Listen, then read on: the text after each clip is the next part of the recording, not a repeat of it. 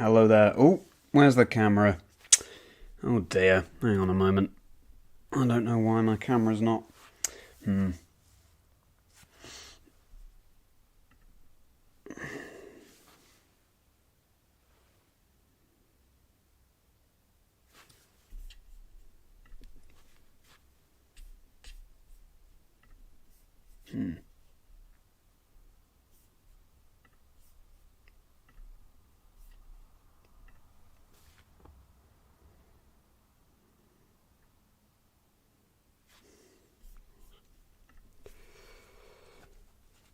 Hello Swamp, how you doing? I don't know why my camera's not showing my games. I'm just going to try and fix that.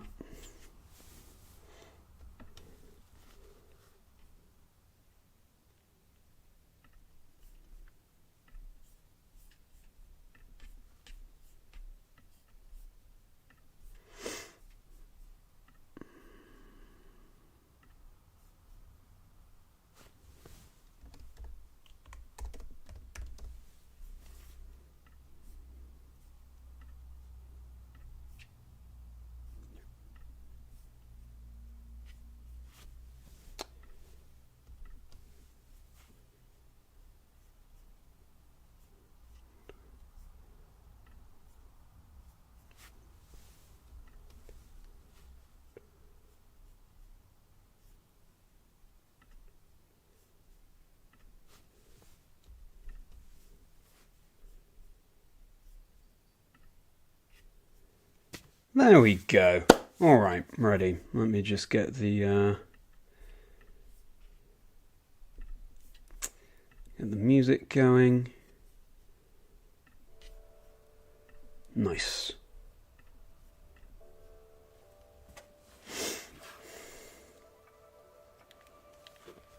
Okay, very nice. Glad you're having a chill day. I'm just going to do a little post as I always do to say that I'm live. Okay.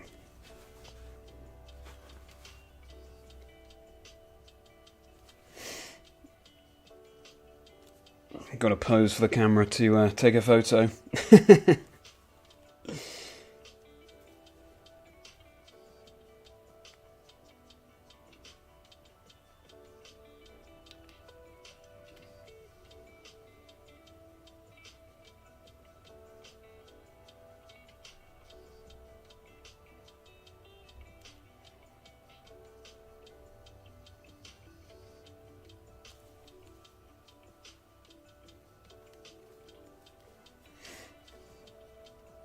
Hello there, welcome in. So I'm just going to post very briefly that I'm now online. This process will get quicker the longer I stream, but this is my third stream now, so... Alright.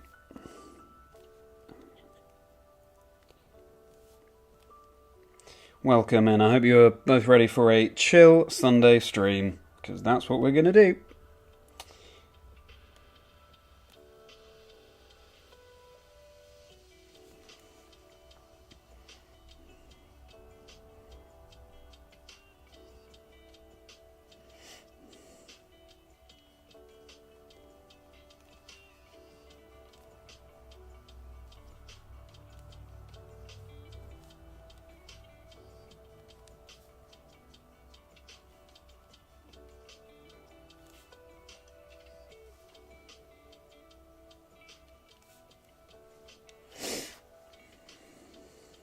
You doing any shiny hunting at the moment, Swamp?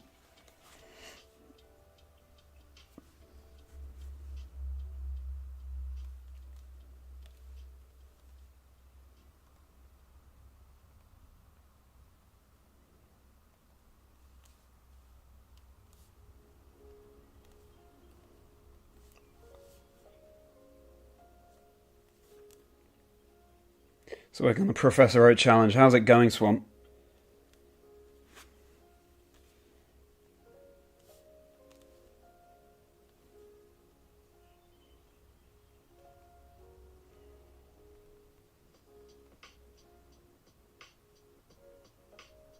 Gym 1, very good. That's got to be the longest, the hardest part, right?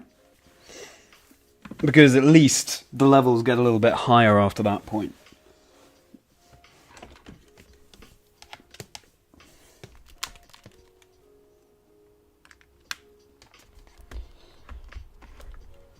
There we go. Excellent. I'm glad it's going to get a little bit easier for you.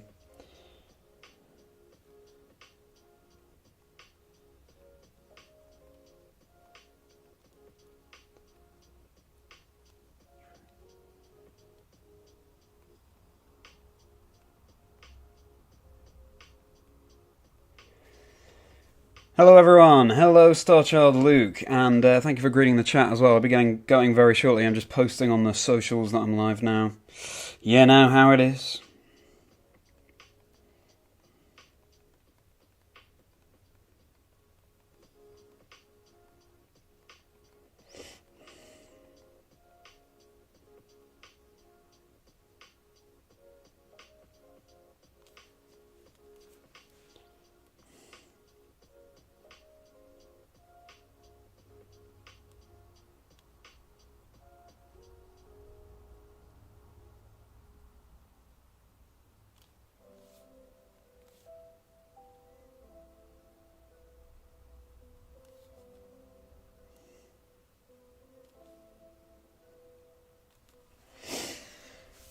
Welcome in everyone, hello, thank you for joining. If you're here because you just saw my post on X, I'm just posting that elsewhere as well online so that people can join in. And I'll be with you.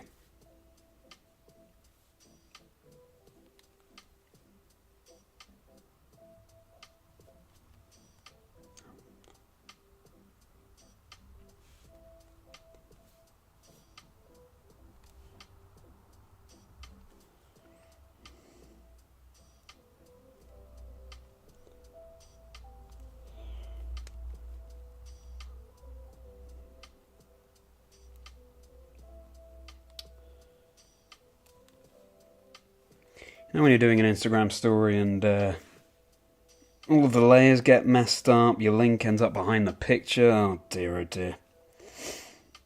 Classic. Welcome in everyone, we're just getting going. Just posting that we're live now.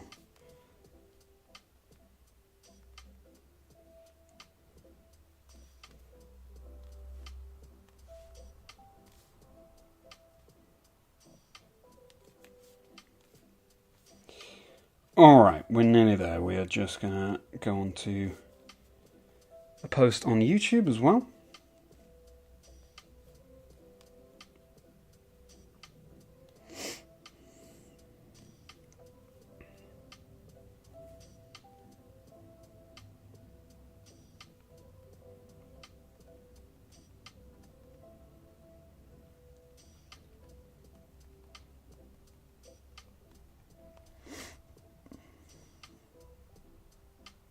Yeah, it does feel weird, doesn't it, Swamp? The Instagram UI. It's yeah, each of the apps I think have their little things that they can improve on, but hey.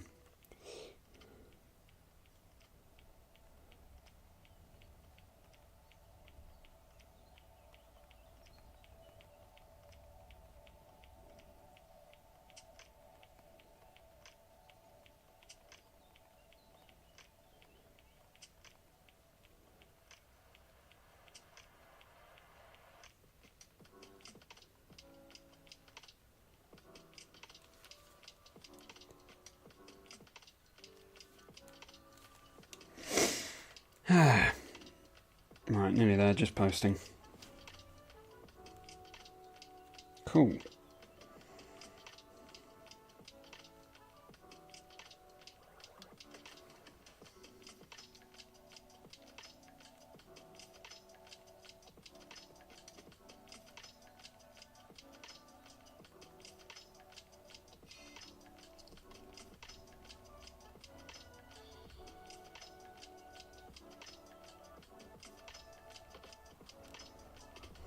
Thanks so much for hopping in, everyone.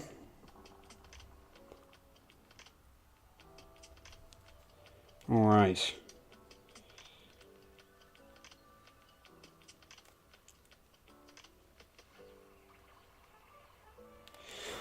Alright. Let's get going. How has everyone's weekends been? Let me know how your weekends have been. I've been good. You can see that this number is actually higher than where we ended the last stream. I've been doing some off-stream hunting. Got in about a couple of hundred or 250-ish encounters over the weekend. Still no shinies, so the number stays as is. But what I have been doing is today I spent a long time trying to get the white flute traded across to both of the fire red and leaf greens, or the fire red and the leaf green. I only have one game of each. In order to up the encounter rate, not only that, but getting a Pokemon with Illuminate leading the party in order to make the encounter rate 200%. And you can already see in that first encounter the dividends it's paying, because look, instant encounter in leaf green there, instant in fire red, pretty instant in emerald. And Soul Silver, I'm not sure yet if you can get the white flute in that game, but I'm really pleased that it's already having an effect, because there are some hoops to jump through in order to trade it over, let me tell you. Yeah, I think about a step per encounter, that's right. It took a little bit longer than I anticipated to get all of the stuff, hence being slightly late to the stream here, but I'm glad it's already paying off. Because I had a so I got a copy of Leaf Green last year, and Fire Red I've had for years, since childhood. But I had to go through the quest, I think, in order to unlock the ability to trade between Kanto and Hoenn. So, yeah, was spending an afternoon gaming, doing that. But, you know, Safari Week is young and good use of time this early on in Safari Week, I think. Yeah, exactly, Swamp. Definitely worth it in the end. Definitely worth it in the end. So, yeah, satisfying. I was kind of hoping there'd be time for other things besides today. But, well, there kind of was. But, yeah, no, I'm pleased with how that's turned out. But anyway, how's your weekend, Swamp? How was your weekend, Starchild Luke? Welcome in, everyone, if you're just joining. Very good to see you. Hope you're having a merry weekend. It's about to get a whole lot merrier, I hope. Thank you so much for joining. Alright. In fact, you can immediately tell that the Soul Silver is now being overtaken in terms of number of encounters by the Gen 3 games, because it's got that White Flute and Illuminate in there now. Yes, you already told me, actually, didn't you? I already asked about your weekend, didn't you, Swamp? But Starchild Luke, how's it been going? How's your weekend been? Let us know. I've also seen my girlfriend this weekend, which has been lovely. We were just chilling, really. We were playing through, actually, Tears of the Kingdom, Zelda. And we're so bad at the game. It took us so long to realise that there's even a parachute in there, because we're up to the bit where you have to plummet into a volcano. And we just kept dying. And then we realised we should probably have a parachute, and then you look up online. And yeah, pretty simple. One of the first things you're supposed to get, the parachute. So, anyway, we now have the parachute. Now, hopefully we'll be able to make some progress. Good. Hello, Yoast. Good to see you. Thank you so much for stopping by. Your name is still coming up as the question mark, but I'm assuming, because you were Yoast before, that you're still Yoast now. And look at that. We are now breaking 1,900 encounters, nearly at 2,000. Luke, you had a nice chilled weekend, visited a friend yesterday, had some life admin watching... Oh, the Lanica. Oh, did you?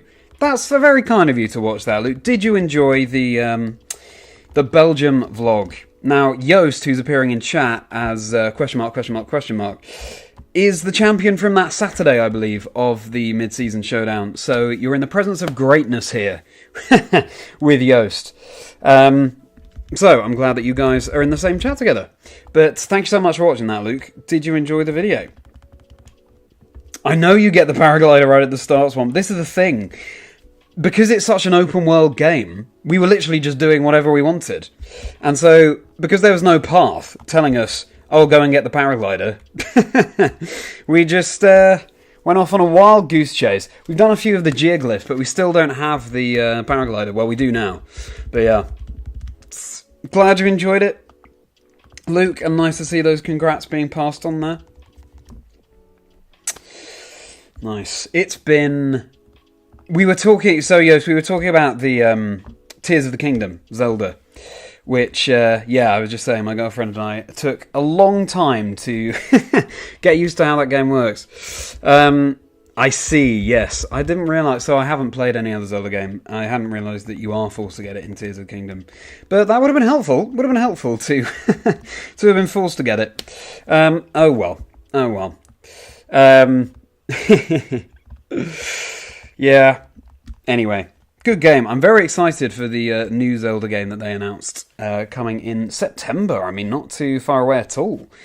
That looks really cool. Being able to create echoes of things that you've encountered.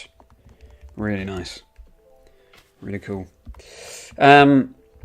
Exactly, as long as you're enjoying the game. I think it's an interesting one. I definitely prefer open world games to sort of linear games. But I think it's a fine line. There's got to be some kind of guidance. Like, in the case of this parachute, it would have been or paraglider, it would have been very handy to have been told, maybe don't go and do this first. Because then you're playing through the game knowing that you're sort of on the right path. But as it was, my girlfriend and I were sort of thinking, oh, we're supposed to be here.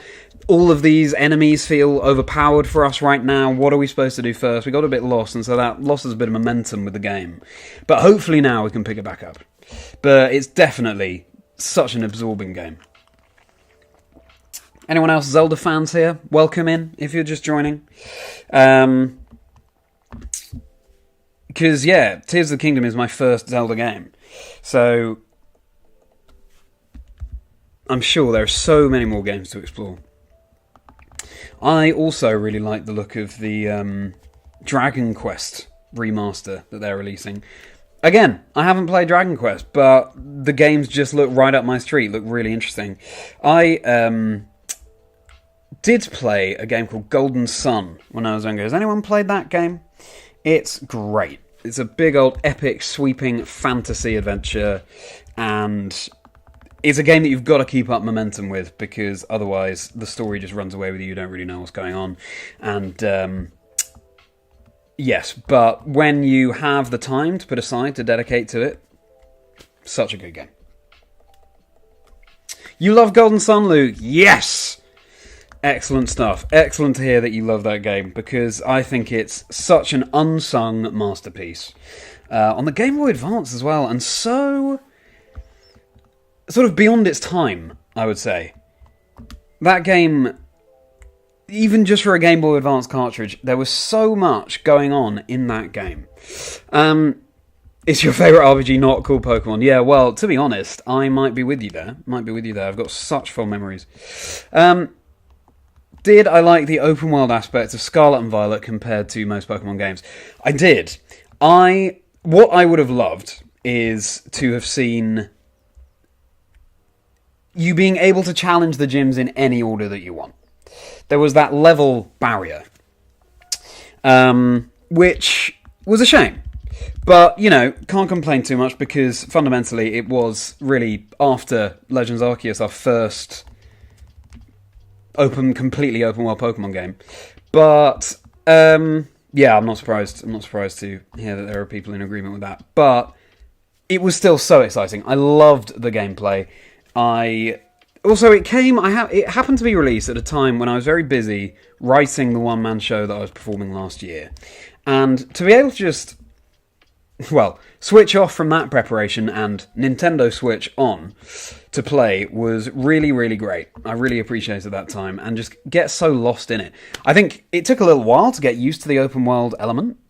Can be a little bit overwhelming. Not quite to the extent of Zelda, but, just working out where you're supposed to go next and things like that. But, no, I loved it. I loved playing through Scarlet and Violet and the open world there. Having said that, nothing... Well, I mean, it's a very different experience from the retro Pokemon games, and I will always, of course, have a soft spot for those games because of the nostalgia factor, but there you go. Yeah, true. It would not take long to get a team that's powerful enough, but this is the thing, and maybe this is just a throwback that I have to the older games. I like the grind. I like the level grinding. I like feeling like you're accomplishing something when you're just trying to work up those levels that you get in the older games. So, yeah, I hate to read spoilers. I hate to rush through games. So, yeah, I enjoyed taking it in my own pace. Adaptive gym leader dreams levels. Yeah, it would be really interesting, wouldn't it? It would be really cool. Who knows? Maybe. Generation 10. We will see what they have in store. Maybe even Legends ZA. We'll have to see. Alright. Yeah, I was saying I did some off-stream encounters this past weekend when I had a bit of time. Still no shinies, but we are approaching 2,000 encounters here. So that will feel like a milestone. Having said that, I've had my eye on some of the other shiny hunters who are doing Safari Week, and Matt Absol blogs Pokemon was already, by the end of day one, was on 17,000 encounters. So I think possibly was just shiny hunting for longer than I was, but it's certainly sort of lit that fire under me, thinking, okay, let's pick up the pace here, because even though Safari Week is young, it's going to run away with us. And so want to get in as many encounters as I can. So nice to just have a chill hunt on a Sunday.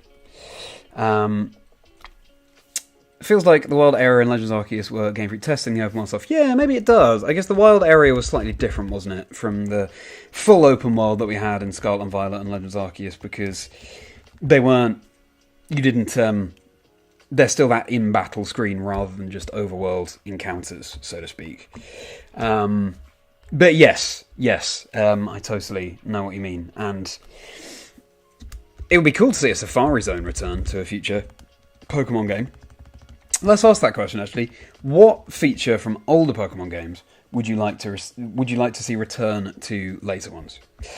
So I mentioned the Safari Zone. I love that the Great Marsh was in Brilliant Diamond Shining Pearl. It was so fun to play that again. It's so fun to be able to shiny hunt in Safari Week in Generation 8.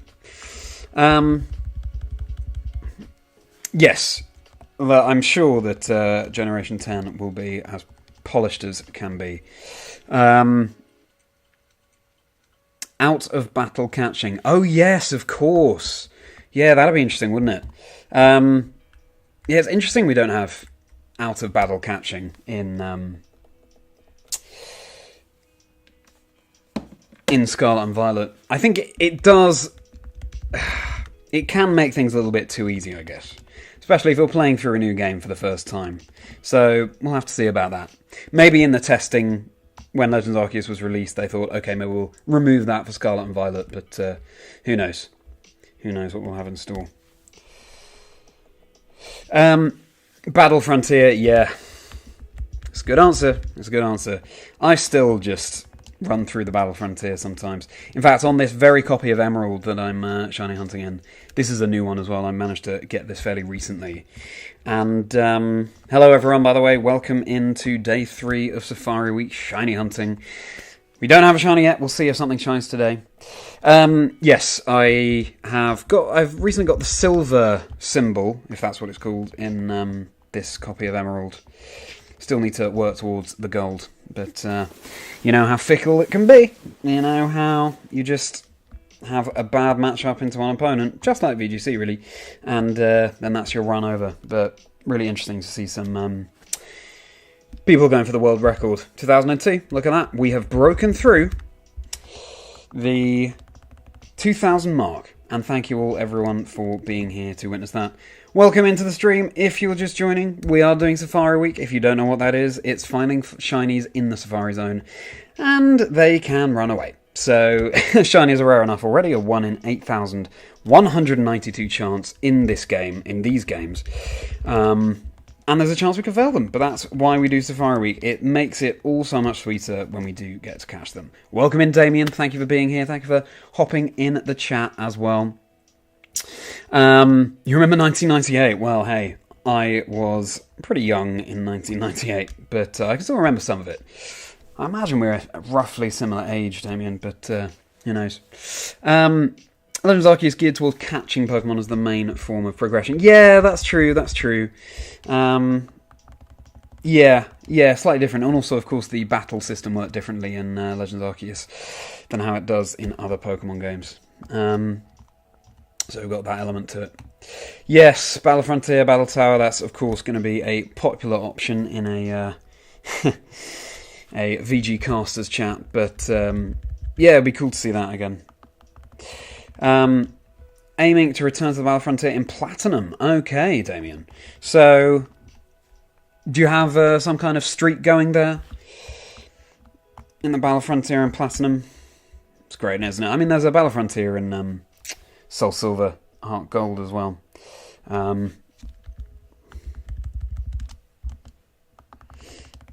Definitely always enjoy visiting those places.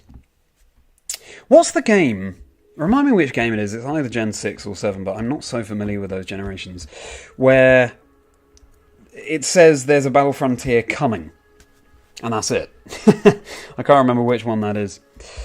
2022. So we're nearly up to the year that we're in. You were put on this earth in 1990. Okay. So you're a few years older, but we're roughly the same age. 2002 was memorable. Tell us why, Damien. Tell us why 2002 was memorable. Oh, that was Omega Ruby Alpha Sapphire. Okay, sure. Yeah, makes sense. We have found, I think, 3 or 4 pincers in this copy of Leaf Green already. So that's a good sign. I was saying to everyone before as well that I now have the White Flute and the Illuminate ability leading the party in all 3 of the Generation 3 games here, so that hopefully is going to notch things up no end. It was on my to-do list to do before Safari Week, but, you know, first time streamer, so many things to work out and get set up that it did fall by the wayside, unfortunately, but here we are.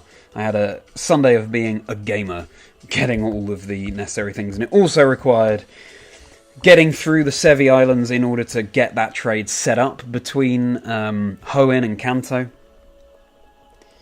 So there you go.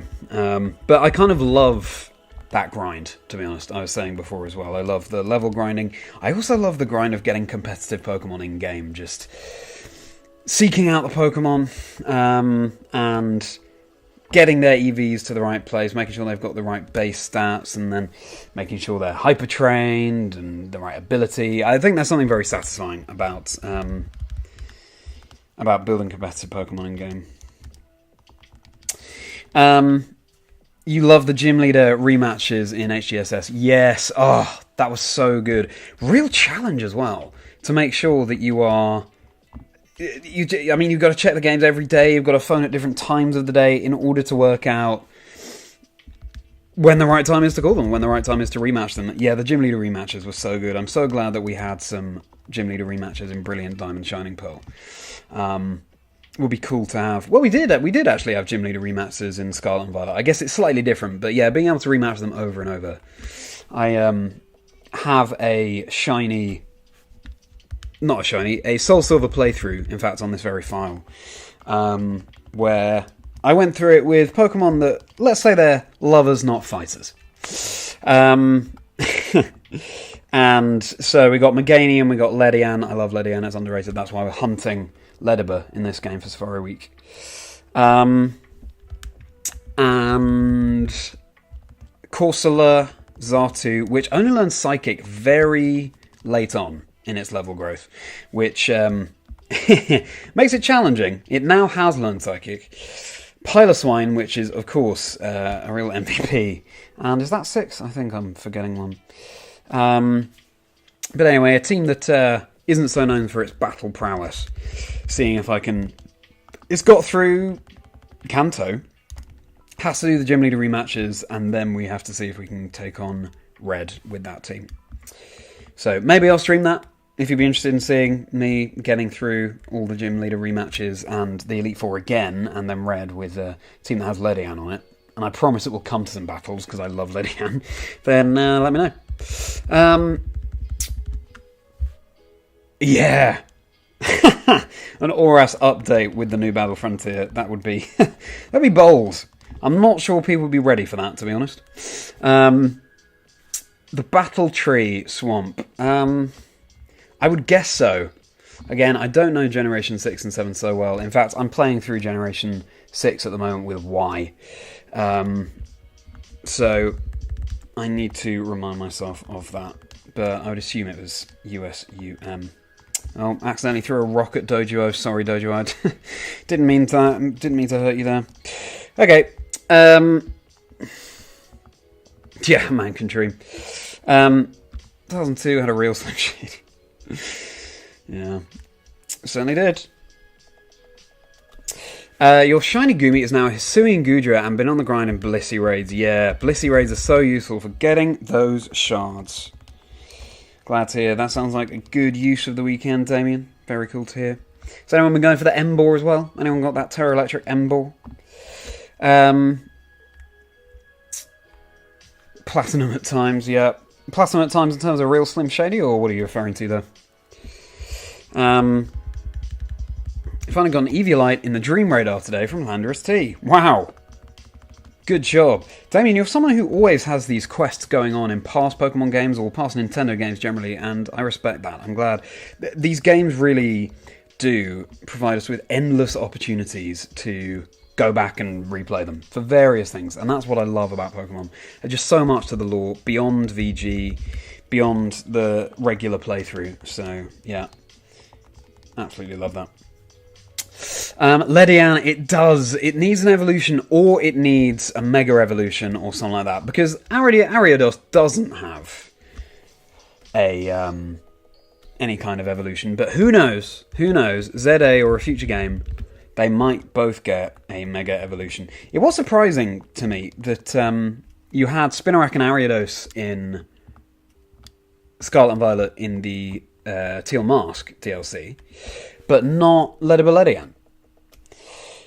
That was a shame, just as someone who's a big old fan of the Ledibur line. But I'm sure we'll get to show Ledian some love in a future game. You did over 5,000 hours in Y and over 6,000 in Omega Ruby. I do have some way to go to catch up on you, and I'll be honest, I think that I'm not gonna be able to do that. I think that, playing through them when the games come out, you are likely to be racking up that amount of time. But 5,600 hours. Put it this way, maybe I'm putting that time into shiny hunting this week instead. Maybe not quite as many thousands of hours, but still, some. Gotta keep an eye on these games, and yeah, sorry again about the glare on our GBA SPs down here. Maybe I'll find a way to... I'm thinking if I attach something dark to the back of the camera where you can see my hands now on the screen, maybe that'll make it better. But yeah, all of these things that I'm learning for the first time being a streamer, so thank you for bearing with me, everyone. And thank you so much for hopping into the chat. It's always so fun to hang out with you all. And wonderful to have such a vibrant chat going. So thank you, everyone. You've given up with the raids now that the item printer is the easiest way to train Pokemon. Yeah, I see. Yeah, the item printer, it's really cool that you can get those rare balls there as well. I think just playing through the Indigo Disc and going to the underdepths of Area 0, you get so many shards in that bit. I am still working through them, to be honest, so I haven't needed to farm any more shards this weekend, thankfully. Yeah, look at this, we're flying through. We're nearly at 2,100 encounters already, having started the stream at 1,865. So yes, I'm very pleased with how the White Flute and the Illuminate are working out. Your post can be around different games. Yeah, for sure. Well, it's all the better for it, Damien. We love to see that variety. And it's great that you've got so much nostalgia for all these games. 2100, there we go. You're still leveling up your Join Avenue in Black 2. Huh, okay, so remind me, it's been a while since I've played through... In fact, I've only played through White 2 once, and that was in lockdown. What does Join Avenue enable you to do, Damien? Remind me what that lets you do. Megaledian still would only have 490 base stat total. True. Would that be the same for Ariados? Do they have the same base stat total? I'd be surprised if they were different. Yeah, maybe an evolution is the way forward. What would it evolve into, though? Because I feel like Ledian, they've got a, it feels like they've got an alien ladybird vibe going with that. It's sort of got a space helmet, it's got the big eyes, sort of quite alien-esque.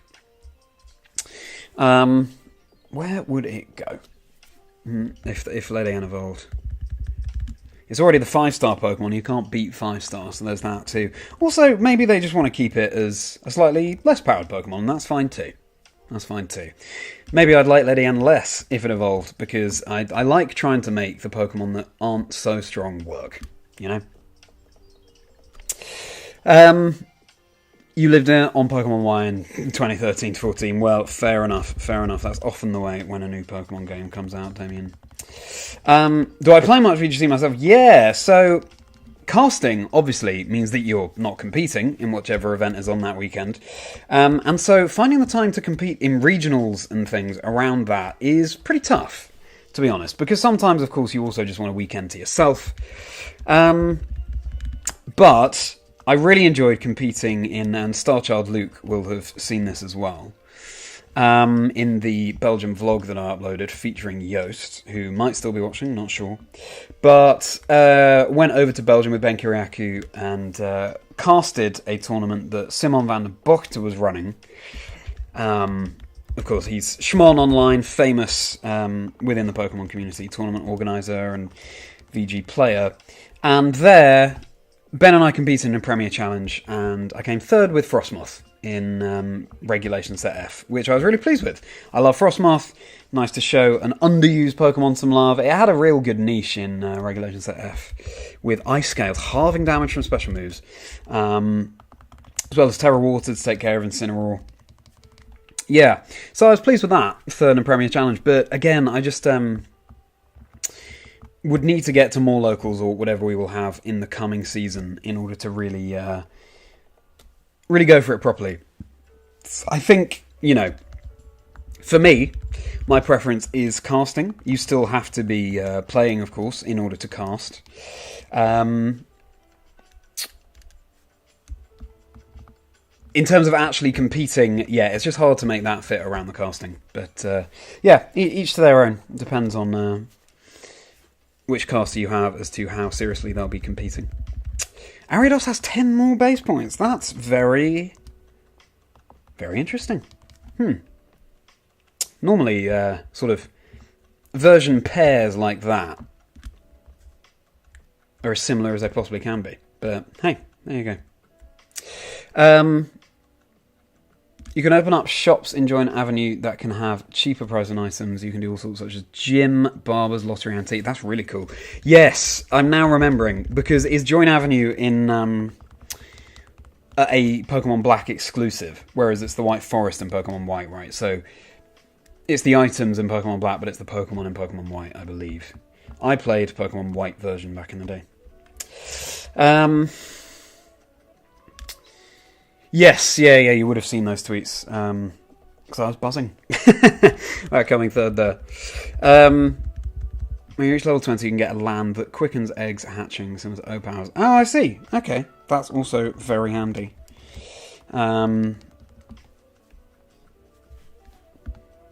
Yeah, so many handy things in that. I think in 2015...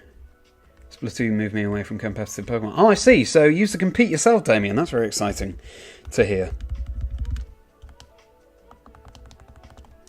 What was the performance that you were proudest of, Damien, back when you were competing and competitive? And also, are you going to return? We'd love to see you back. We'd love to see you. at some events, competing against people, or do you just prefer to watch along now with the streams?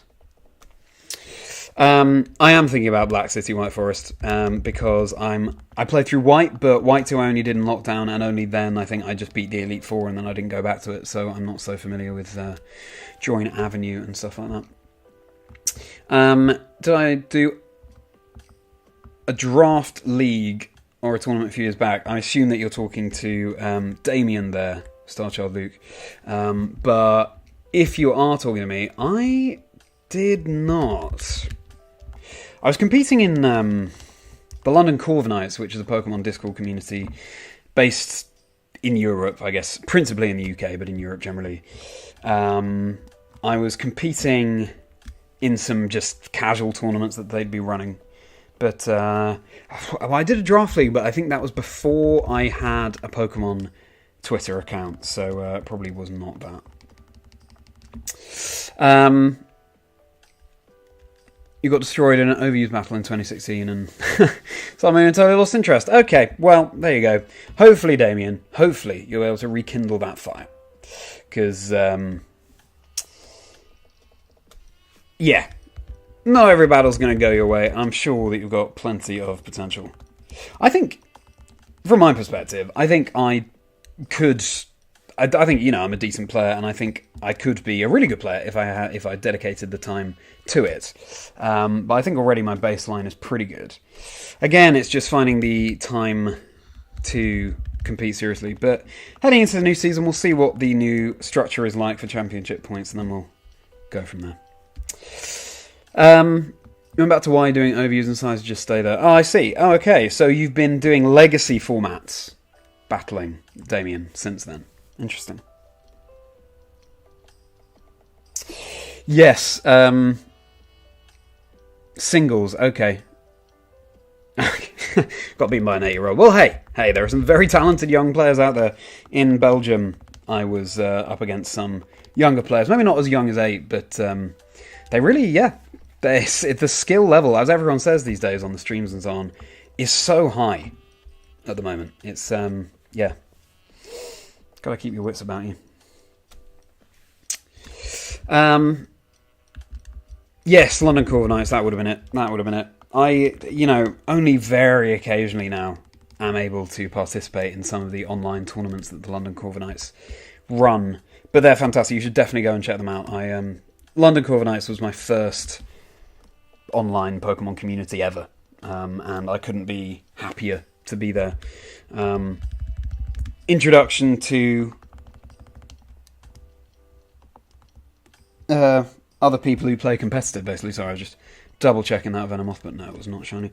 And everyone's got to find that start somewhere. But the Corviknights is such a welcoming community. They've recently launched a podcast as well. Go and check that out. About all the things that the Corviknights are up to. And, of course, while you're there, check out my podcast too. Chazingdra Chats. If you are, I believe a couple of you said before that you listen along and you enjoy the show. If you do let me know if you enjoy Chazingdra Chats, the podcast, because thoroughly enjoy doing it. And this coming week, we've got Matt Brandle, Absol Blogs Pokemon. You might recognise them from various Pokemon challenges that he sets himself and vlogs.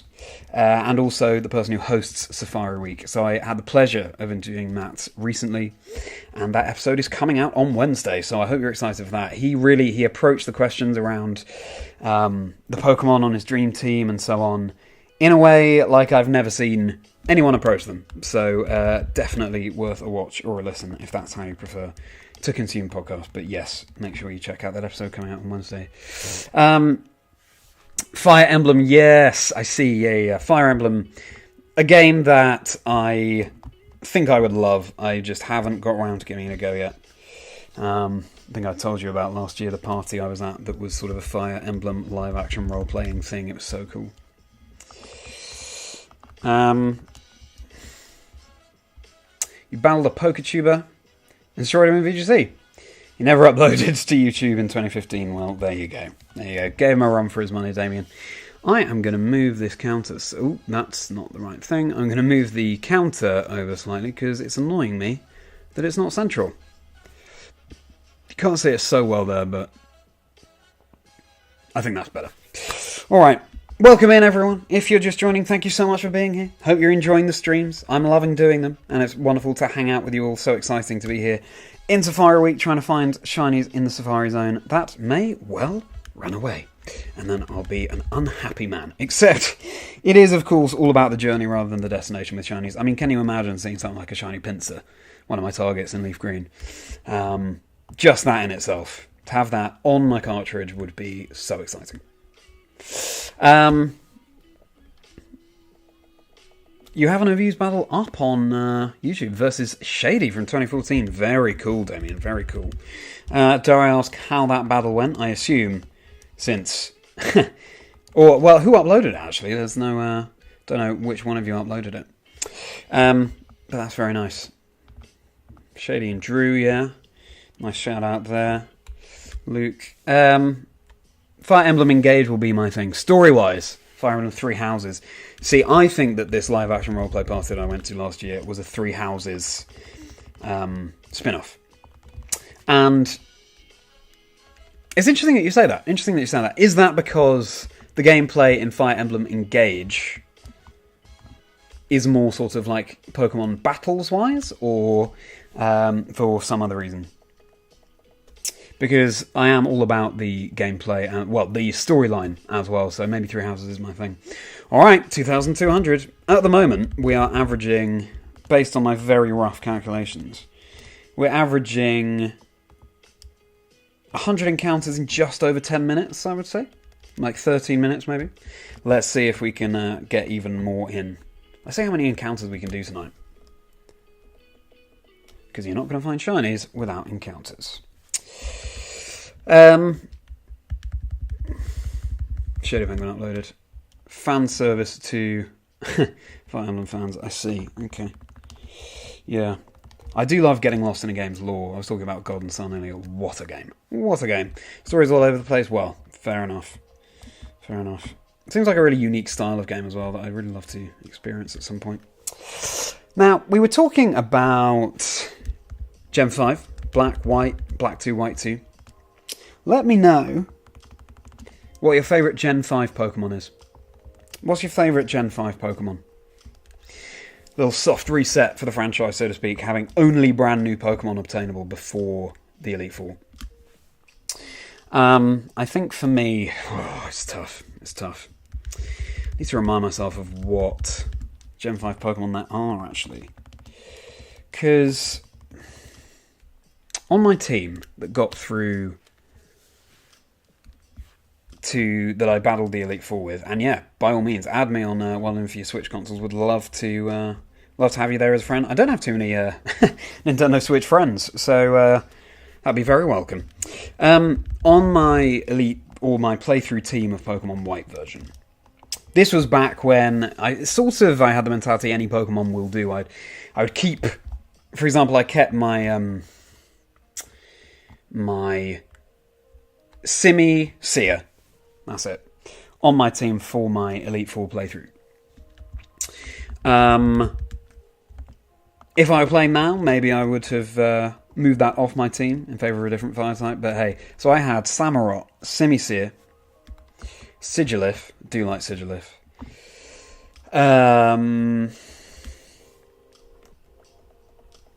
Who else did I have? Archeops? Did that make it to the Elite Four? I'm not sure. I would have liked to have had Reuniclus might be one of my favourites, actually. I do have 158 Pokemon to choose from. But let me know yours, Damien. Let me know yours, everyone else who's currently in chat.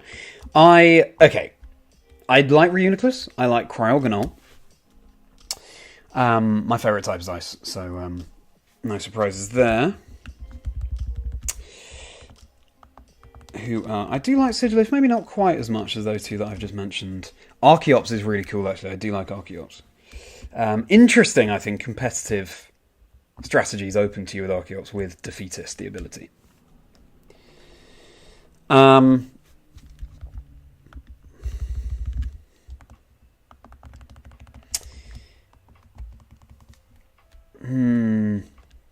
have to think about the others. Axel Gore is quite cool. Yeah, quite hard to choose just one favourite, I think, from Generation 5. Mythical, of course, Victini. Legendary, Landorus Therian. Interesting. It's retained that allure for you despite the fact that it's used so frequently in competitive.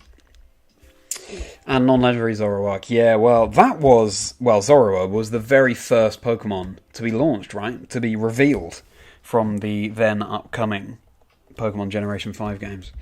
And yeah, I do love a fox. Fox is my favourite animal, so totally get that with Zoroark. How about other people currently in chat? What are your favourite Gen 5 Pokemon?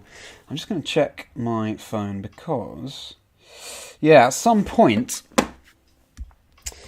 hopefully, we'll have Quick Panic Kyle hopping back onto the call, and now my settings in Discord have been changed, we should be able to hear him without me needing to stop the stream. So, hope you guys can stick around for that while Quick and I hang out, have a little chat.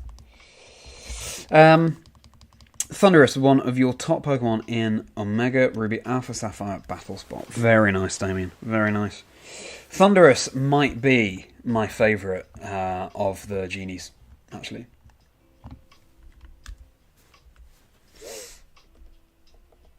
I had Pokemon White, so that's the game that Thundurus is native to. It's so cool when you go into a route and you see that the thunder's going crazy, there's all the rain, there's all the atmosphere around it, then you're on a Thundurus. Very nice, very nice. We've got Snom back here. I call my Snom Zeb. He's just lurking under the microphone there, just enjoying some some shiny hunting. Chandelure, nice. And Chandelure recently won the Taiwan National Championships. Very cool to see Chandelure doing so well, but it's so good into Pokemon like Zamazenta. I mean, totally walls Zamazenta, essentially. Yeah, really nice. You have a favourite Gen 5 Pokemon page on your Pokemon fan site. Vixen is on there too. Hope you're listening up there, Damien. I didn't realise you had a fan site, Luke. That's really, really cool.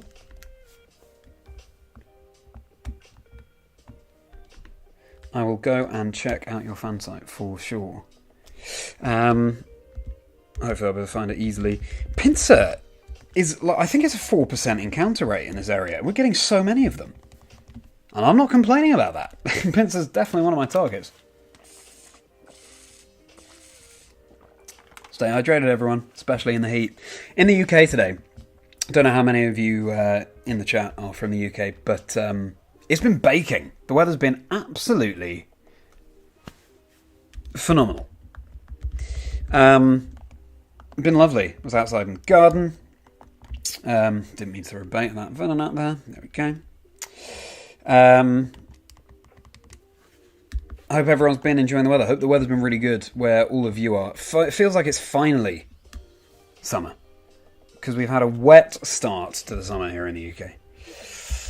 Super moderator on Pokebait. I see. Okay. Nice.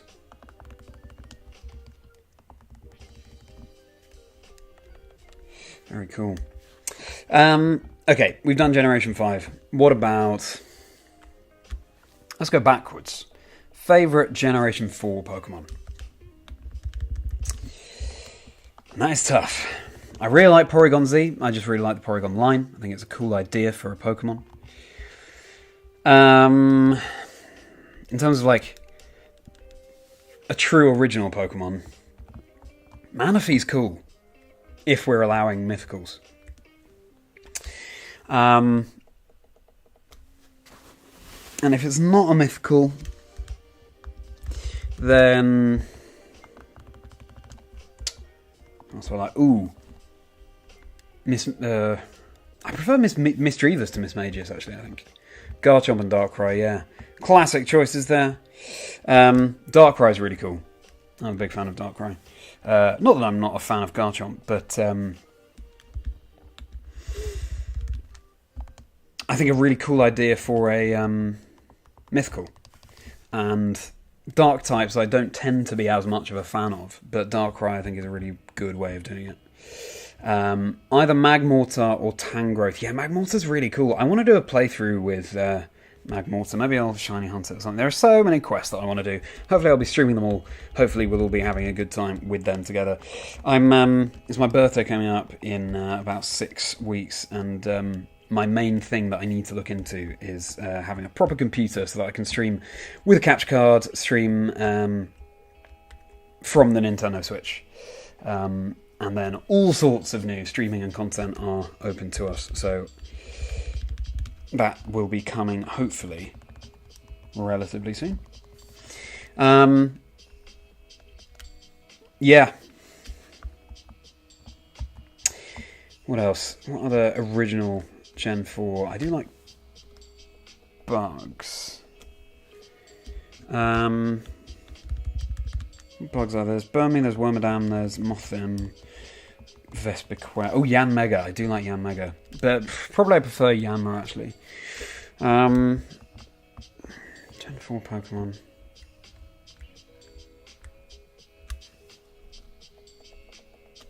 You know what? I've got a soft spot for Finneon Luminion.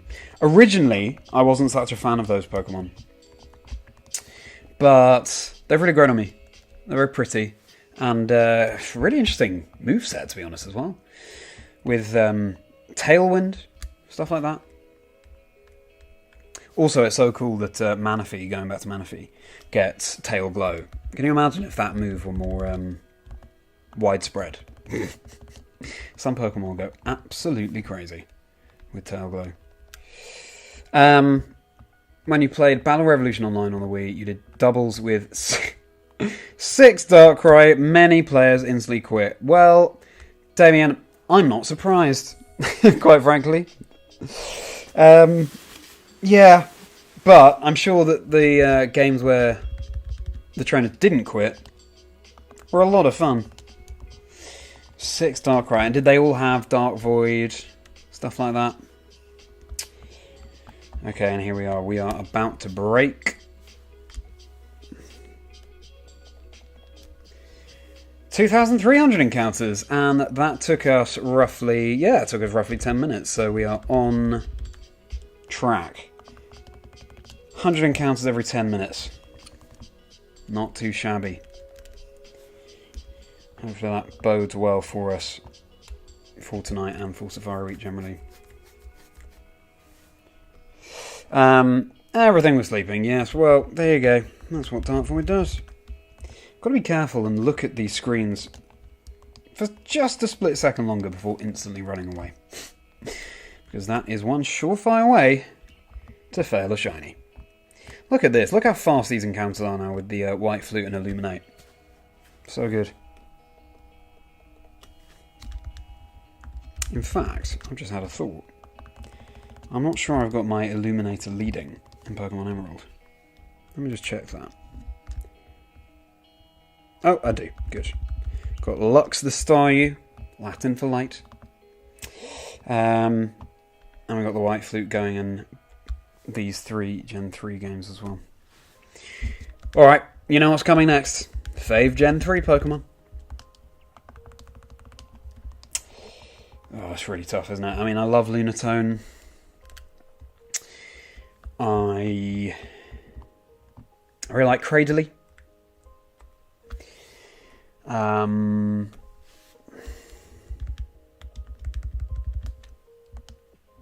think it's probably... Ooh, Masquerain is cool as well. Any Pokemon, you might be able to pick up on this theme now, any Pokemon that's just relatively hard to obtain, I guess. I like rarity, that's probably why I'm enjoying shinies as well. Did that work? Why are we on... Yeah, I think that should be where we're at. Your favourite moment was someone also had a few Darkrai. Their Darkrai put both your Darkrai to sleep. You had Sleep Talk and put your opponent's team to sleep. Oh my goodness. Sleep Talk to put other Pokemon to sleep with Darkrai. That is so funny. That really does change the metagame, doesn't it? What? This Leaf Green is absolutely popping off. We've got another Pinsir. So many Pinsir appearing with a 4% encounter rate. Amazing. Celebi, but Celebi's a Gen 2 Pokemon. Damien, what's your favourite Gen 3 Pokemon? Metagross, yeah, Metagross are really cool. There is a lot of competition for sure. Ooh, ice types. I do like Walrein in Gen 3. Ludicolo as well. What else we got? I like Banette.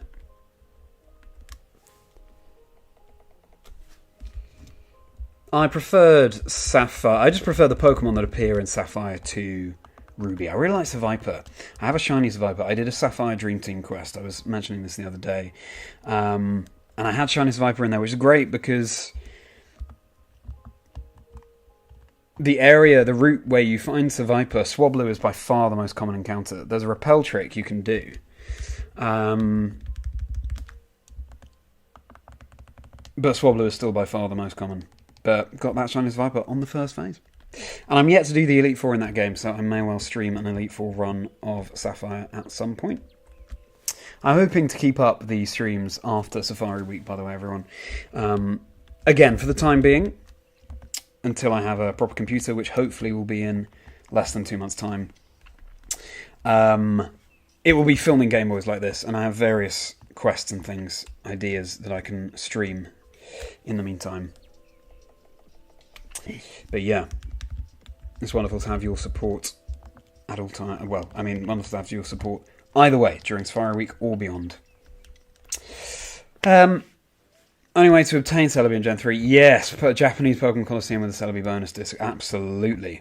I watched John Stone's video on completing the Gen 3 Pokedex, and yeah, real intense. I have to play it on a Japanese GameCube as well. Beat the game, then move it to a copy of Japanese Ruby and Sapphire. That'd be a really cool quest to do at some point, if you can find the funds to support that quest. But I totally get that that's sort of your favourite Pokemon in Gen 3, but what's your favourite Pokemon introduced in Gen 3, Damien? Salamence. Good one. Yeah. Like those dragons, don't you? Like those dragons. Is that your favourite type, Damien? And Luke, what's your favourite type? And anyone else who wants to jump in with their favourite type, you would be more than welcome. Casey, hello there. Very good to see you. By the way, I saw that I had a message request from you on Instagram, and I'm sorry that I haven't gone back to you yet, my man. Just, this weekend have been doing things besides Pokemon, but also, as I was saying to these guys, getting the White Flute and a Pokemon with Illuminate in all 3 of the Gen 3 games, which is really speeding up the encounters. So yeah, thank you for taking note of how far ahead we are with the encounters. I did do a few offline, Casey.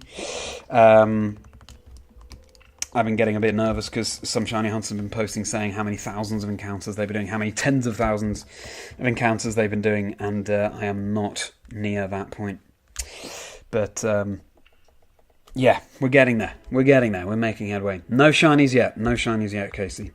Don't you worry, I'll be posting far and wide if I do find any shinies. And you were saying that, okay.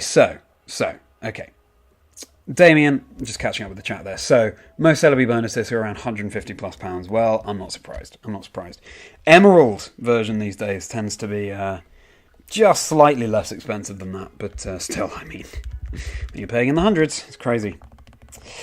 Favourite type is water, Luke. Nice. Yeah, that's definitely up there for me as well. Electric. Well, is that a surprise, Casey, with your Raichu there? Very nice. And Damien goes Steel. Solely from an old friend of yours in 2010. You were gym leaders on Pokebay, you were Dragon, and he was Steel in Gen 4. But then, how come Steel has become your favourite type there, Damien, rather than Dragon? Yeah, I tell you what, Casey, just look, right? Especially on, let's do the Fire Red, Leaf Green first. Just look at how fast these encounters are. Boom. It's as fast as that. Emerald, the bunny hops don't seem to be quite as fast, but still, it's really speeding things up. We are doing about 100 encounters in 10 minutes at the moment, at this rate, which is so good. So definitely recommend getting in there. Oops. With Illuminate.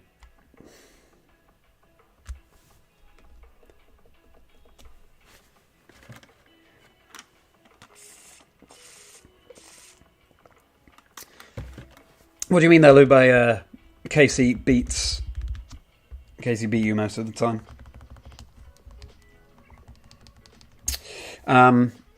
Ferrothorn. I see. Or Ferrothorn. What a cool Pokemon. Electros as well. Shame it doesn't seem more competitive play, but Levitate as an electric type. Really, really nice. Electric beating was I see. Right. Sorry, yes. Caught up with you now. But, get yourself a Lantern with Volt Absorb, Luke. Then you're cooking. Then you don't mind about that electricity coming out. Or any other Pokemon with Volt Absorb. Or, get yourself a Whiscash, get yourself a Quagsire. That's going to be more useful, isn't it, than a Lantern? It's going to be dealing super effective damage right back to those electric types. Alright. Welcome in, everyone. If you're just joining, we're about to break 2,400 encounters. We are really steamrolling with these encounters today. Let's hope that it yields a shiny ultimately here in Safari Week, where we are hunting shinies in the Safari Zone, where they might flee. But hey, makes it exciting. Right with Lightning Rod. Yep, could do that. Lightning Rod, really fantastic ability. Which is the water Pokemon that gets Lightning Rod? I'm sure there's a Seeking. Get a Seeking in there. Love to see a few more competitive Seeking going on. Here we go. We're going to reach 2,400. There we are. Regular Apom. Regular Rhyhorn. Regular Execute. Oops, threw some bait. Regular Licky Tongue. Hey. Yeah. These, 10 minutes again for 100 encounters. We are pretty like clockwork right now. So, everyone, I will be at 8. I will be just popping off to grab some dinner. I'm going to leave the stream going with just a back shortly screen. But yeah, so I'll go for another half hour, then I'll go and grab some food, and then we'll be right back with the hunting. And hopefully, Quick Panic Kyle will be joining us later on audio call, just like on Friday. So I hope you guys can stick around for that. Sure, we'll have a good chat as always. Yeah, thanks, Casey. Yeah, the rate is pretty fast. Have you found any shinies yet, Casey? You've been doing Safari Week. How have the encounters been going? And you own a sealed Japanese Pokemon Coliseum. My goodness, Damien. Do not open that. Wow, that is so cool. I wonder what that's worth. Hazard a guess. Hazard a guess, Damien, as to what that is worth.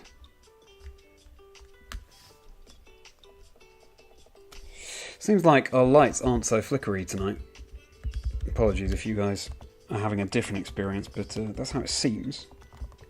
So that is very handy. You haven't had time to jump into Safari Week yet. You've had a pretty busy weekend. Fair enough. What have you been up to this weekend, Casey? And Damien, how did your you're doing some kind of battles against you were battling on some game against a streamer, I believe you said, or a YouTuber. How did they go? Welcome in, everyone. Welcome in. Thank you so much for being here. Fantastic to see you on this Sunday evening. We're just having a chill, shiny hunting Safari Week stream. I say chill. As soon as we find that shiny, the energy is going to shoot right up. But for now, we're just moseying around, seeing what shinies we can find. So, you're hoping to just lounge and watch the USA match today. Probably get yourself a Pokemon with Illuminate. Yes. Definitely a worthwhile thing to do. It took, because I was transferring between fire red, leaf green, and emerald for the illuminate, as well as the white flute. Get the white flute as well, Casey, if you haven't got that yet. You have to collect the ash. Ugh, what's the number of the route? I'm not sure which route it is, but it's just east of Falaba Town. Ruby, Sapphire, Emerald. Where the volcanic ash is falling, and you can pick it up, collect it. Take it to the man in the house who makes you things out of the ash. It doesn't take so long. If you get some repels going, you can pick up that ash really pretty swiftly, maybe 10, 15 minutes, and then you've got enough for a white flute. You bought it for £35. Wow. It's going to be worth a lot more than that now, Damien. Really cool that you have that. You defeated Shader back in 2014. Very, very cool. There's a Chansey. It's not shiny. God, shiny Chansey, I would just lose it. Scotland do play soon, yes, nearly the Scotland game. Let's see how Scotland get on. If you're unaware of the Euros, everybody, big football tournament that's happening, or competition that's happening over here, well, in Europe. It's the group stages still, so still to be determined which teams go through. I think Scotland, you need to be putting in a pretty good showing from this point on if they want to have a chance of making it through to the next round. But, yeah. Enjoy the football if anyone is watching that, or soccer, I should say, if you're not from the UK.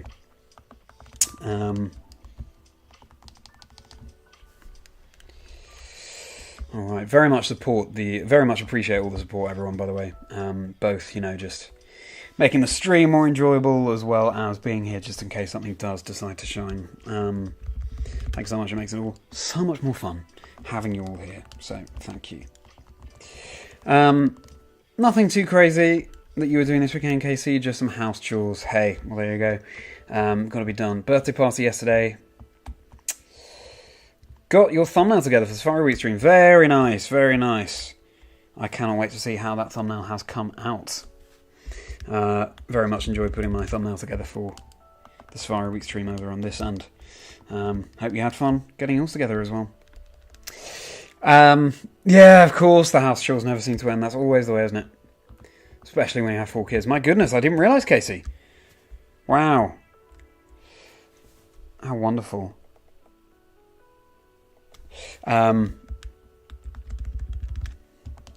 I hope you all had a nice family weekend together.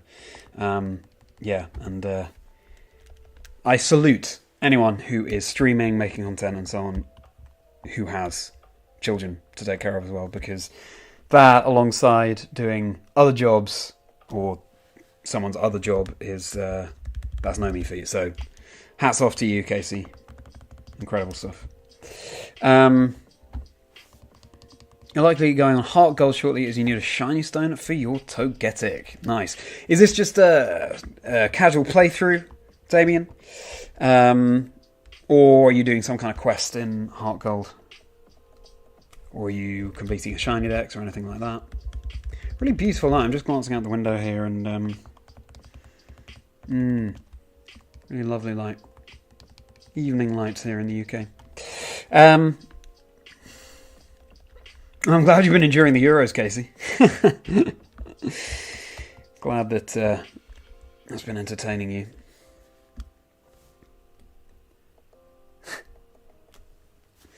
So much young talent showing out, hoping the Copper America picks up the pace with the coming days of Play 2.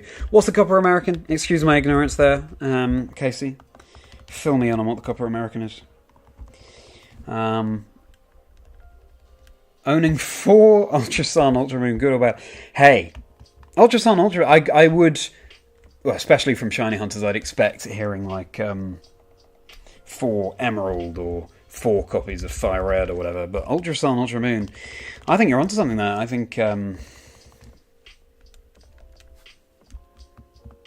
yeah, hold on to those. Who knows what they might be worth one day. But I would say it depends what you're doing with them. If you're... shiny hunting, then hey, the more cartridges you can feasibly have, the better, within reason. But how come you have those 4? Is it for shiny hunting? Is it for something else? Cup America is Euros but American. Thank you for clarifying that, Damien. Thank you. My football knowledge isn't too hot, to be honest. You restarted your hot gold because you moved everything. I see. Oh, we finally got the PA going off in fire red after like an hour of constant hunting. So yeah, that Illuminate and White Flute really paying off here. Oops, I didn't mean to chuck a fireball. Well, let's see if it's a catch for this Magneton that isn't shiny. We caught the Magneton, guys. We got the Magneton. That was an accidental throw, but we got it. Alright. Let's get a nickname for the Magneton. You know what, I'm just going to go with what we've got in chat. I'm going to call it Copper.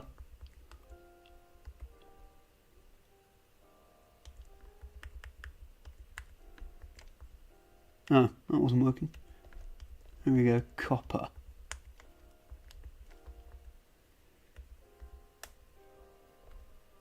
Great. You brought them under £30. Well, good investment. Good investment there. Yes, let's reset this. Cup America, South America's regional tournament. I see. So they have 10 nations, though. They invite other countries to participate when the tournament comes. Nice. Okay, fair enough. Thank you for explaining that.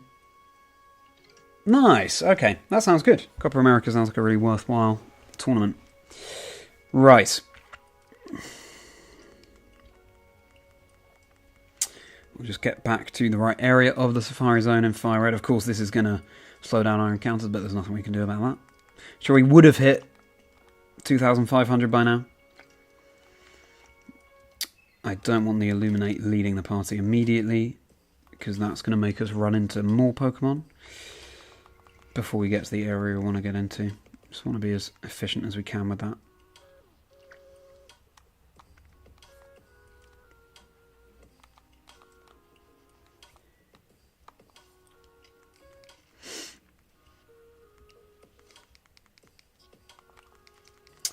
Can we hear the music, by the way, everyone? Do we want that to be louder or quieter or whatever?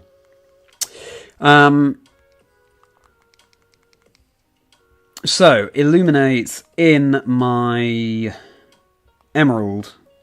I traded over a Volbeat that has Illuminate. And then for Fire Red Leaf Green, I've got 2 Staryu. I think you can only find Staryu in Leaf Green. So, traded one over to this Fire Red. I always enjoy using the link cable because it's not something I had when I was younger. So it always feels very exciting to be able to use the link cable. And such good effect, helping me in the games that I'm playing. Okay, so it took us about 353 steps to reach this area that we need to be in of the Safari Zone. That's good to know. Okay.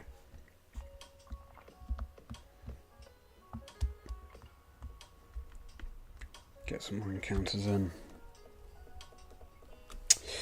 Yeah, exactly. Such nostalgia coming from using the link cable.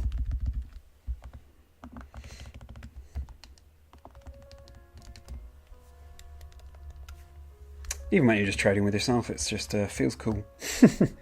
Feels cool to use. Yeah, battling or trading, but I wasn't going to battle myself tonight. Not tonight. Maybe another time. You're in the same boat, Casey. You never had a cable, but you had a friend with one. Yeah. I also had a friend with one. It was always a treat to go around to their house and be able to trade. This is partly why Chazingdra is my favourite Pokemon, because it's got that mystique for me, having never been able to have one in Gen 2 easily because I didn't have the cable.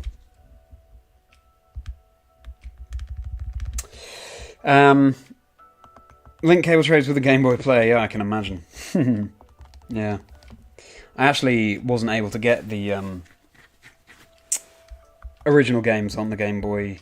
If you mean the Virtual Console on the 3DS.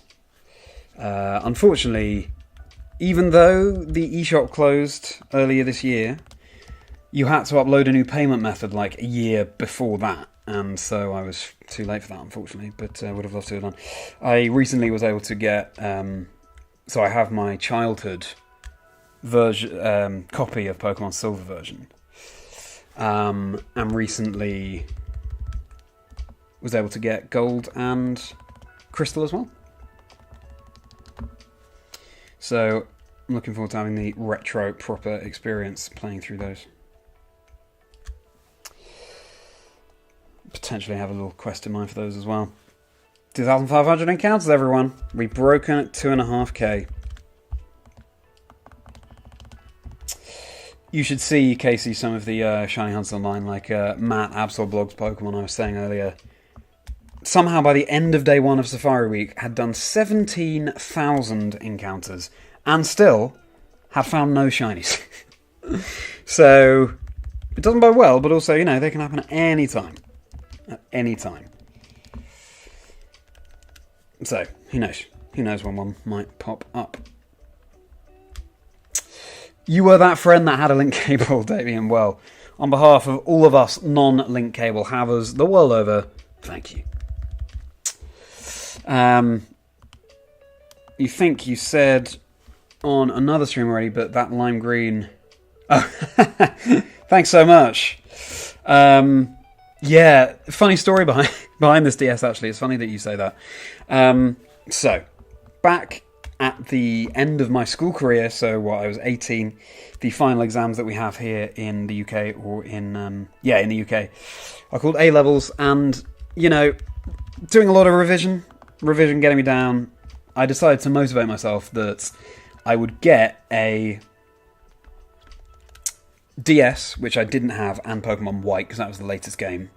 It had come out that year, I believe. After my exams, and enjoy playing through. Now, I was already spending the money on Pokemon White.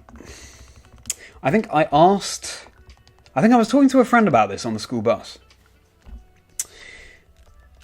The fact that I wanted to play Pokemon White, and he said, "Oh, I got my mum a DS for a birthday or something, and she never uses it. I'm sure we can have that." And I was like, "Oh my god, seriously?" And yeah, he said, "Look, I'll just give it to you." But I insisted on giving money. I gave him £10. And that was that. So that's how I got this lime green DS. Yeah, I'm glad that you like it. I understand that now it's a fairly sort of coveted colour and fairly rare. And I was totally unaware of that. It was just complete chance that I was able to get this cool lime green DS. So yeah, what a steal, absolutely. And that was back 2011. So obviously it would have been more expensive back then. I was very lucky. Sometimes the cars fall your way. Hopefully, I haven't used up all my luck on that before Safari Week. Don't know. You gotta love those types of moments as a kid. You absolutely have. Absolutely have. And I mean, I would have been 18 at that point, so not a kid, but I just wanted that nostalgia trip. I've kept coming back to Pokemon throughout life, as you can tell. And yes, Matt's setup is crazy. So many game cubes. It's, dedicated. Matt is so dedicated. Well, I think you've got to be when you're the person who runs Safari Week, right? Yeah. Thing is, you need enough hands to play the games all at once, and I think it's important to be comfortable as well when you're playing. Surely there's also like a point where the amount of time that you spend controlling multiple different systems actually makes the encounter slower than if you were doing it on fewer but more consistently, if that makes sense. Like doing 4, I go boom, boom, boom, boom, boom. Well, boom, boom, boom, boom. Yeah, there you go. I can count. But then if you're doing like 12, then the amount of time that you spend mechanically running away and going through each one, is that actually going to end up being slower than having fewer consoles? Be interesting to know what the sort of biting point is there. Yeah, maybe he has dedicated control. I don't. You know what? Actually, no. I don't think he does. I think there are, of course, some streamers and shiny hunters who do that. I don't think Matt is one of them. I think he does it all by hand, which is so impressive. Maybe he's just, he's trained his hands all year. He's done pre-season training to get his hands as dexterous as possible. Hello and welcome, everyone. Just so everyone's aware, in about 15 minutes at 8, I am going to just run and grab some dinner, and then I'll be back as soon as I can after that. We also have funky new transitions now on the stream, so I'm really excited to see those. So I'll be putting up a back shortly screen for that. Time to catch up on the Euros, and then I'll be right back with the only tournament, so to speak, that matters. Shiny hunting. I'm joking. But that's certainly what we'll be focusing on. Would love to find a shine today. And you know what? I've got a good feeling. I've got a good feeling about today's stream. Sometimes you just feel it. And sometimes it's a pretty accurate feeling too. Who's to say? But that's where I'm at.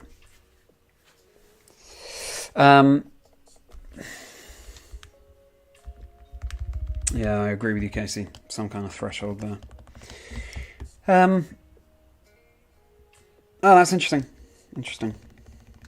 So, last year, in Safari Week, when I wasn't streaming, this is before I was streaming, and I only started streaming on Friday, so that was not hard.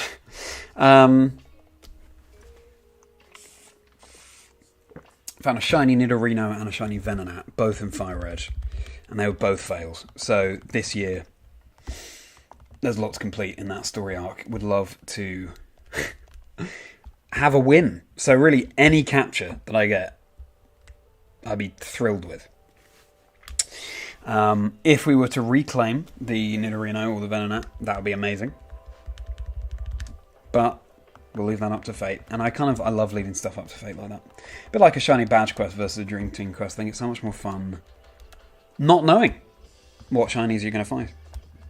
I actually played through the Scarlet Indigo Disc DLC with as shiny a team as possible. I didn't sort of wait to get a team of 6 shinies before playing through, but as I went, I was going until I found a team of 6 shinies, if that makes sense, all in the Indigo Disc area, and then going, and that was it. It was before playing through the epilogue that I was getting a team of shinies, and those shinies ended up being Tentacool was my very first Indigo Disc. I love it. Nickname it Jolter. I tend to just go with names that sound cool in my head at the time. So Jolter the Tentacruel had a Camerupt, which is called Rum, spelled with an H. Rum. And what else we have? We had Melker, the shiny Pyroar, female Pyroar. I had a shiny Golurk.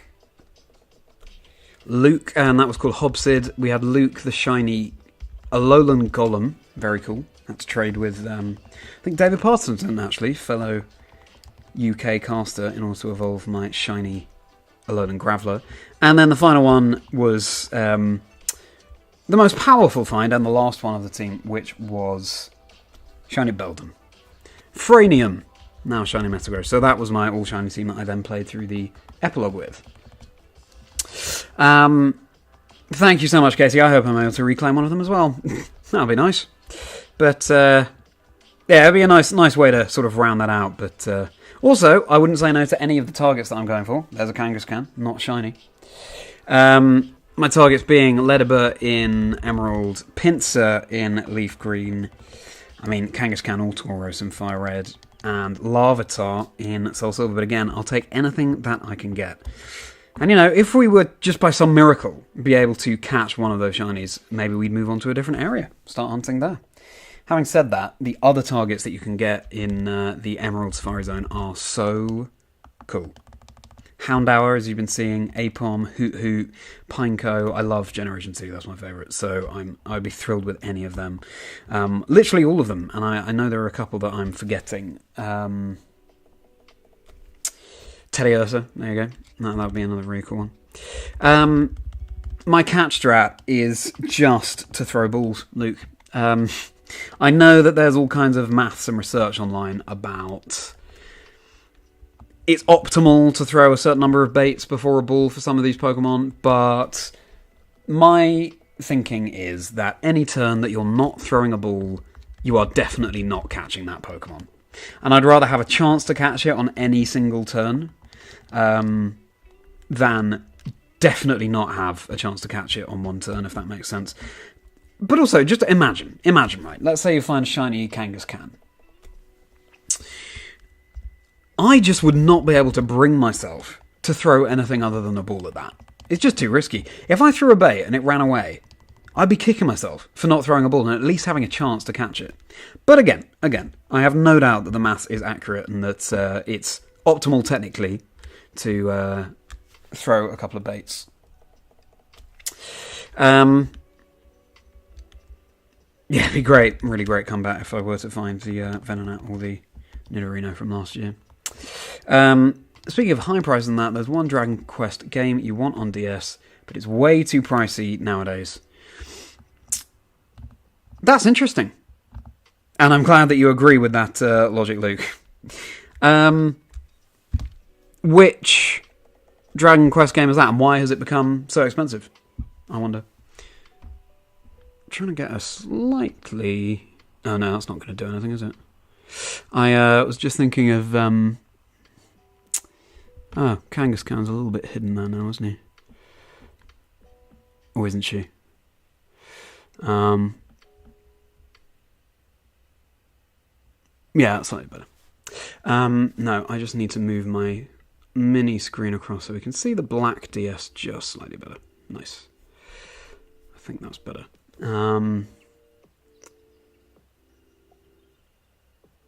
Yeah, good.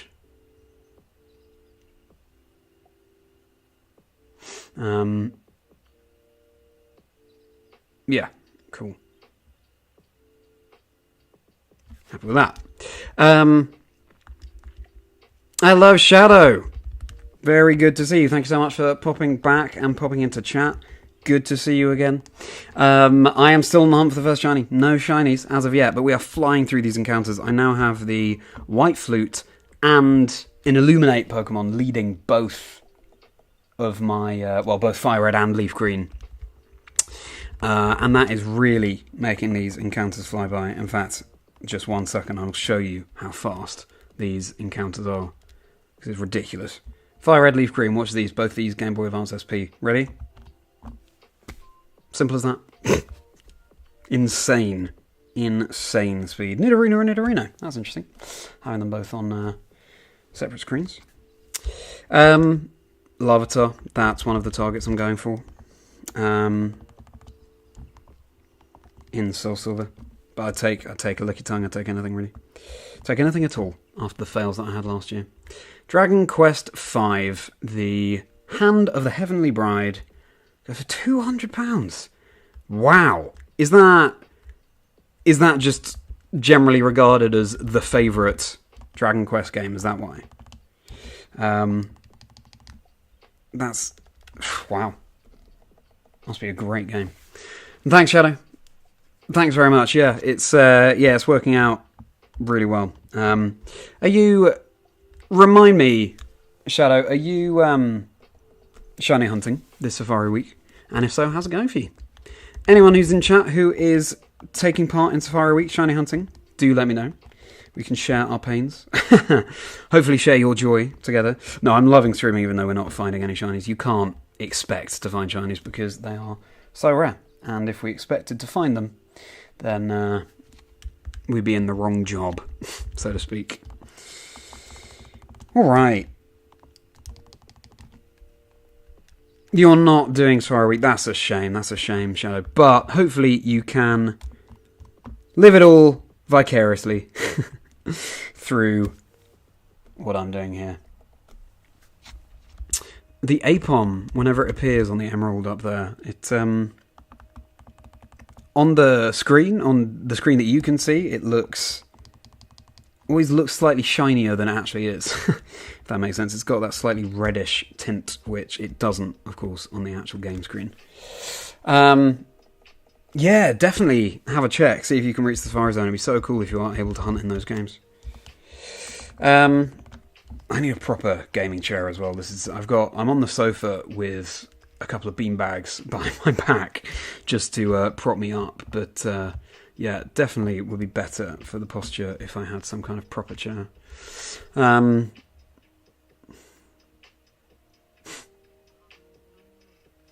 Anyway. Ooh.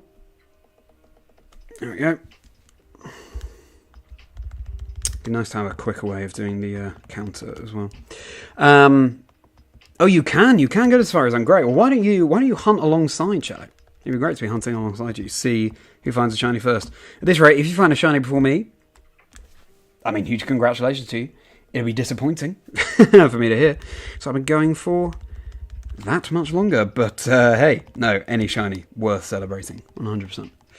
It's one of the best Dragon Quest games I see. I didn't realise there were so many Dragon Quest games. I'm very new to... Well, I don't know the franchise at all. I just heard of it during the Nintendo Direct, and I still haven't finished watching that. I got up to the Zelda announcement, and then need to go back to watch that. So, everyone, gonna Safari Hunt on the old Game Boy. Very good. You only have one device. Well, hey, look, it can happen immediately. It could happen after 100,000 encounters, so there's no telling. No telling. So, what we're going to do, everyone, we're nearly at 2,660. Once we reach 2,700, it'll be around 8, and I'm going to just run and grab some dinner, and then I'll be back very shortly after that.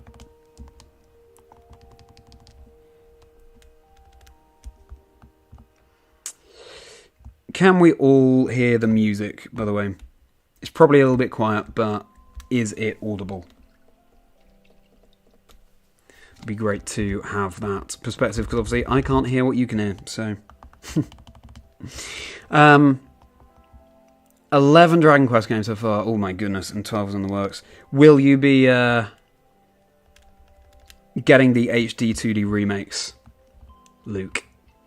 Because I'm tempted, I've never played it before, but I think the Nintendo Direct made it look really exciting.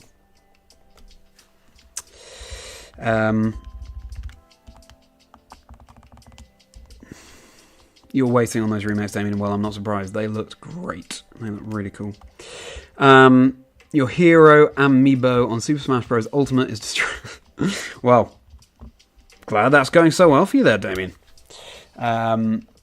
Ash Carp, welcome back to the chat, to the stream. So cool to see you here again. Thank you so much for being here. How's your weekend been, my friend? I hope you've been having a fantastic and chill time, and you're enjoying chilling out here. On the topic of fails, you decided to try and optimize your Fire Red Safari Hunt. Don't have a cable, so you decided to do the no guard Machop tactic and spent 30 minutes searching before realizing it's Gen 4. Yes, that's a real shame. Is it only in Gen 4, or is it from Emerald onwards? I think you're right, actually. I think it is just Gen 4 for the no-guard strat. But yeah, Illuminate's what you want. I've got a Volbeat in Emerald and a Staryu in Leaf Green and Fire Red as my Illuminators. I've got the White Flute as well. Not your smart side here, Ashkart, but hey, commend the strategy. I commend the fact that you tried.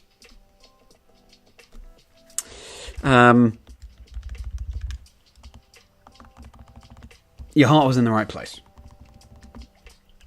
So that means that in the past hour and a half, I've done nearly 1,000 encounters.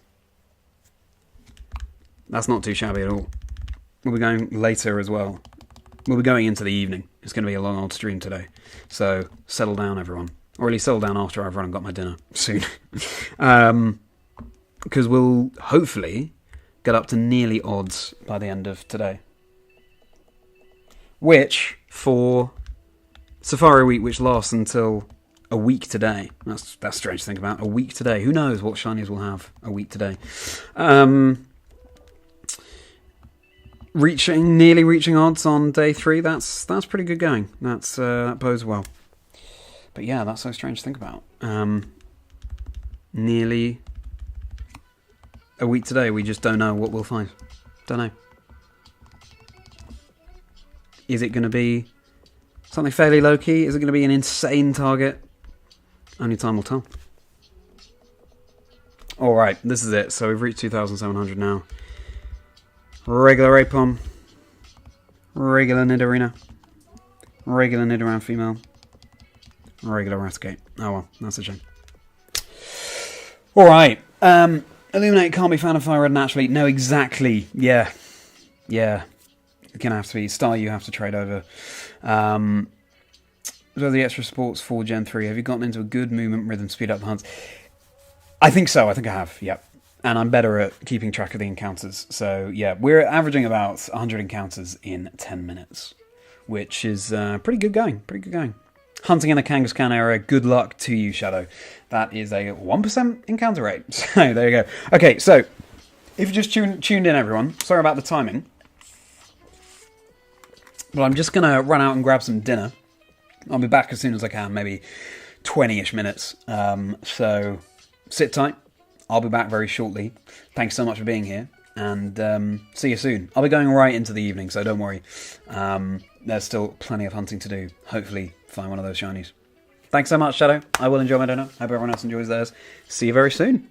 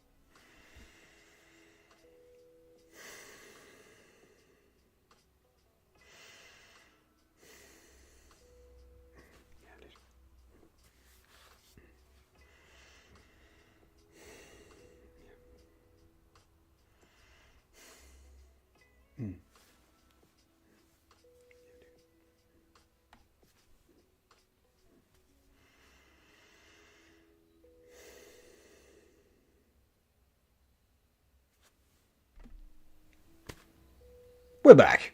Shall we find some shinies? Let's do it. We've got to turn on these systems again first. Hello, everyone. Thank you for sticking around. Very kind of you indeed. Have you been enjoying the music at least? Right. Just got to get back to the right place on these games. Meanwhile, what's everyone else been having for dinner? I just had salad with egg on the top. Very simple. Bread and butter and Marmite as well. Marmite. Love it or hate it. Do you have Marmite in the US? Anyone here who's in the US, do you have Marmite there? But love it or hate it tends to be the slogan. Thank you, Shadow. It was very nice. Very simple, but that's all I needed, really. What did you have for dinner, Shadow? Thank you for sticking around. I feel like you you joined the stream just as I was going for dinner, so sorry about that.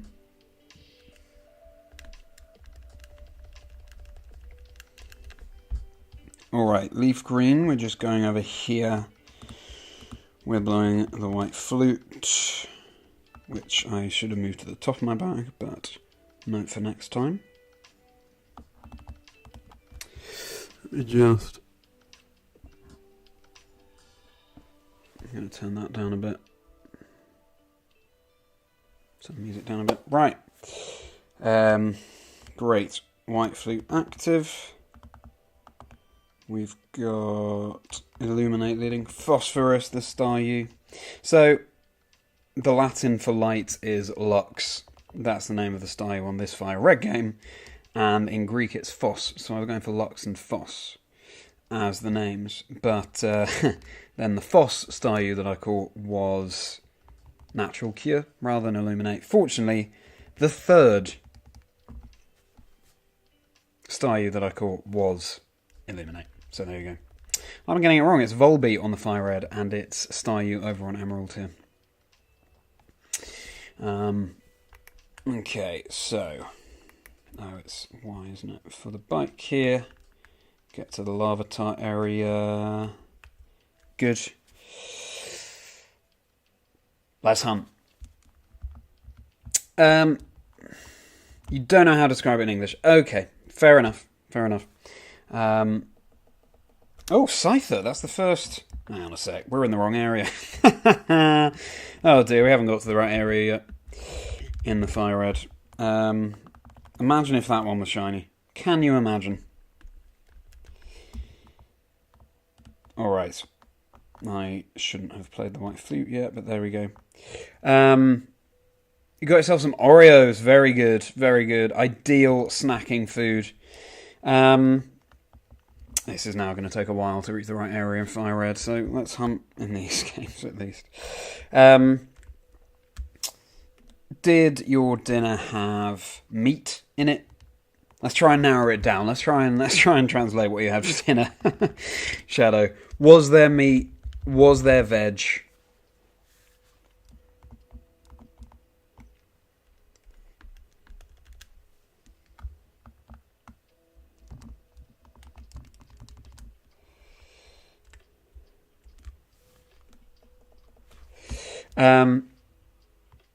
Okay, we made it through that bit without running into an encounter. Oh, actually, you know what? Because we've entered a new area, I don't think White Flute's going to be active anyway, so we may as well switch out the Illuminate just when we get to the right location. Oh, nearly. We nearly got through without an encounter there. Had a hot lunch already. The best thing you can describe it was chocolate bread, but not bread completely. Okay. Thank you. No, that makes a little bit more sense. A little bit more sense. Chocolatey bread, but not bread. Okay. I'm not sure we have something similar in the UK, so Not fully sure, but it makes sense. And have you continued hunting in the area with Kangaskhan? How's it been going? I'm sure you'd have told me if you'd found a shiny by this point, but still, let me know if you did, of course. So, Volbeat back. White Flute back. Now let's hunt. Right.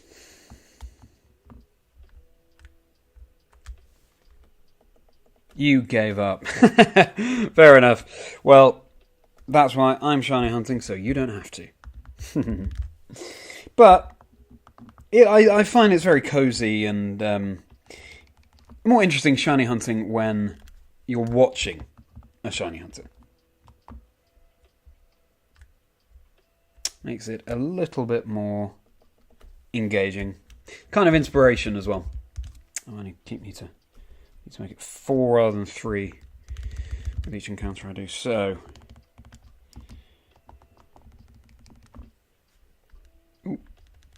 I've got to be careful. I need to make sure that I'm, especially with the DS, because it's just the touch screen, I've got to make sure that I'm actually looking at the Pokemon before clicking run away. Had that been a shiny Larvitar and I just clicked run, that would have been very upsetting. There we go. I've learned from my mistake. There we go. You prefer the newer generation shiny hunting? Yeah, fair enough. Alpha shiny on Legends Arceus. That's what it's all about. What's your favourite alpha shiny that you've got on Legends Arceus there? Hello, welcome to the stream. Welcome back to the stream if you've been here before. I was shiny hunting Vulpix on Legends Arceus for a long time. And then, one check that I did, I feel like I said, okay, I'll just do one more and then I'll go to bed sort of thing. It was a shiny alpha Vulpix. And that's not scripted, of course, in any way. You can't find a sort of static alpha encounter of Vulpix. So I was absolutely thrilled. I don't think I will evolve that Vulpix, because it was just so special as it was. And you can catch that alpha Ninetales in the volcano. You only have one at the moment. Okay, really want to get the Roserade. Very nice. That's a good one. I never think of the Roserade when I think of the alpha shinies. Well, let me just check what that is. Right. I'm checking my phone because we might, don't know, but might get Quick Panic Kyle on call again later on in the stream. So you can hear us having our discussions, if that's of interest to you, while we talk with our chat, of course, as well. What is the alpha shiny that you have, Shadow? And Roserade your favourite Pokemon? Or is Grass favourite type? We were talking about favourite types earlier, actually. Would be intrigued to know yours. Sunkern I've got to keep an eye out for, because that shiny is very similar to the standard colour. Yeah, go for it. Go and have a hunt on Legends Arceus. I'm glad that we reached that decision. You have the shiny Ambipom. Very cool. I would love to get the shiny Apom in the Emerald Safari Zone. Problem is, Apom is such a difficult capture. They've really lent into the cheeky element of it. And, yeah. I know some very lucky shiny hunters who have been able to catch the Apom without too much trouble. But I just hope that I would have the same luck. I'm very tempted to get a... just checking there's nothing... Oh, we can't really see the Porygon in the background there. That's a shame. Why don't we just lift this up slightly? Yeah, that's better. That's where we had it before. We got the... Yeah, you can see the Swablu up there. Got Porygon there. Nice. Good. I'm sorry, Porygon, that we couldn't see you before. But you are all present and correct now.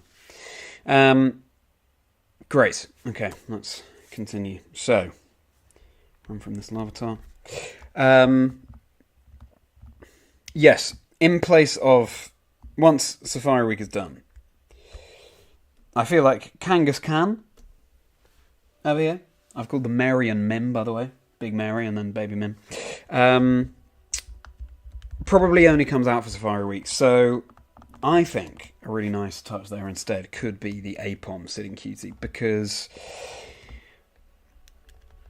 Merriman is my surname. I'll lean into the whole Merri thing in the branding, and the Apom Sitting Cutie, I've seen it in a couple of regionals that I have casted, and it's just got the cheekiest smile, and I think it would be perfect over the in the backdrop. I think it's good suitability for me. Maybe Mr. Mime as well.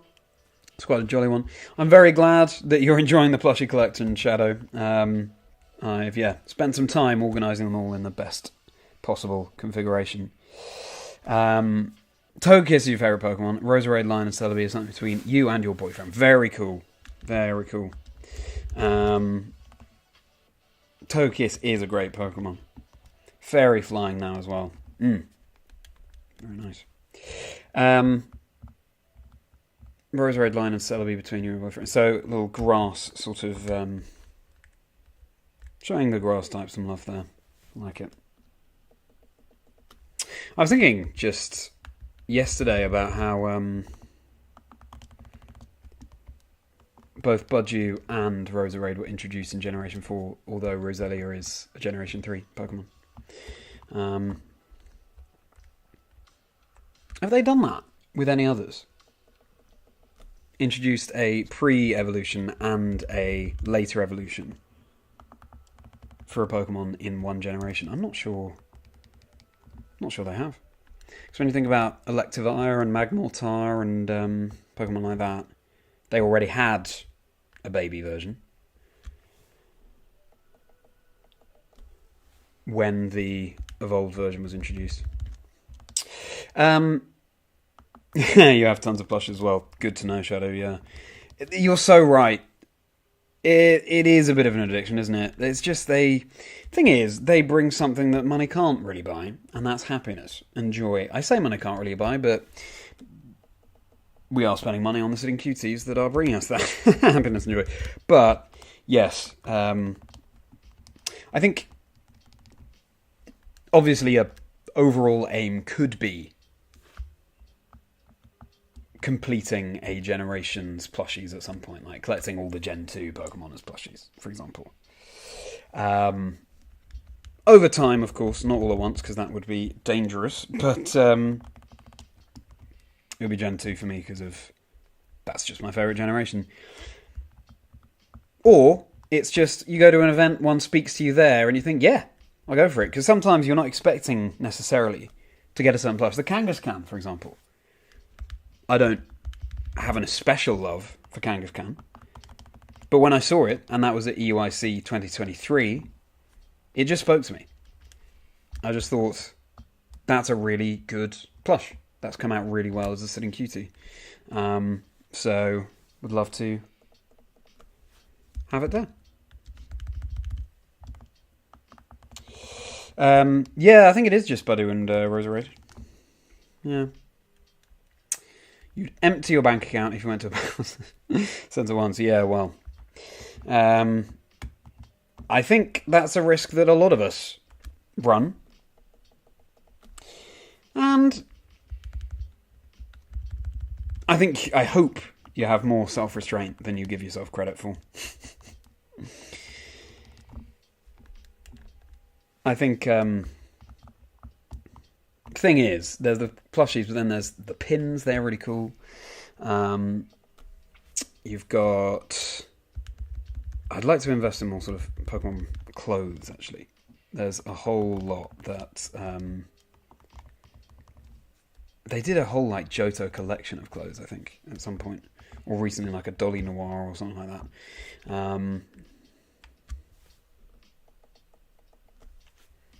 Would love to look back into that. Hello and welcome, everyone. Oh, damn. Didn't mean to throw a ball there for the Sunkern. But let's see if it's a capture. It can serve as a test capture. Okay, so I know that if that had been shiny, that Sunkern, then, well, it was the first ball, but potentially it's a relatively easy catch. So, let's give it a nickname. Talk about seeing cuties. Let's call it...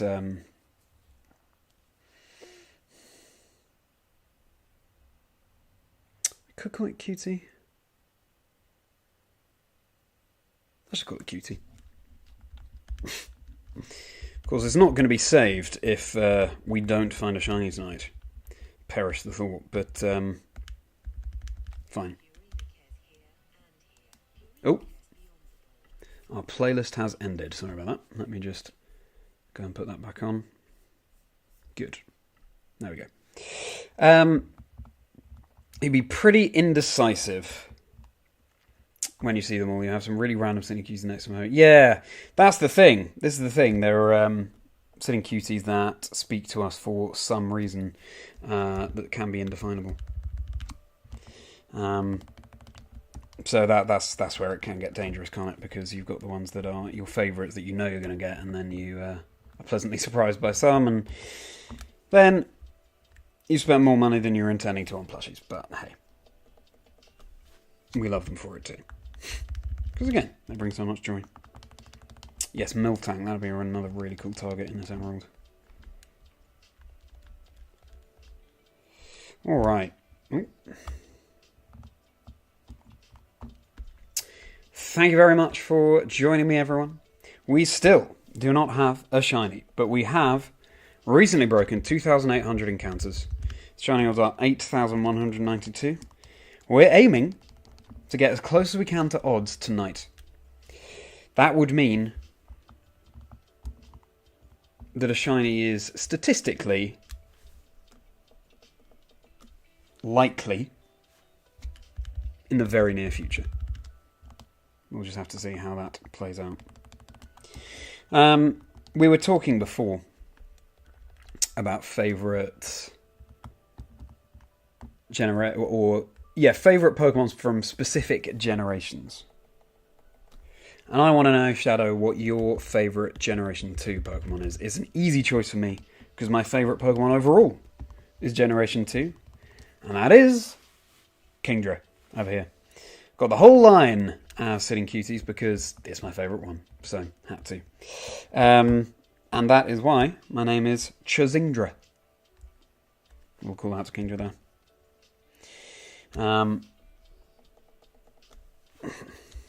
Were we to find a Rattata or a Raticate shiny,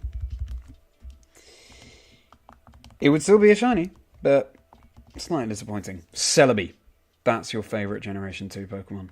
Nice choice, nice choice. Do you have that as a sitting cutie? It's a good plushie, that one. I don't have it myself yet, but I do have the Mew. I do like Mew as a mythical.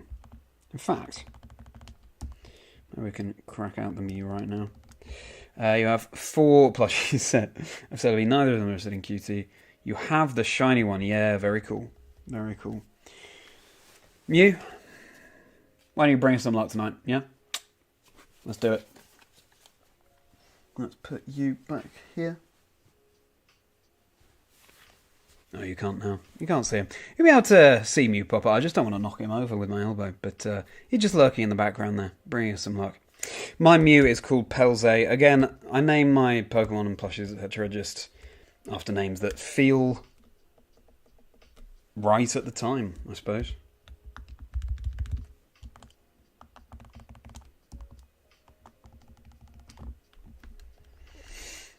We caught a Magneton earlier, didn't we? That was not shiny. What did we nickname it? I'm trying to remember what we were talking about at that point. Oh, Copper. That's right, after the Copper America, that answer to the Euros. Hello there, Sick T. Welcome to the chat. Lovely to have you in the stream. Thank you so much for dropping by. The One Piece is real. Now, explain what you mean by that. I am not a player of One Piece. I know it's a very popular card game. In fact, trading card games in general I'm not so familiar with. But I did find myself watching the NAIC TCG Masters finals, which I enjoyed. I sort of had the experience of family and friends when they're tuning in to kindly support the Pokemon commentating that I'm doing. Not really knowing what was going on, but having fun nonetheless. And I know more than some, of course, as someone who's familiar with Pokemon generally. But maybe TCG is something I'll look into more. I appreciate you pitching in the chat there, Sick T, by the way.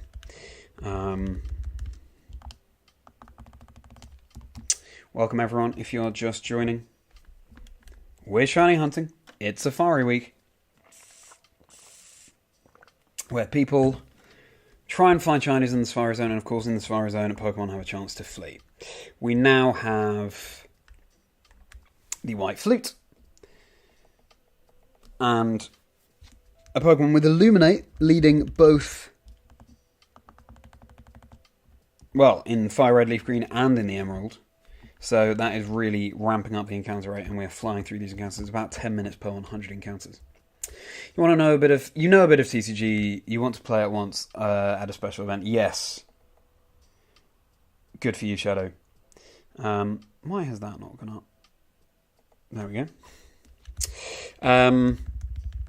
Yeah, it'd be good to know a little bit more. I'd also love to play a little bit of Pokemon Go.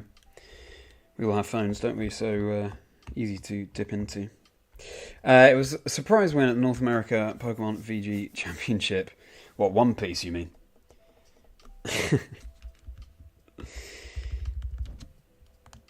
Or you mean for Andrew? It was a... I didn't mean to throw a ball. Are we going to catch this Raticate? Oh, dear. Yeah, it was a real nail-biting game, that, actually. Okay, Raticate breaks out. And it looked like it was in his opponent's favour for so much of the game. Alright.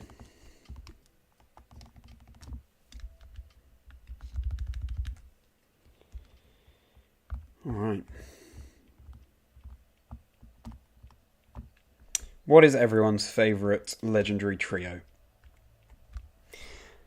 Because for me, I think it's probably the Reggies. And initially, I was a bit taken aback by their design. But I think it's more about the sort of lore around them and the trials that you have to go through in order to unlock them in the game. Doing Braille is so cool. And finding those ruin maniacs, sort of guarding those caves, and then working out what to do, having to have the Relicanth and the Wailord. It's just so exciting. Obviously, I have a soft spot for the legendary birds as someone who did play Generation 1, but yeah, I think it might be the Reggies for me, and they've really grown on me, the designs, actually. It's cool that they've made Pokemon out of those. The Gen 5 trios, okay, so Thundurus, Landorus, and Tornadus, and the Swords of Justice. Nice. They're definitely really cool trios. Yeah, I remember finding Gabaleon in Mr. Alton Cave, then you've got the Virizion in Pinwheel Forest, and Terrakion in Victory Road. I was enjoying using a Terrakion team early on in Regulation Set F, actually. Whimsicott Terrakion is such a fun combination. Beat up, justified. Maximising, or, well, getting +4 to your attack, and then you can sweep with Terrakion, is difficult to master, but... the Legendary Birds, of course, Luke. Absolute classics. And welcome back to the chat. Thank you so much for sticking around. Thank you so much for hopping back in. I have had my dinner, and it's giving me the energy that's necessary to have a good stint here of shiny hunting.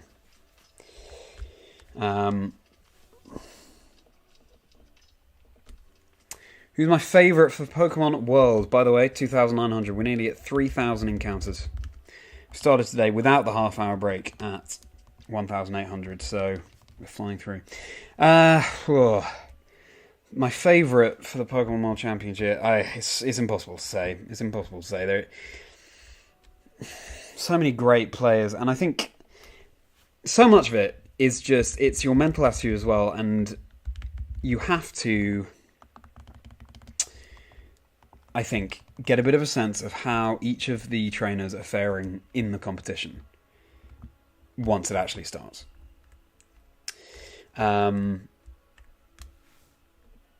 Hard to choose a favourite in advance, I would say. I would love to see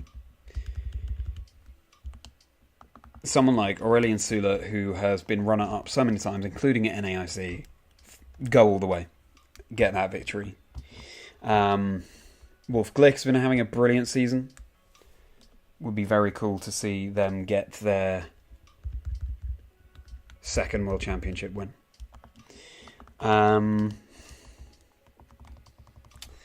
But then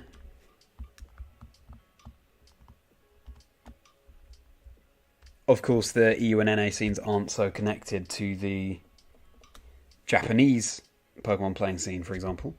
And last year, of course, Shohei Kimura, Japanese player, was the Masters World Champion. Someone I was fortunate enough to meet this year at NAIC. Lovely, lovely guy. So it's impossible to say. In terms of Pokemon themselves, I'd love to see Kyogre win. And Kyogre is a Pokemon that's done very well in previous formats, but it's kind of fallen off now in Regulation Set G. Especially the presence of Miraidon. Various other reasons too. The weather wars and things like that. But Kyogre is my favourite of the Generation 3 legendaries, at least. I mean, it'd be amazing to see something like Rayquaza win, but that hasn't really had the legacy success that something like Kyogre has, unfortunately.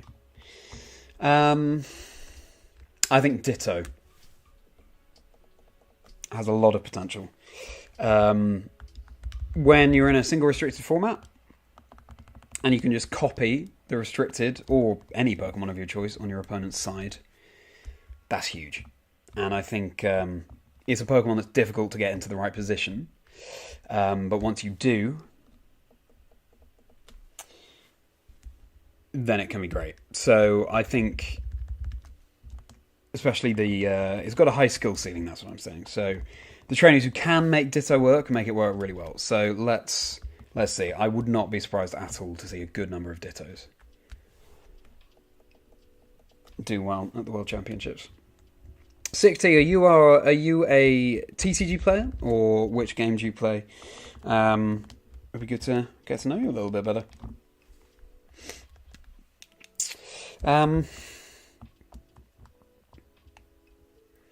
Hello, Luke. Once again, you've been using Kyogre as your restricted since they're allowed. Yeah, good for you. We have had some Kyogres that have done well in Bologna and in other events as well. I mean, in Bologna there was a Mousehold team. I think Mousehold and Nihilab as well as Kyogre. Serena pairs up very nicely with Kyogre. Very cool. What other Pokemon do you have on your Kyogre team, Luke? And I'm glad that you're showing Kyogre some love there.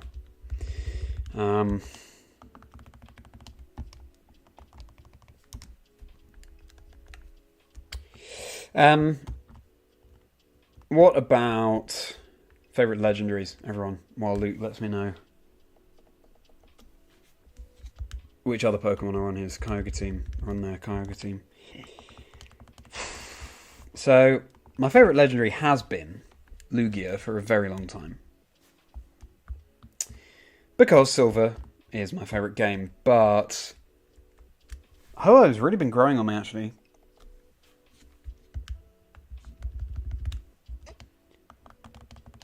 Especially because Lugia is sort of representing the silver moon, and Ho-Oh represents the golden sun. I don't know if anyone's seen the documentary that Blue Boy Finn put on YouTube. It's... threw some bait.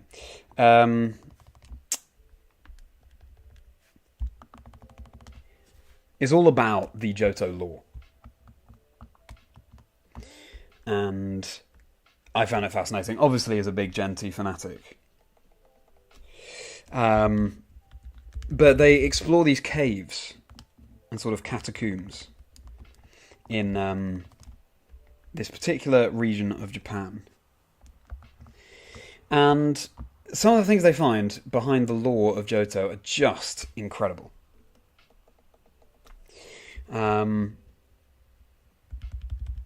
About how Ho-Oh represents the so-called Golden Sun. Golden Sun is a different game series, of course, but Ho-Oh's giving a little nod to the Japanese concept of the Golden Sun there.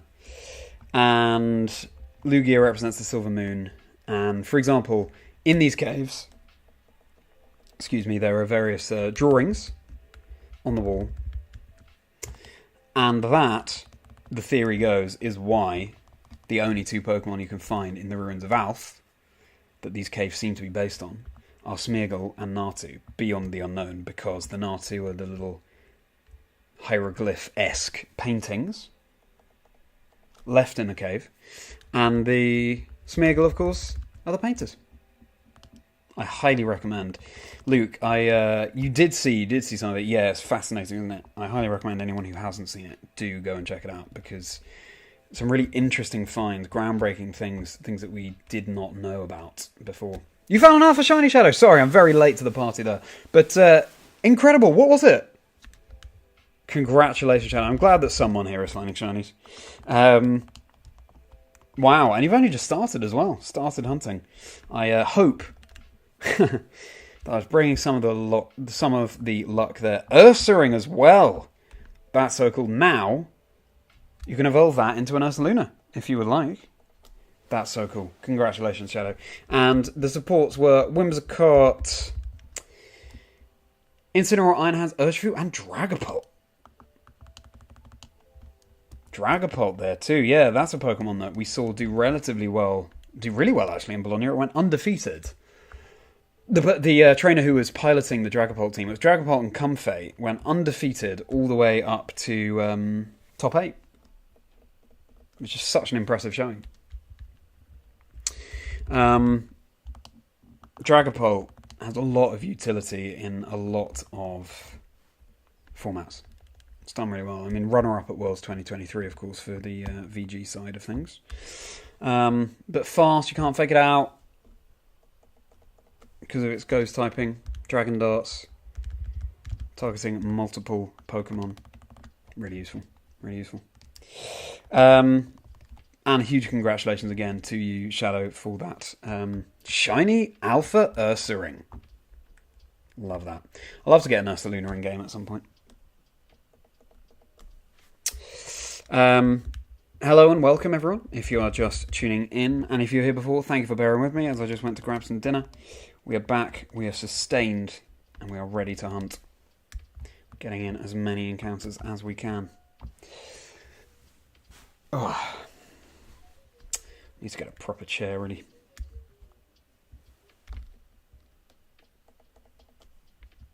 There we go.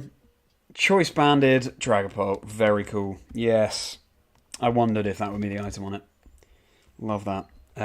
Yeah. Such a useful Pokemon, Dragapult. Oh, it's slightly moved, doesn't it? Let me... Nice. There we go. Should be better. Cool. Right. You caught it. Good job, Shadow. Excellent stuff. Huge congratulations to you on your shiny Alpha Ursaring. Hopefully that's a good omen for the stream. We're nearly at 3,000 encounters, everyone. We are nearly halfway to odds. When I put it like that,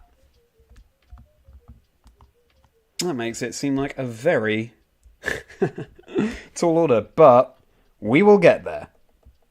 We will get there. I've had some pretty good shiny luck on the Sapphire Dream Team quest that I have been doing. I'm still yet to do the Elite Four of that, so I might stream that at some point. But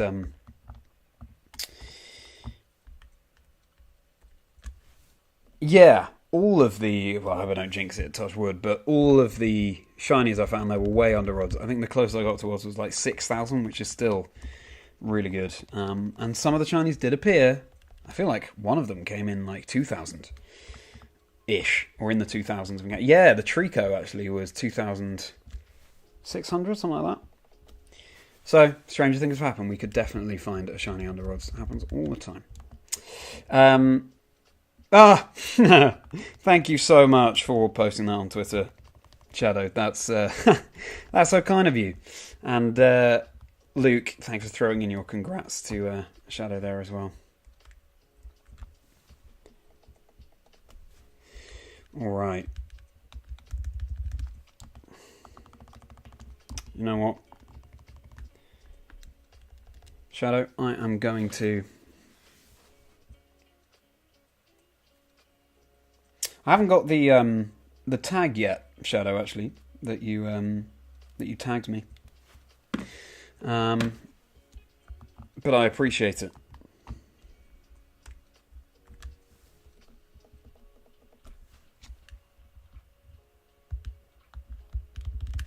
Miltank, Venonat, Execute, Eradicate.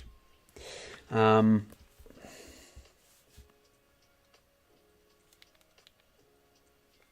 me try and find this post that you did, Shadow. That's strange. Hasn't come through. Shadow.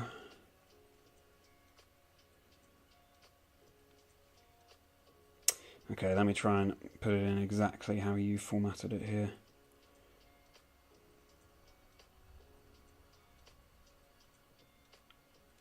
Shadow. Thief. Here we go. Didn't realise I wasn't following you back yet. Thank you so much. Appreciate that that post, yeah.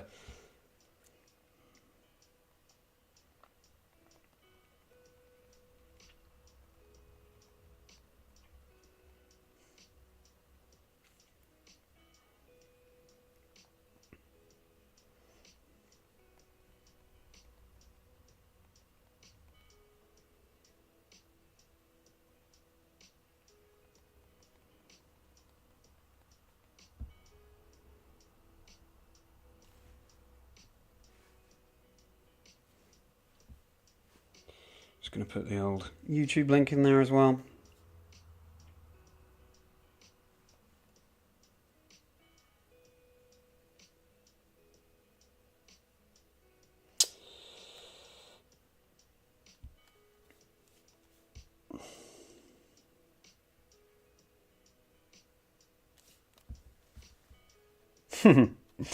Yeah, that green Ursaring gummy bear. Love to see it. I think Shiny Ursaluna is so cool as well. Hey, not at all, Shadow. I'm sorry that I wasn't following you back yet. Am I right in thinking as well, you were the person who was my 100th subscriber on YouTube? In which case, thank you so much for that, because, yeah, it was a really cool milestone to reach. I appreciate it very much. I need to plug in my silver Game Boy Advance SP. There we go. Get that on charge. Might make the angle a bit weird, but... Okay.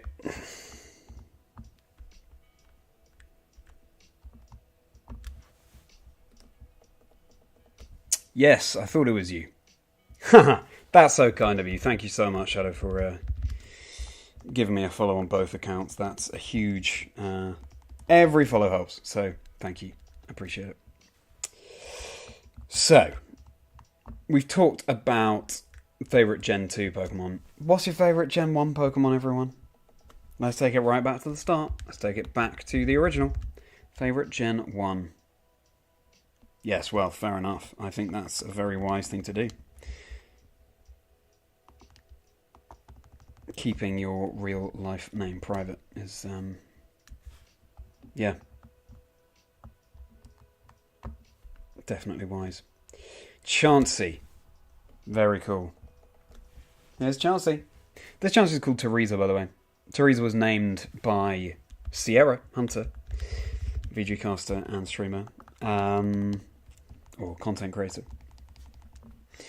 And streamer, yeah. From EUIC this year. And let's hope, maybe, we'll be finding a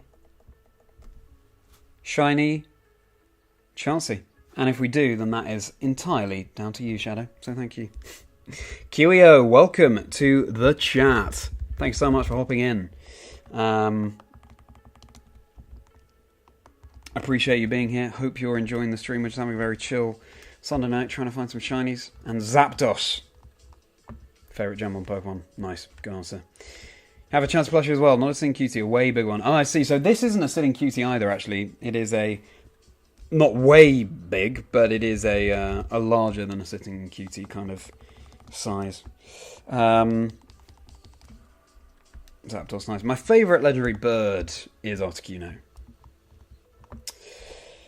Favourite Gen 1 Pokemon? And yeah, you think that's the same plushie Shadow? Yeah, fair enough. I wouldn't be surprised if it were. My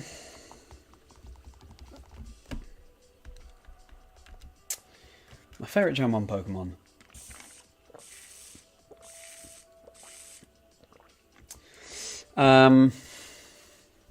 Oh, Blastoise. Sorry, Luke. Yes, I missed that one. Yeah. Your all-time favourite is Blastoise. Hey, well, great choice. Squirtle was also my starter of choice in Pokemon Blue, which was my first generation Pokemon game. So I commend that choice. I thought Gigantamax Blastoise was so good as well, back in the Sword and Shield competitive era, and just as a design. Really cool. My favourite Gen 1 Pokemon. Vulpix is up there, actually. And Vulpix is up there. I really like Vulpix. After seeing the Detective Pikachu film, I started thinking about what would my sort of partner Pokemon be from Generation 1 that sort of partner size, and I think it would be Vulpix. Vulpix would be... I love foxes for a start, but also just so warm and nice to hug, I think. Just ride along with you on your shoulder, yeah. Big fan of Vulpix. Is it my favourite Gen 1 Pokemon? Not sure. I have to give this some serious thought. You started in Generation 3.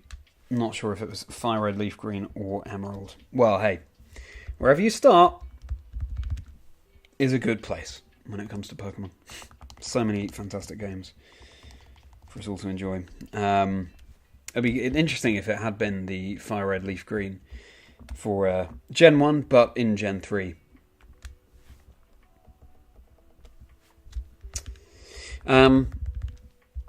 Good answers, everyone. Zapdos, Chansey, Blastoise.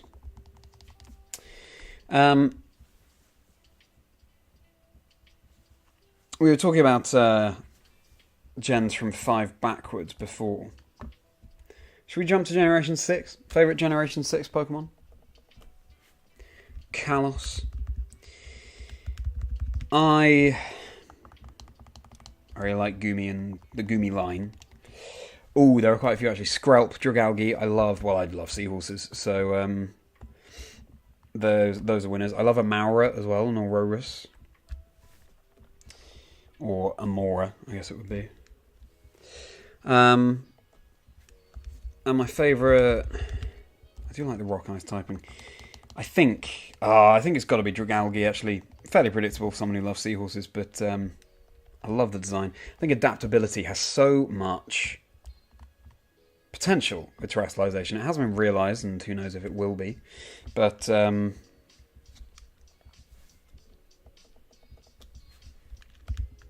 would love someone to make terrestrialization work. And I have tried to use competitive Dragalge without much success. Pyroar Luke, very cool. I'm a Leo, So I do have a soft spot for lions.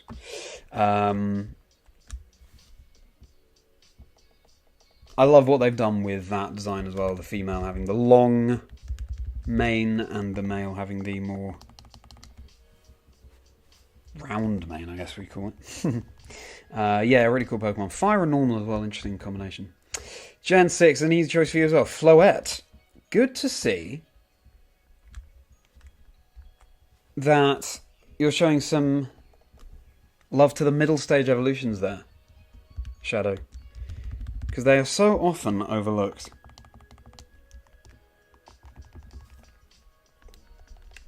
Yeah, I think, speaking of Blastoise, Luke, I think Wartortle is such a good middle stage evolution. An underrated one, in my opinion. Yeah. Floette. And how come Floette? Shadow. How come Floette? Yeah, interesting it didn't get all of the potential colours in the Sitting QT, especially when Vivillon got all of those design patterns on its wings. There we go. And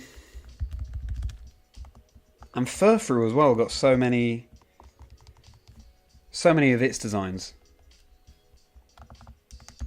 So yeah, surprise. Which is the one that got the which was the colour that was chosen for the Sitting Cutie?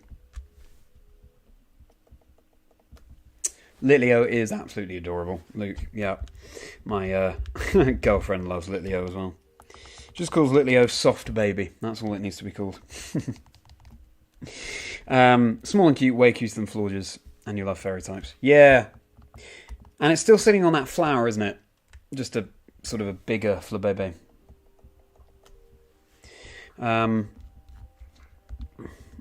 You know Wartortle's design was supposed to be used for Squirtle's original final evolution before they added Blastoise. Really? I didn't know that. That's very cool. Wow, so I wonder what they would have done for the middle stage of Squirtle in that case. Very interesting. Thank you for that little Pokemon tidbit. Hello and welcome, everyone. If you're rejoining, then welcome back. Very much appreciate you being here. For day 3 of Safari Week. This is my 3rd ever stream. And I'm loving it. I'm loving hanging out with you all, trying to find these shinies. Even if we haven't found the shinies, it is the journey and the friends we make along the way. So as cheesy as it sounds, being able to hang out with you all does make it all so much more fun. It is holding the flower. They chose red. Okay. Yellow would be your colour of choice. Fair enough. Cool that it's holding the flower, though. So, we've broken 3,100, everyone. We're doing about 100 encounters in 10 minutes, which is pretty good going when you're controlling 4 systems at once.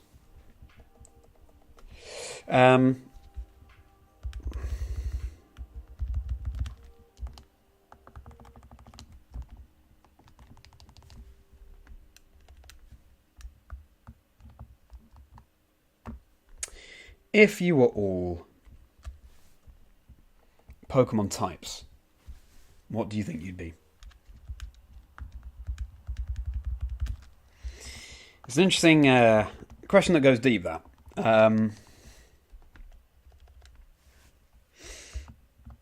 I need to rethink about myself, I think. But what do you all reckon? What Pokemon types do you think you'd be? And you can be a dual type, of course.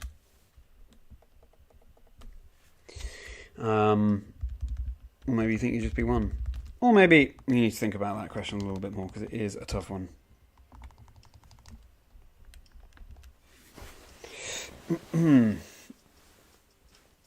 Alright. What type do I think I would be?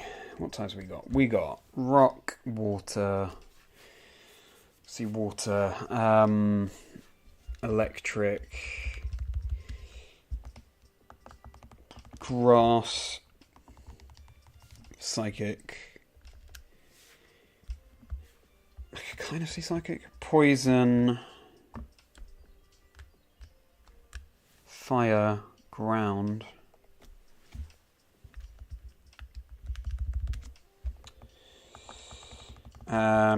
Flying, bug, normal, ghost, fighting, steel, ice, dragon,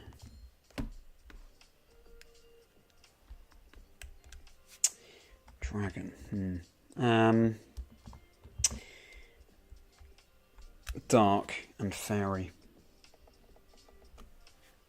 I can see water for me. I can see what else did I earmark there?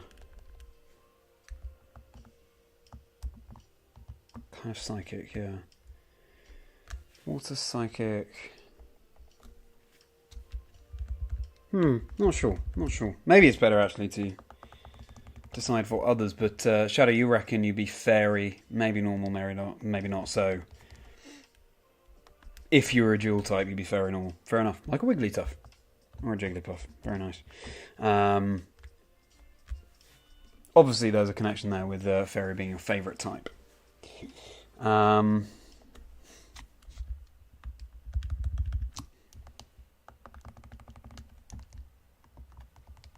Anyone who wants to chuck in what type they think they'd be in the chat, feel free.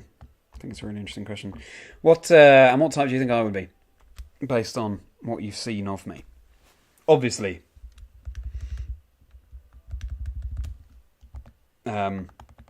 understanding that fairly early days, but based on what you do know of me, what type do you think I'd be? I'd be interested to hear.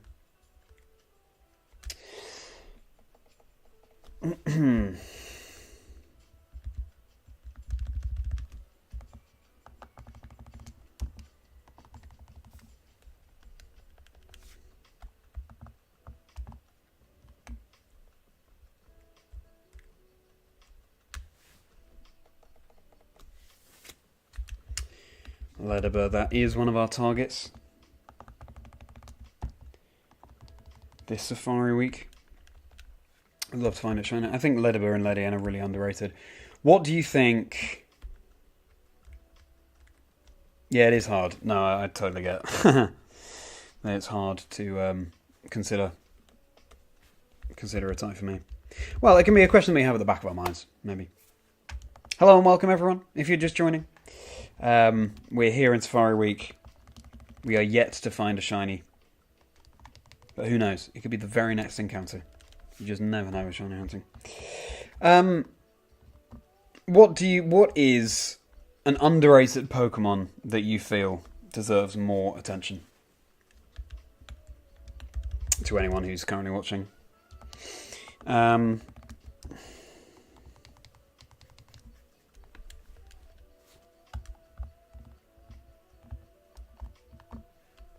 me think about that, because, well, for me, it's got to be Ledibur Ledian, as I've been saying. I absolutely love that line. And hello, Sammy. Welcome back. Thank you so much for joining again. Very much appreciate you being here. Thank you for tuning in. We still don't have a shiny, but the encounters are flying by. We're nearly at 3,200. We're nearly at half odds. We're nearly at the odds that are present in the post-Generation 5 Pokemon games. So, the only way to find a shiny is by continuing to look for the Pokemon. So we'll get there. But Sammy, really appreciate you coming back. And how's your weekend? How's everyone's weekends? What did you get up to? Has it been nice weather where everyone is? Have you been out enjoying the weather? I have been able to get out a bit this weekend, actually. Haven't been streaming all weekend, of course. I was able to see my girlfriend. Yeah, just had a nice chill one, really.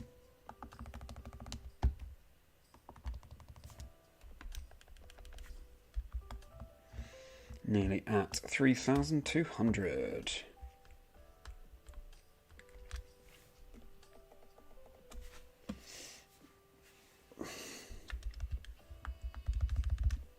Tediosa, execute, knit around female, lucky tongue. Had a good weekend, Shadow, good to hear it. Pretty busy with work, out with a friend, graduation, and watching football. Haha, nice. Good to have a lazy Sunday. I think that's what Sundays are for. What work were you doing, Shadow? And was it your own graduation? Hello, Mogyo. Good to see you again, my friend. No shinies yet. No shinies yet, but we are flying through the encounters. We're doing about 100 encounters every 10 minutes, which is a really good rate to keep up. And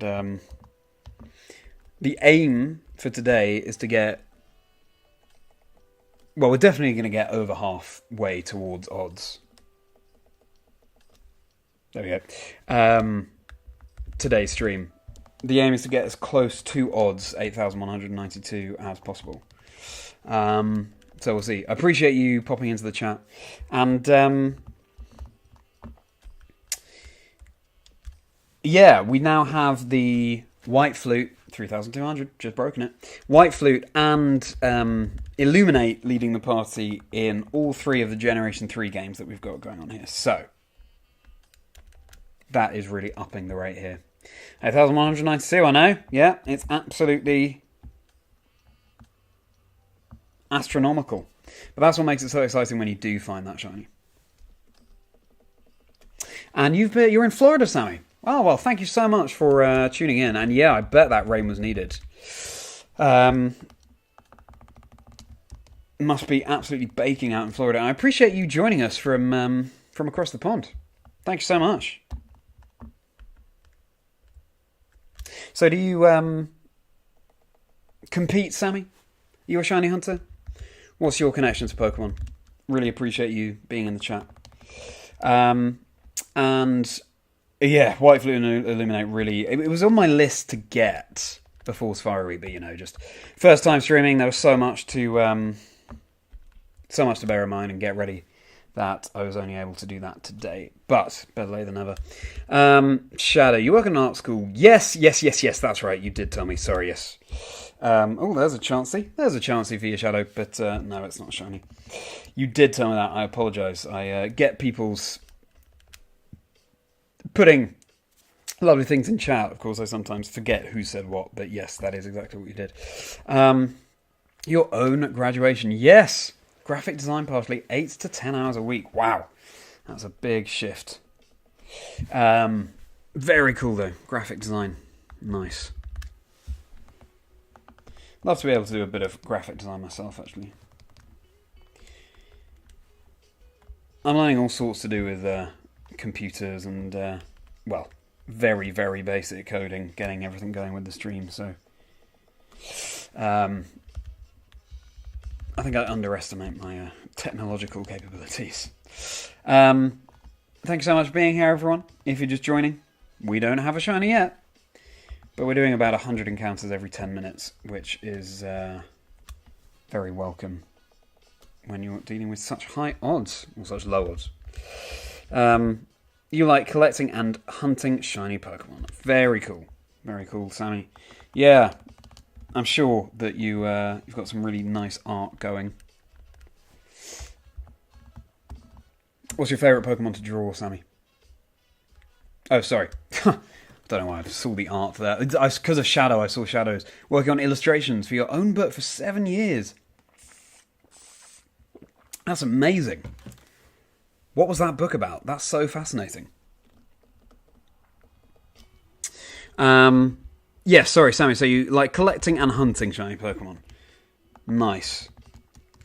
Well, I'm so glad that you stumbled upon the stream. How did you find the stream? Did you get did it pop up on YouTube, or did you come across me on X? Or yeah, how did you get involved? And do you have a favourite shiny, Sammy? I feel like the light on this silver DS, or actually, what's it called? Starlight Gold, I think it is just not as bright as the black one, so it can be hard to work out if the Pokemon is shiny or not. Yeah, apparently this Starlight Gold Game Boy Advance SP, well, I said DS before, I mean SP, this colour wasn't available in the UK. I picked it up second hand from a great shop that was in York. York, which is sort of north of England, it's a couple of hours away on the train. And yeah, I was told there it must have been from Japan. It was a pretty reasonable price given that, but it's so useful to have two systems. I was just able to, when it came to the white flute and illuminate, able to trade so easily. Thanks to having two Game Boy Advance systems.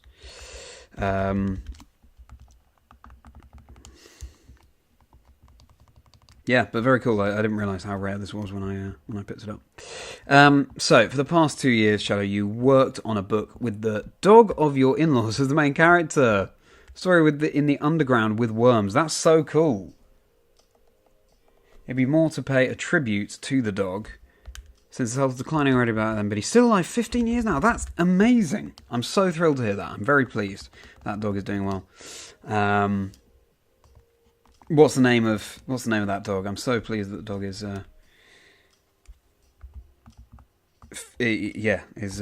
still with us. And that's so cool. The dog of your in-laws is the main character. I'm sure that dog comprehends more than you realise and is very appreciative. And you came across me on YouTube. Ah, great. Well, thanks, Sammy. I'm glad that the word is getting out there. Very cool to have you hop in. And Shiny Lurantis. Green grass-type Pokemon. Yeah. Very nice. Lurantis. Very cool Pokemon. And with the ability Contrary as well. Has a really good competitive niche. If you're not aware, Sammy, I am a competitive Pokemon video game commentator and host. But I also enjoy the less intense side of Pokemon in shiny hunting and just playing through the games casually. And once I have a proper computer, which hopefully is my birthday in about 6 weeks, so hopefully we'll be able to get something set up there. I'll be able to stream with a capture card and stream from the Nintendo Switch. I might be able to with this laptop I've got here, but it's just a MacBook Pro from 2019, and I wonder if a capture card might just be too much for it to handle at this point.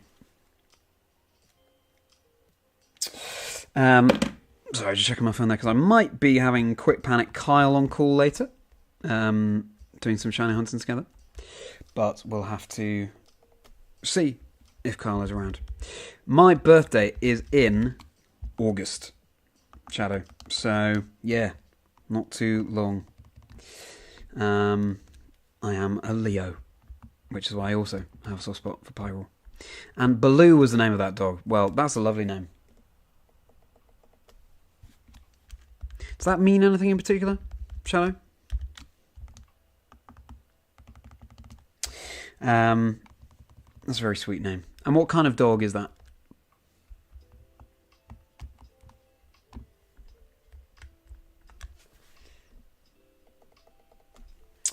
I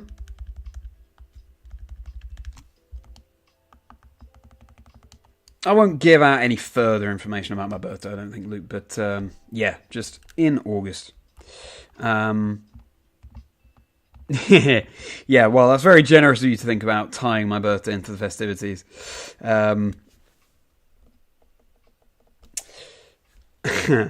After the bear of the movie... Right, gotta go, yeah, of course. The bear in the Jungle Book, Baloo. Lovely name. Time to reset on Fire Red. Get back to that position. Thanks for tuning in, everyone. Thank you very much indeed. Sammy, how hot has it been in Florida? Or, yeah, in Florida recently. Hello, Tony. Thank you so much, Tony, for sending that luck along. I appreciate it very much. 90s film hacker look. Yeah, that's right. Hacking into the mainframe. thanks so much for joining, and I hope you enjoy hunting along with me tonight. Let's see if something shines. Thank you for the luck as well, Tony, and thank you so much for being here. In Dutch, it's Creaker. Okay. I'm not too familiar with my dog types, actually, so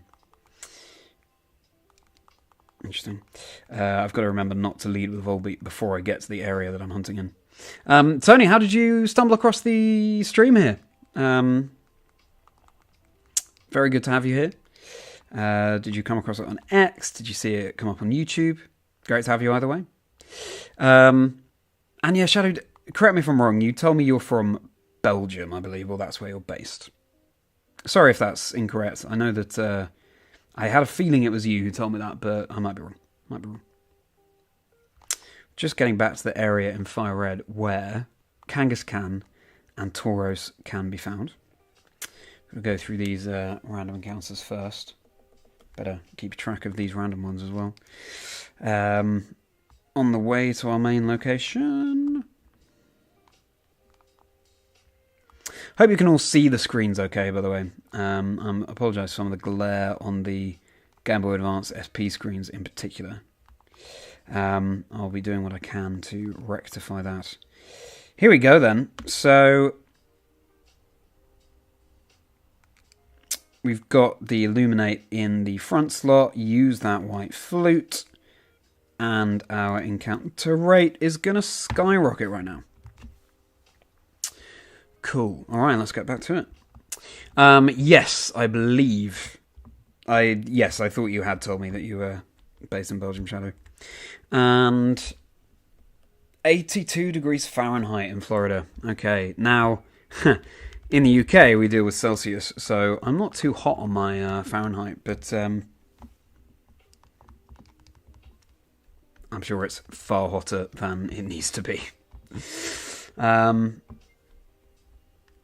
Am I looking for a specific shiny Pokemon? Which is my favourite shiny? Very good question, Kiwio. So,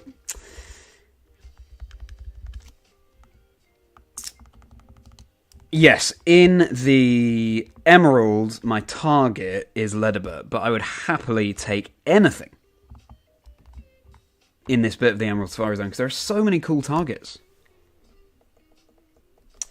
There's one on screen. Pineco, Houndour, Miltank, Hoot Hoot, Apom, Teddiursa, Sunkern. I love them all. I mean, Generation 2 is my favourite, so no surprises there. But, so that's the Emerald. In Leaf Green, going for Pinsir, but obviously, if a Chansey were to turn up, which can happen in this area of the Leaf Green Safari Zone, that would be amazing. In Fire Red, the Kangaskhan and the Tauros, and then in the Soul Silver, Larvitar. Larvitar, really difficult to capture. But you've got to aim high, I think.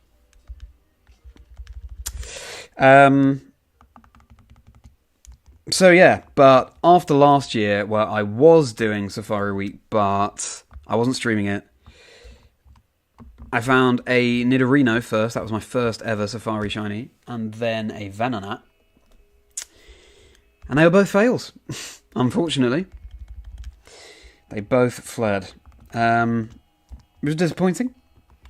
And I remember thinking, probably would have had a better time in Safari Week had I been able to catch some shinies. But being able to stream and share it with you all makes it all the more worthwhile. So thank you so much for being here. And it's going to be 29 degrees next Wednesday here. I see. Okay, yeah.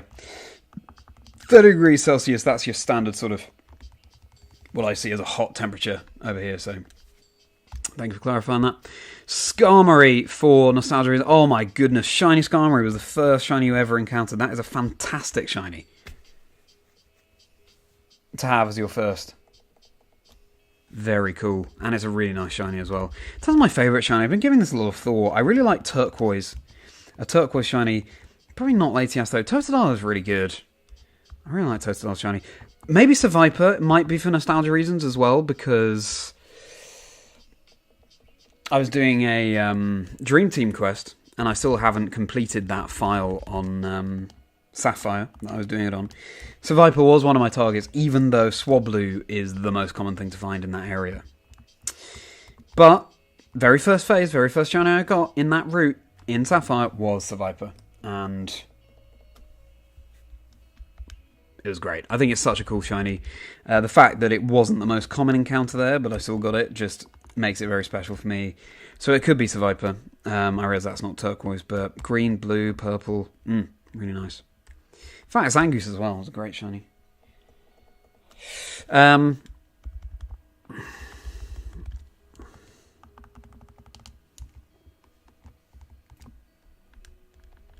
You failed your first shiny ever, Shadow. Ah, oh, that's gutting. What was it, dare I ask?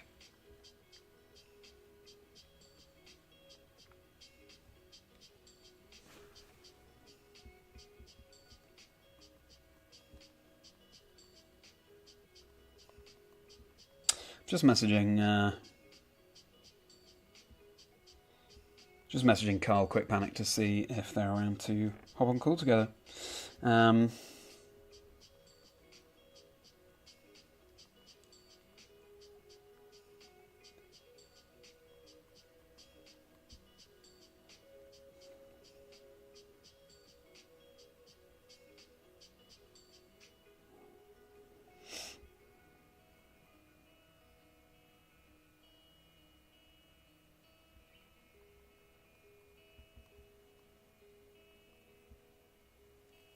Alright. Thanks for bearing with me there. Yeah, was it? An Exploder or Fleer? Spearow, Fire Red Leaf Green. You didn't know how to get past the old man in Viridian City, so I had no Pokeballs. Oh! Oh, no! That sucks. Oh, my goodness. You didn't have Pokeballs. That's possibly the most upsetting way to fail a shiny. I'm so sorry to hear that, Shadow.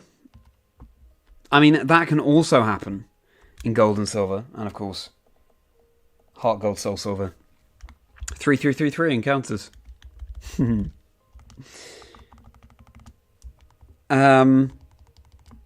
Because you've got to go on so many little journeys before you actually get Pokeballs. I think you can get them ever so slightly earlier in Heart Gold, Soul Silver than you can in Gold and Silver. Because Lyra gives you Pokeballs in the grass.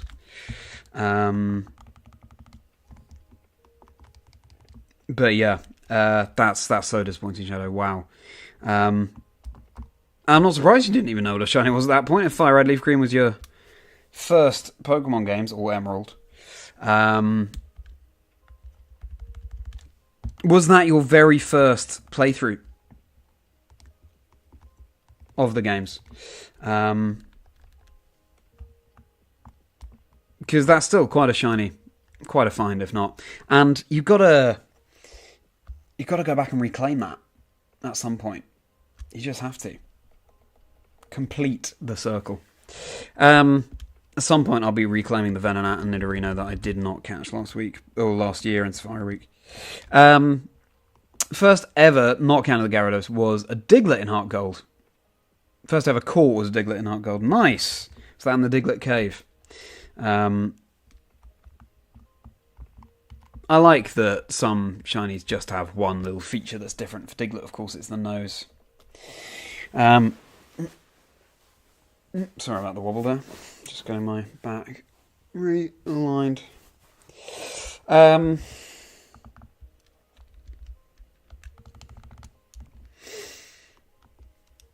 Diglett's a really good one. So, you're pretty sure your first ever shiny encounter was a Growlithe, but I didn't know what shinies were a thing, so I didn't bother to catch it. There you go. That can happen. That can happen. I also have heard of people who think their game is glitching or something, so they immediately turn it off when they find a shiny, or at least the very first shiny that you encounter. Yeah, we're only human. Makes sense.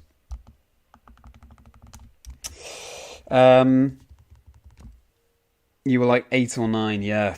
What a find, what a find.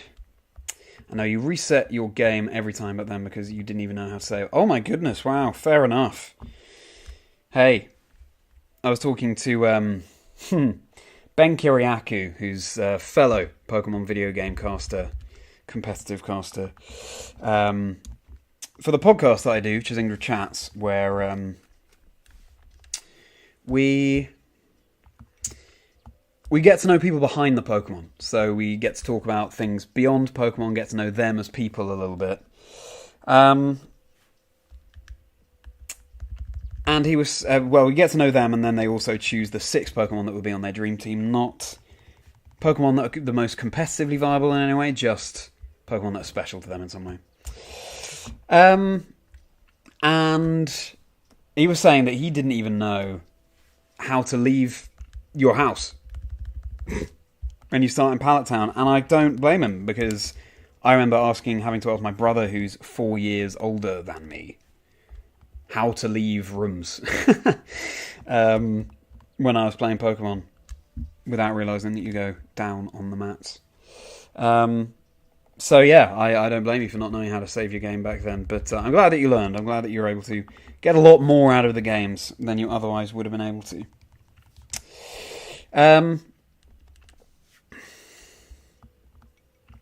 The infamous one, the Letias, that someone found shiny and they were concerned. Yes.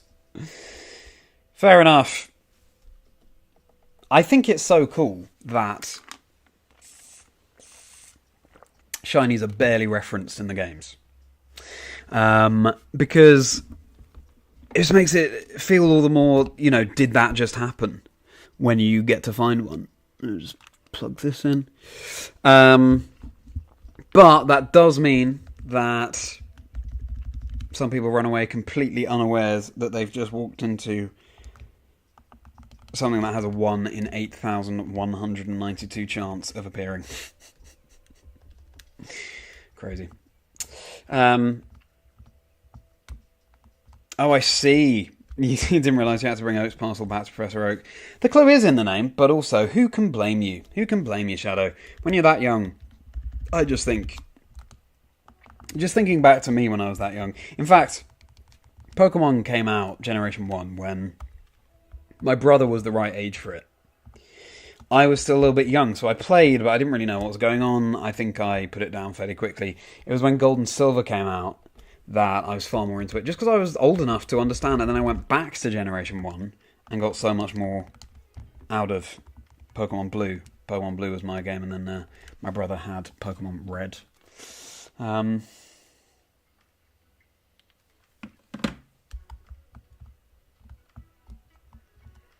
You're born in the year Pokemon started. I see. Very cool. Yeah. So, whenever Pokemon celebrates an anniversary, so do you. Nice. Shadow, have you gone back and played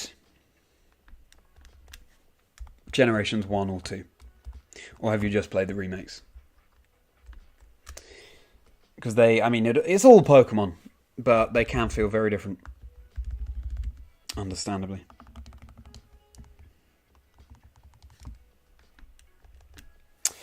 But Mogio, you were referring to a certain video there, the Latias that someone found shiny, and then it was concerned, and then they were concerned. Your first shiny Pokemon, presumably, Sammy, rather than your first sort of Pokemon that you encountered after the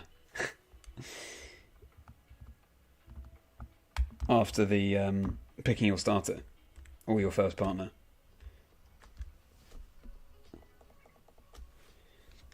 Shiny Wingull, though, is... I like Shiny Wingull. Just changing a little colour about it. And Pelipper, such a good Pokemon in that generation. Water and flying. And unlike Gyarados, sort of able to learn those more flying-based moves. Borrowed Silver and Yellow from a teacher this year. Oh, I see. That's a shame. But you can now play the remakes, of course. 3,400, everyone. They are racking up these encounters.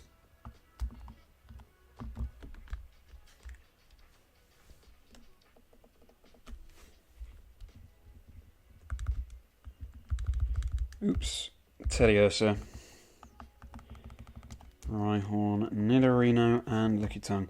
So, in this bit of the Emerald Safari Zone, which I love, the encounters are Ledibur, that's what I'm going for, Teddiursa, as you can see, Miltank, Pineco, Houndour, Hoot Hoot, Sunkern. Might be forgetting one. Apom. There might still be more that I'm forgetting. But which of those would you most want shiny if you were shiny hunting there in the Safari Zone?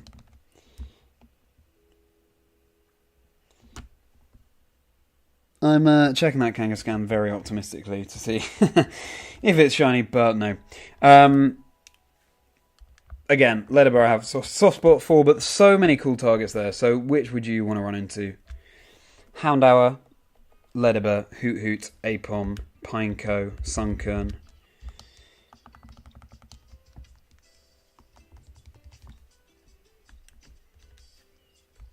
And I think I'm forgetting one again, but yeah, so many cool targets in this bit of the Safari Zone.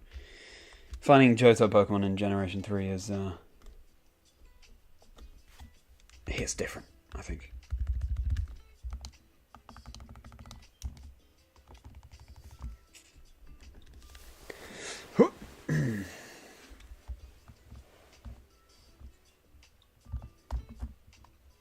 Pinsir, not shiny.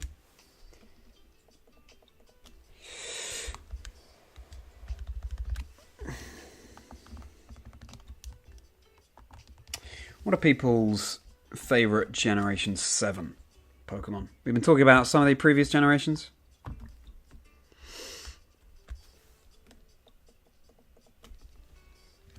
What are people's favourite Generation 7 Pokemon? I really like Oranguru. I don't know if it's my favourite, but Oranguru is definitely up there. It's got really interesting capabilities competitively with its Instruct move, allowing a partner Pokemon, or any Pokemon it chooses actually, to use the move it just used twice in a row. 3-4, 3-4 encounters. But also I just really like the design. I prefer its design to Persimmon, its sort of equivalent over in Pokemon Sun, I think. I prefer Psychic to fighting.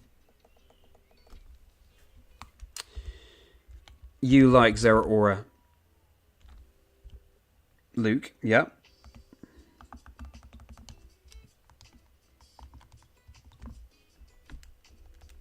It's cool. Cool Pokemon. And Ribombee, your second favourite Pokemon at the moment. I love that it changes. Shadow. So your love for Oricorio, especially Pom-Pom. Oh, yeah. Pom-Pom Oricorio is, Oricorio is a really cool Pokemon.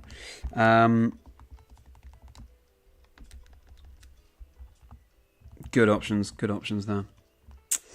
Kartana and Celesteela. Okay, going for the Ultra Beast there. Mogio. Yeah, they're cool. They're definitely cool. I'm a big fan of Celesteela. Also Kartana, but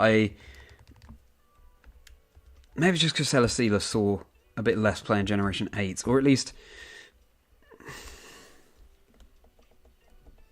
I tend to like the idea of bulky Pokemon that you can make very difficult to knock out. Maybe I like the idea more than in practice, but yeah, big fan of Celesteela. Gen 7 does have a lot of great designs, absolutely. Favourite Ultra Beast? I guess you've already said what yours are, Mogio. And you had good memories with locals with Celesteela. Good for you. Yeah, a lot of capabilities there. Leech Seed and all of that. You're heading out for today? Very nice. Thank you so much, Shadow, for joining. Always a pleasure to see you here. Hope to see you again soon. I mean, I'll be streaming tomorrow, I'm pretty sure. So, hope to see you tomorrow for some hunting. And have a good rest of your evening, Shadow. Thank you so much for joining. It means a huge amount. You like Toucannon? Yeah. Good one. 2 cannon. Would love to see that have a bit more use in competitive, actually. Definitely colourful. Oh shit. I mean, oops, that's a poker block. Didn't mean to do that.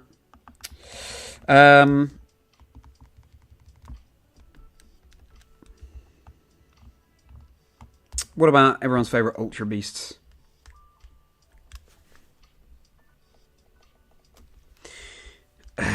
What would it be for me? What do we have? We have Guzzlord, Nihilego,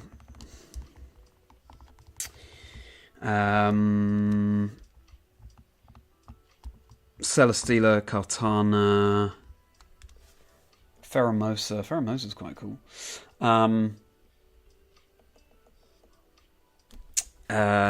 Buzzwole. Oh, of course, Poipole, Naganadel. That's a cool one. Oh, Stack Attacker as well. Mine might be Celesteela, you know, Mogyo. You love them all. Nihilego is yours, Sammy. You love them all, Mogyo. I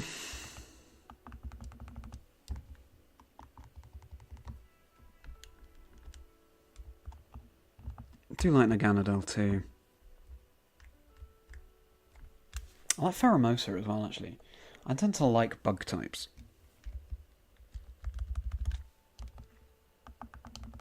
I prefer Pheromosa to Buzzwole. I prefer the sleeker design. Now I've got to plug in this one as well.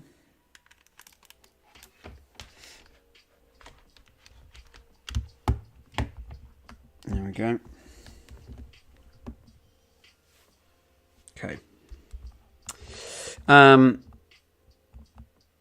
Yeah, I'm not surprised to hear you say that, Mogyo, because, yeah, you did mention before for Generation 7. Naganadel, Poipole, yeah, really good options there. How about, I'm a big music person. What are people's favourite tracks from Pokemon games? Very difficult question. We're spoiled for choice, aren't we? There's so many great tunes. I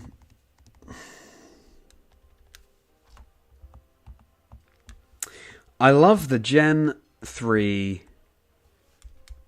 Gym Leader theme.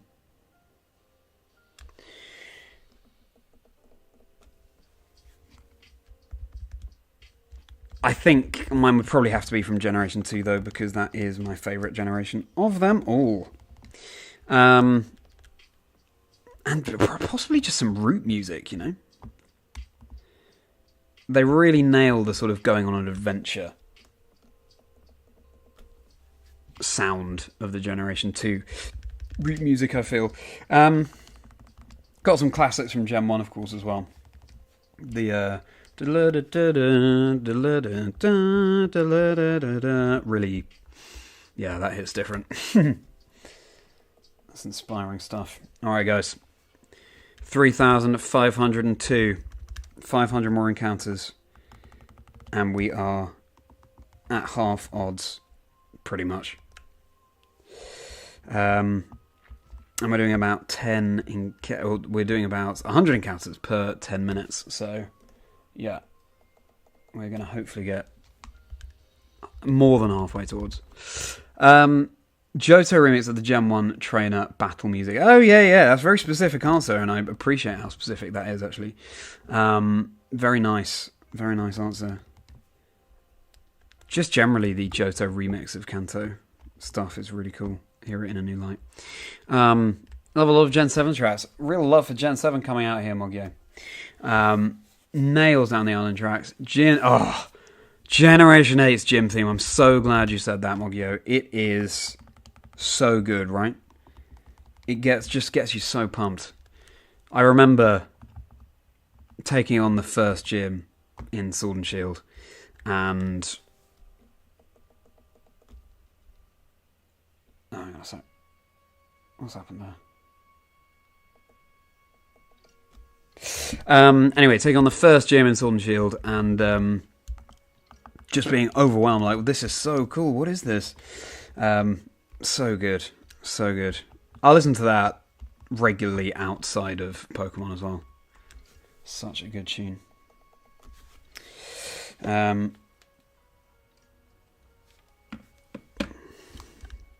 Hard for you to pick a favourite song in Gen 7. So many good ones. Yeah, absolutely. I need to brush up more on the Gen 7 music, actually. Oh, sorry, I've got to move that a little bit. Yeah, either way, we're not going to be lacking for great music options in any Pokemon game.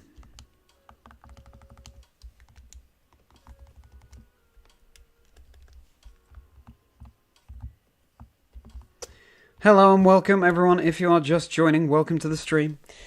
We have not yet found a shiny. But that's okay. We're only nearly halfway to odds, so can't really complain too much. But we're just chilling out, hunting some shinies for Safari Week. And we're talking about favourite music from the Pokemon games. And obviously there's so many to choose from, so many great tracks. Yeah, possibly something from Gen 2 for me. Also the gym leader theme. I think I played Pokemon Silver so much when I was younger. I just heard, and obviously when I being younger,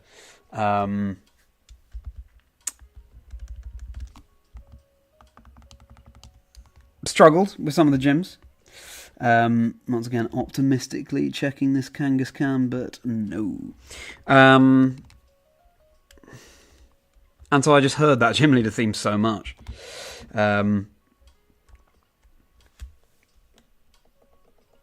Retrying gym leaders over and over and over again. But yeah, the whole vibe of Generation 7, definitely really good. Time to reset on the Leaf Green. Which is not going to take long because it's literally the first area you get to in the Safari Zone is where we're hunting Pinsir and Chansey. While I'm here, actually, what I can do, yes, time to put the White Flute in the very first item slot here, so that we can access it more easily. If you don't know how to do that, you just press select on any item in the bag in Generation 3. Then you can move it up. There it is, White Flute at the top there.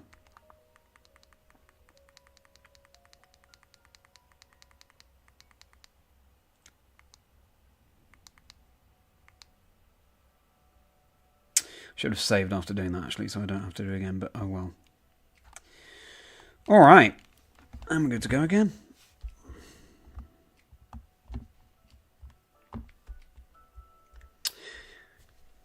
Anyone new in chat? Anyone who hasn't told me yet? How was your weekend? I hope you had a very good weekend.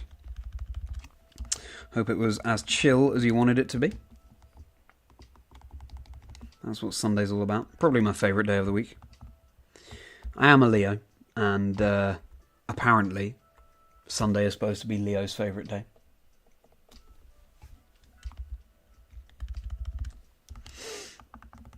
Yeah, how was everyone's weekend? I had a very chill one. I was spending time with my girlfriend, and my brother came back, actually, for a little bit, which was very nice. He lives lives a little way away, so great to see my brother again. Yeah, very chill. And then today I was just... there were various hoops I had to jump through in the game in order to trade between Fire Red, Leaf Green and Emerald, so that I could get the White Flute over to those games. And then traded over a Staryu for Illuminate to Emerald and Fire Red. Because you can only find Staryu in Leaf Green. And yeah, as someone said earlier, I don't think you can't have... Illuminate natively in Fire Red, so to speak.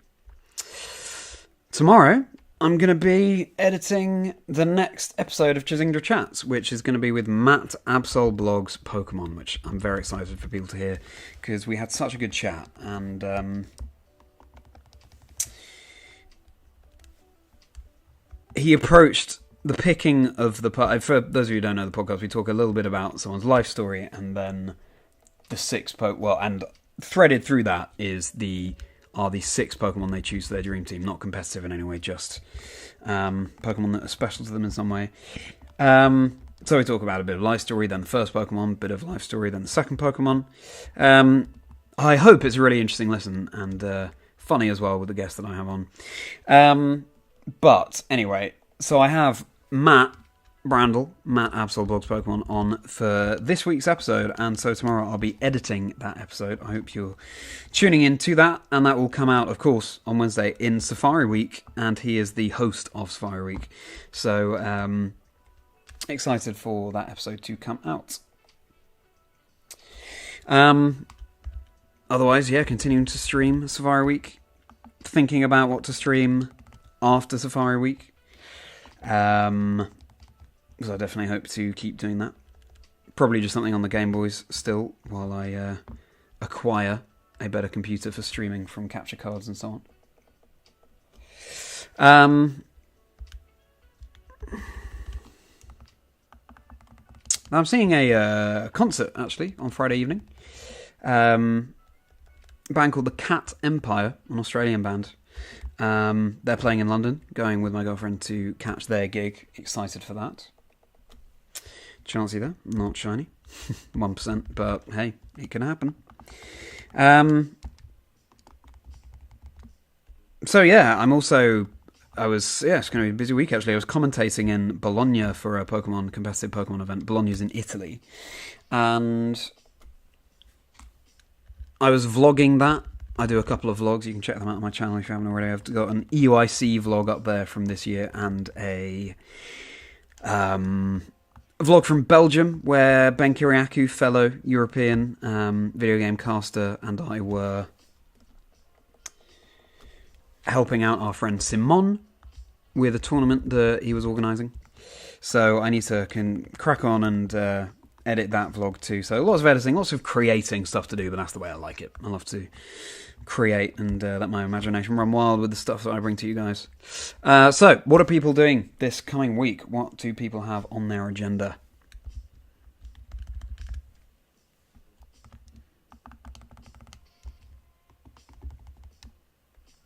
Hope that everyone has a good week coming up, whatever they have on.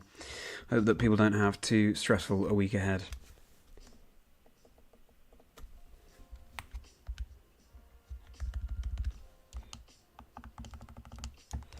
So, we're about to break 3,600 encounters. Right now.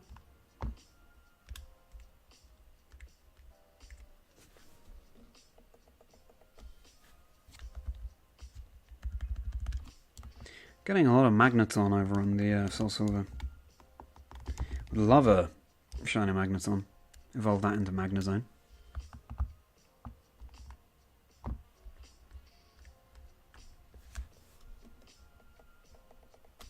Let me know what you're all up to this coming week. And if anyone is hunting along as well in Safari Week,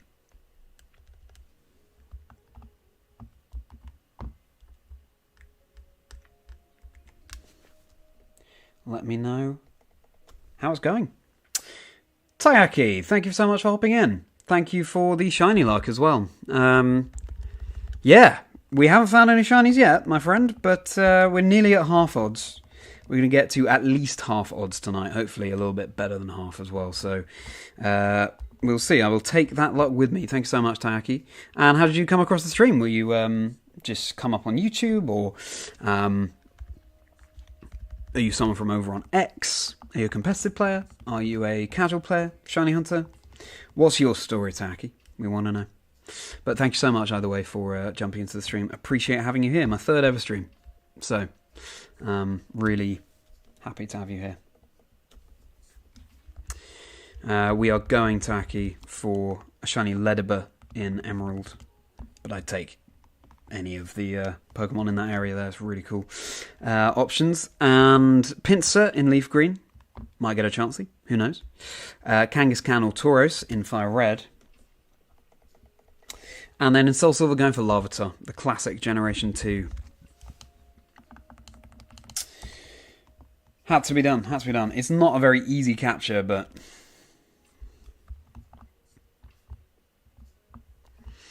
you've got to set yourself a challenge. It makes it all the sweeter when you actually do catch one. Well, find one first, and then if you can catch it in the safari zone. Oops, didn't mean to throw a rock at your parasite. Sorry. I bet you're angry. I'm not surprised. You stayed, but I'm sure you're angry.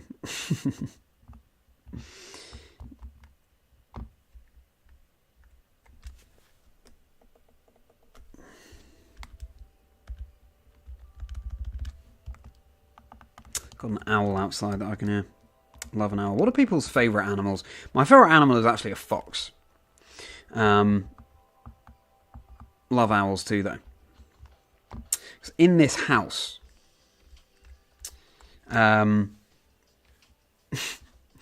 was actually an owl that came down the chimney, and we had to get the rescue centre in to salvage this owl.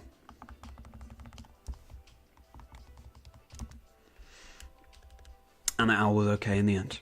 But amazing. Just an owl in the house. But yeah, fox are my favourite. What are people's favourite animals?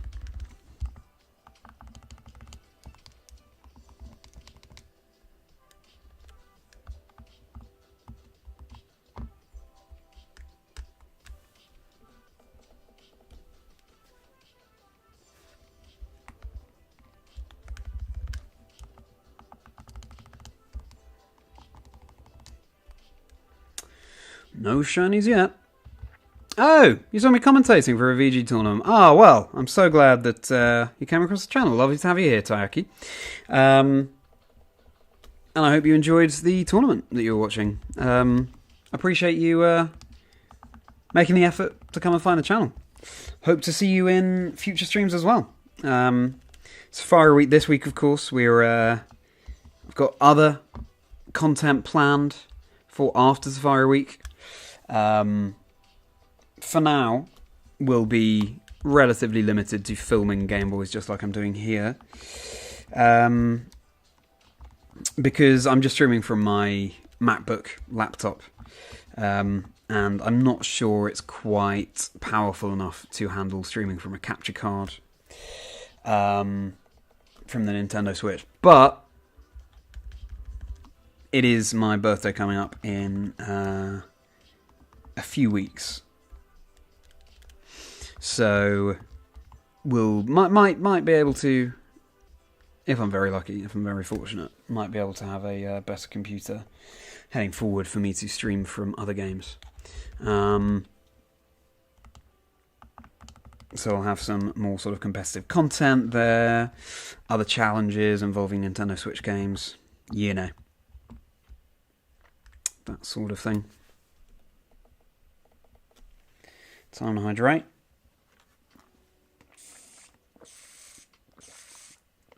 So Tayaki, are you a competitive player? Have you attended any events? I'm glad that you enjoy tuning into the streams. Or is competing something that you have on your to-do list in the future?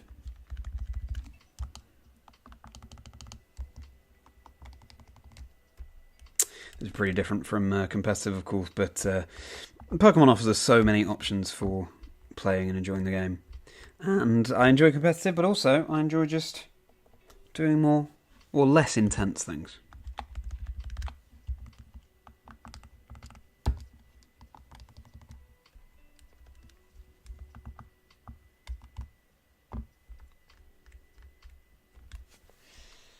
Tony, you love turtles.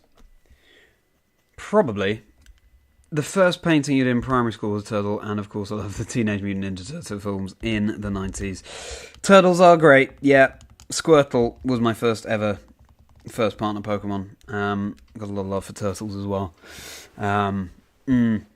Good answer. And you like your bearded dragon Hershey. You have a bearded dragon, Sammy. That's so cool. Hershey as well. That's a great name. Fantastic name. And your favourite animal is the Komodo dragon, Luke. Great option. Great option. A lot of dragon love in the chat. Bearded dragon. It's the year of the dragon right now, isn't it? The Chinese year of the dragon. So, not surprised to see this love for the dragons coming out. That's so cool that you have a bearded dragon called Hershey. Sammy. How long have you had Hershey?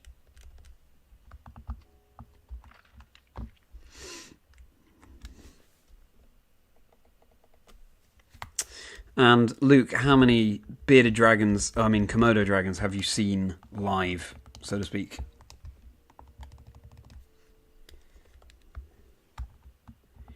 Nearly 3,700 encounters. We started today about 2,000 encounters fewer than that.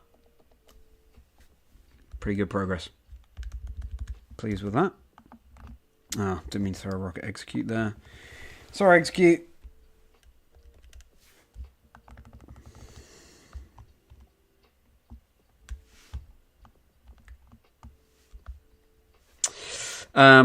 Oh, we haven't seen any Komodo dragons in the flesh. That's a shame. But maybe that's helped to make it your favourite animal.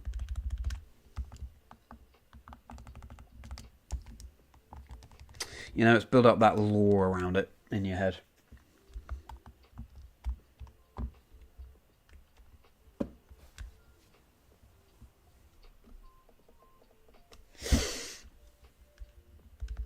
Tediosa, Rhyhorn, Nidoran. You're still learning the ropes as far as competitive play goes, but you do enjoy watching VG whenever it's live. Well, I'm glad that you enjoy, and I hope that you very much enjoy the World Championships coming up in August, and hope you're able to get to some tournaments yourself next season, Tayaki, and enjoy some more of the streams coming up as well.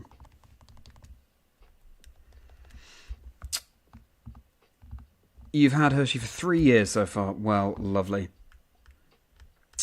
How sweet. That's so cool. They have a bearded dragon there.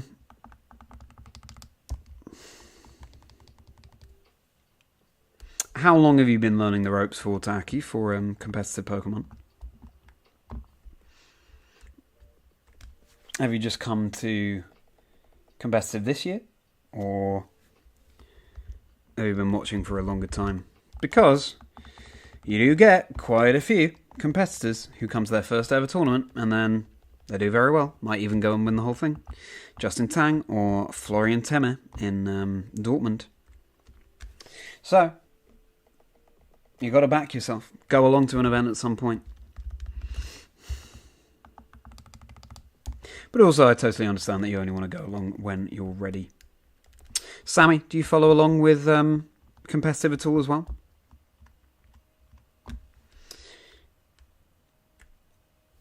Tony, how about you?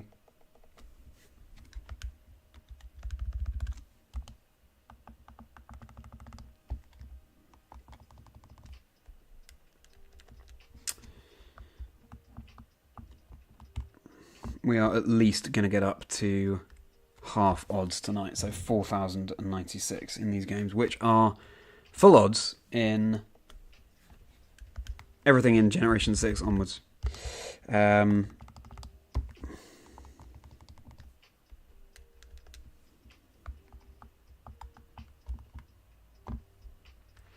More encounters we do, the more chances there are of finding a shiny. Any of you tempted to participate in some of the shiny hunting? There we go.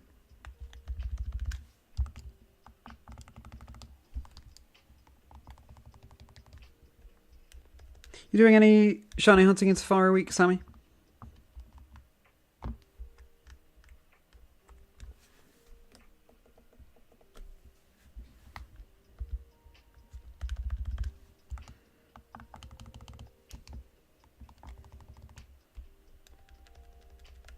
Do you do any shiny hunting, Tayaki, as well?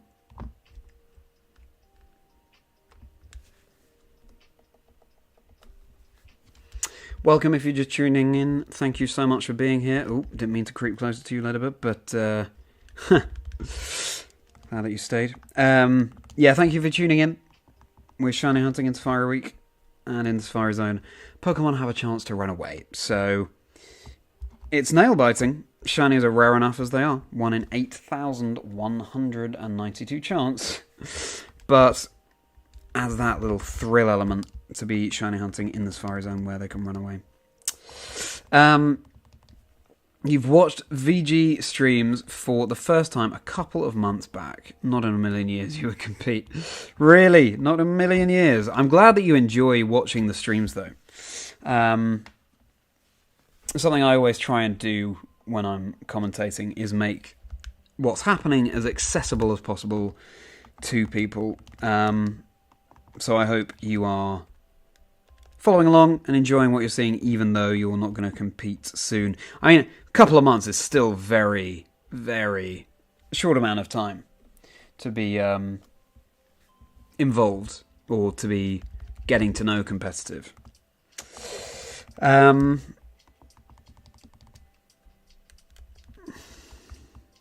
who knows? Who knows, Tony? Maybe, in time to come, you'll be competing.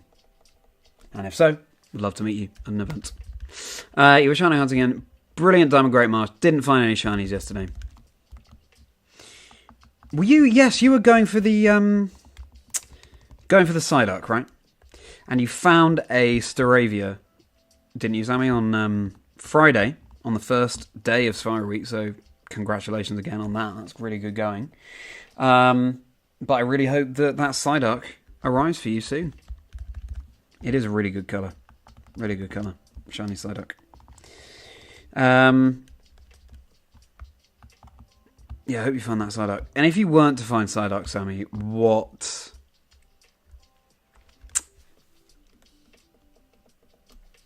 other Pokemon would you like to find in the Great Marsh?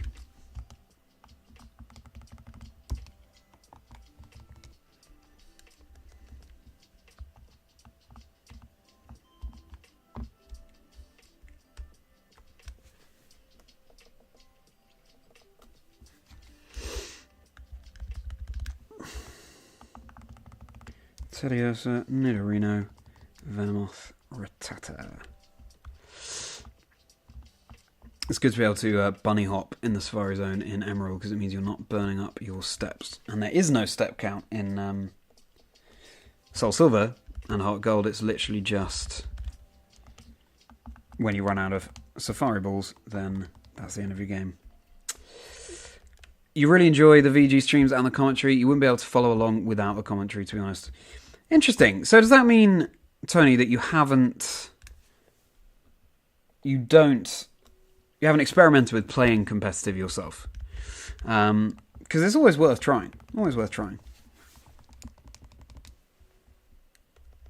Again, though, early days for you. So as you get to know it and as you listen to the commentary, I'm sure your knowledge is developing.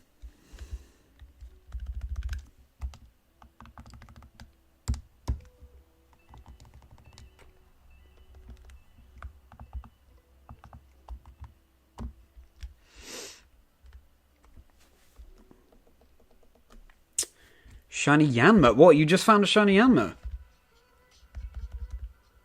That is so... If you've just found a shiny Yanma, Sammy, that is so cool. I'd love to find a shiny Yanma in the Brilliant Diamond Shining Pearl Great Marsh.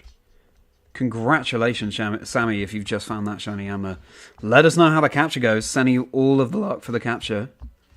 Sword and Shield were the games that got you interested in VG. Now Scarlet and Violet, you've started to figure things out like team building. Nice.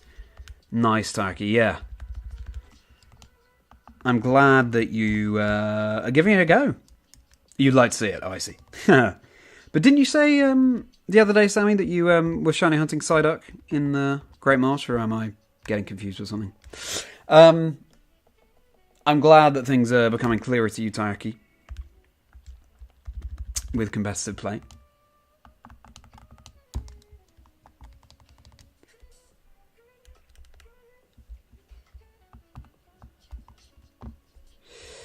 Just keep absorbing the content, really, and yeah, you're bound to be far further ahead than you realise.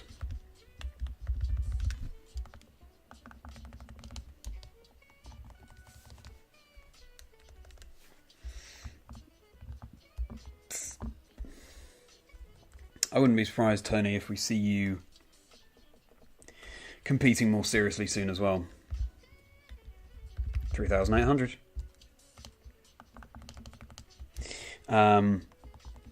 Because I think it's difficult to just remain on the sidelines when you're watching the streams, when you're learning team building and things. Hard to keep it at an arm's length, I think.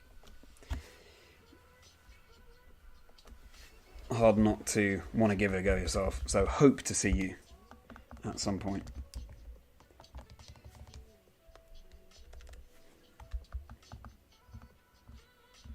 Shiny Yanma is such a cool shiny Sammy.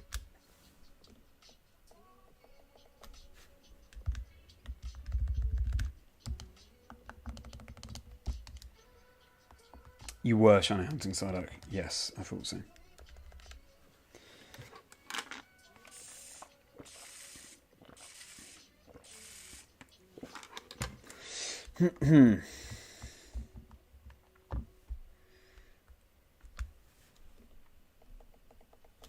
Water is so important to keep your stamina up when you're doing something like this.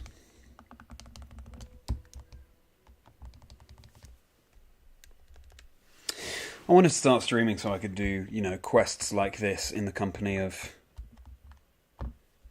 good people. So I very much appreciate all of you for being here for this harebrained adventure. Because it's certainly...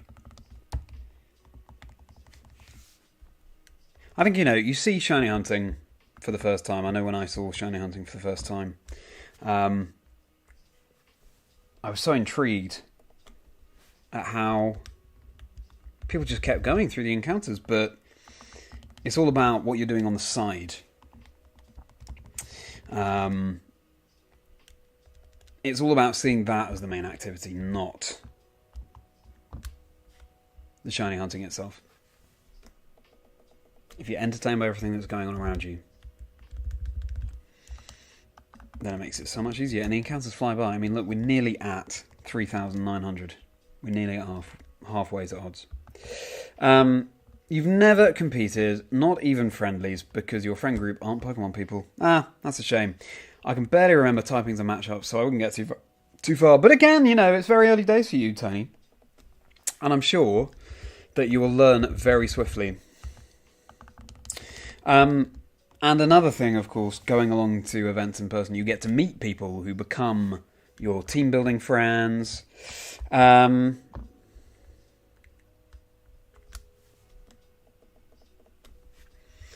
yeah, I hope that you're able to expand your network of Pokemon friends.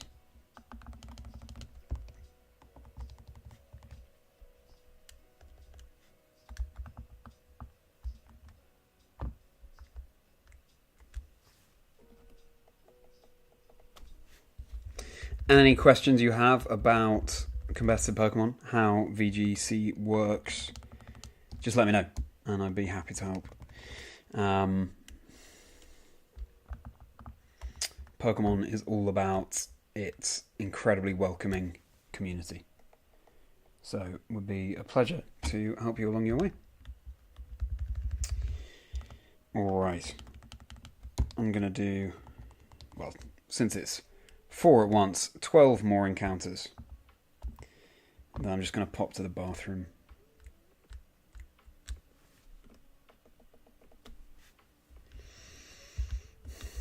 I'd really like to find shiny Apom, actually. I think I've been identifying with Apom more.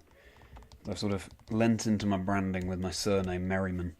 It's such a jolly, merry little face. I was saying earlier, I'm tempted to have the Apom sitting QC up here to buy that at some point, just because I think it's so suitable for my surname. Oh, of course, Tony. No worries. You let me know. Okay. Apom, Nidoran female, Venonat, and Magneton. Alright guys, I'm just going to run to the bathroom very briefly, and I'll see you in 5 minutes. See you soon.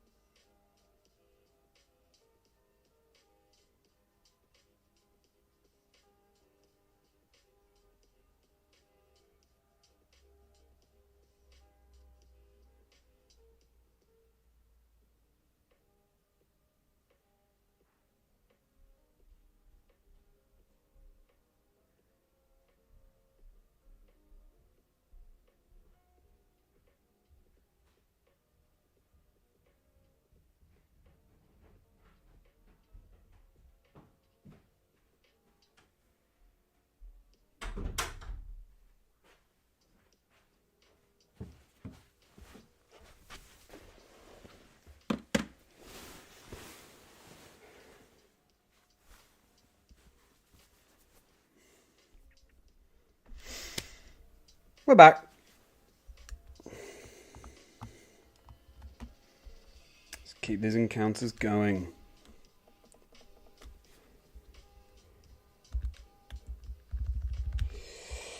Alright.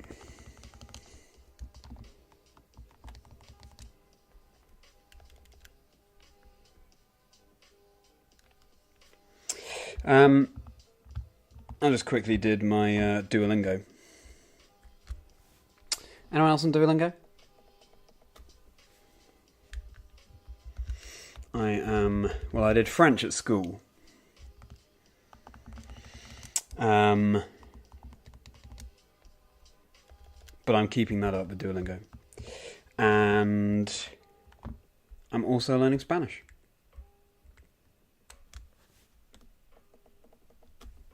A lot of the people I work with are Spanish, and so I want to be able to keep up with that.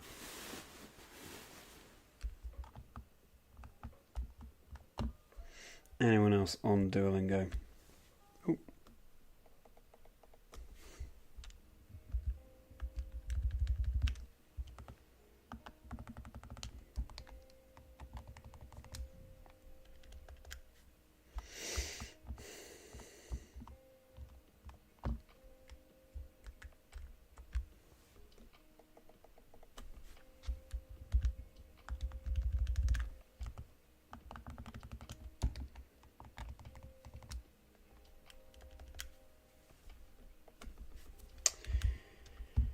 Nearly at 3,900. We're nearly halfway to odds.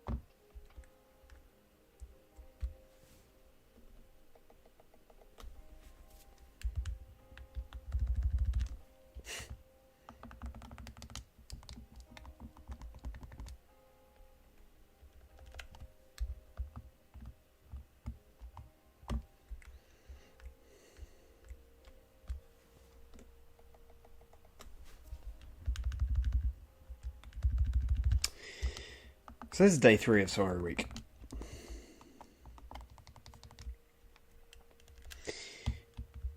Nearly being halfway to odds.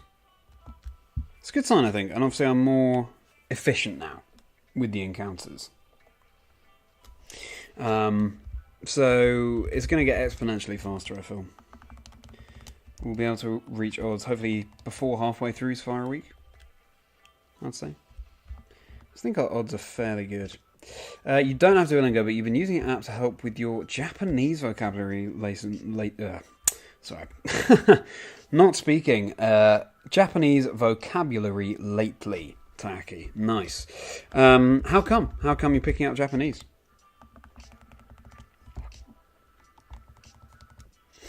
And have you been to Japan?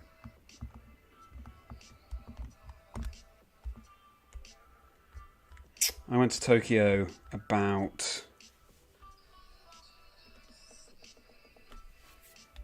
10 years ago now. It was in 2014. Japan generally, actually, well, it was Tokyo and Kyoto. So, and it was amazing. Absolutely loved it. I love how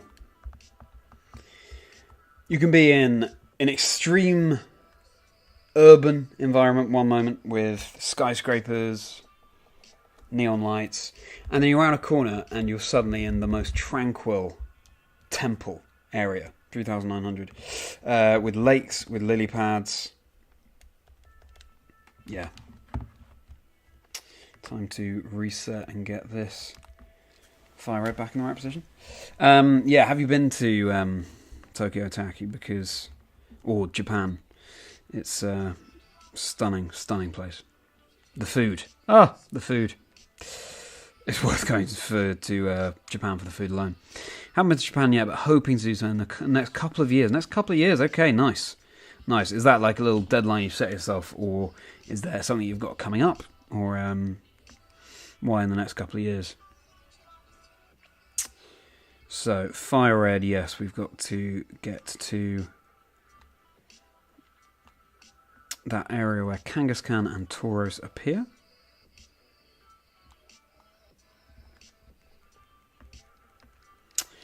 Where's the place you'd most want to go next in the world, Taiyaki?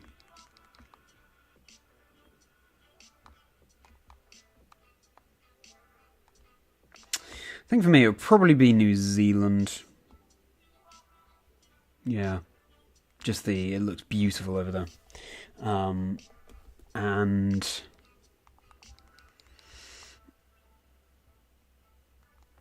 I'm sure there are some stunning walks that you can do over there. Hello, everyone. Thank you for tuning in. Just talking about places that we want to go next in the world while I get back to the right area in this Pokemon Fire Red version where Kangaskhan and Tauros appear. Yeah, I think for me it would be New Zealand, as I was saying. I think in terms of a place I've been before that sort of always or never disappoints, it has to be Italy. I've been to Italy a few times, been lucky enough to go a few times. Most recently for the Bologna special event that I was commentating. And, I mean, the food again, but the incredible surroundings, the history there. I studied Latin and ancient Greek at university, ancient history, classical civilization, that sort of thing. And, yeah, I just find it fascinating. I find it all fascinating. Hello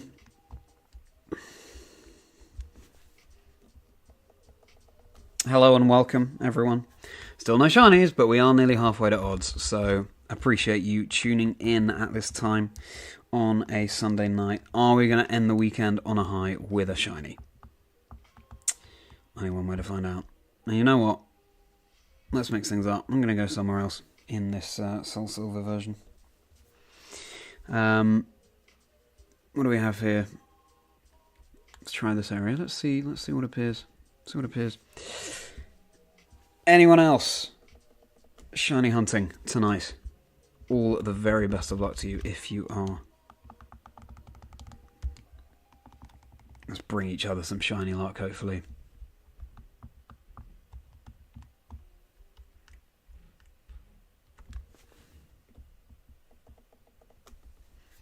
Hello and welcome, everyone. Thank you for coming on back.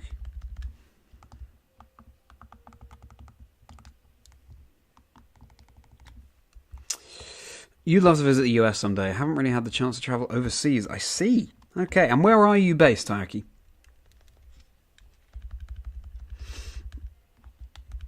Yeah, I think the US is just somewhere that everyone has to visit at some point. There are places I would love to explore in the US. I know my dad is very keen to do the Route 66 at some point. I would love to do that too. I'm a huge fan of the film Cars. Loved that when I was younger. And I loved Thomas the Tank Engine when I was younger than that. So, I mean, just vehicles that can talk. Oh, my water bottle lid matches my shirt there quite well.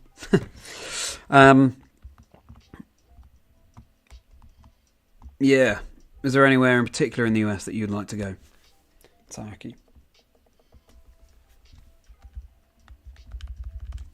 Shiny Houndour. How cool would that be? I would love that. Shiny Houndour. Didn't mean to throw a rock at you, Venonat. Sorry. And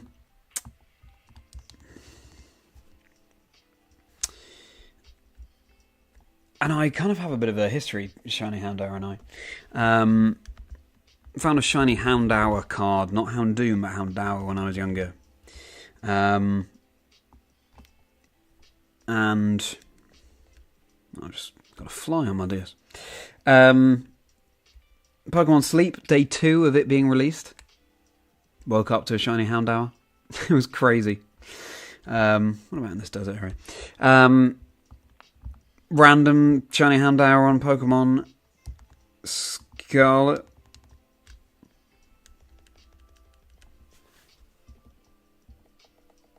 How have I got out of sync here? Oh, so let me just sort this out. So yeah, shiny Houndour is something I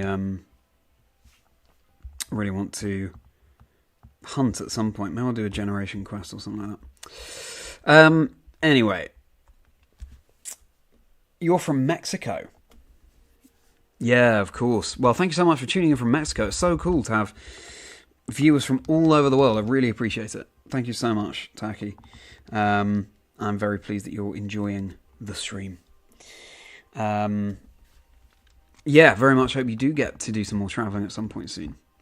You finished Latios last night. You found shiny Latios, Mogio. If I understand you correctly. That's fantastic news. Huge congratulations on that. Latios is such a good shiny. As I was saying, I love those turquoise shinies.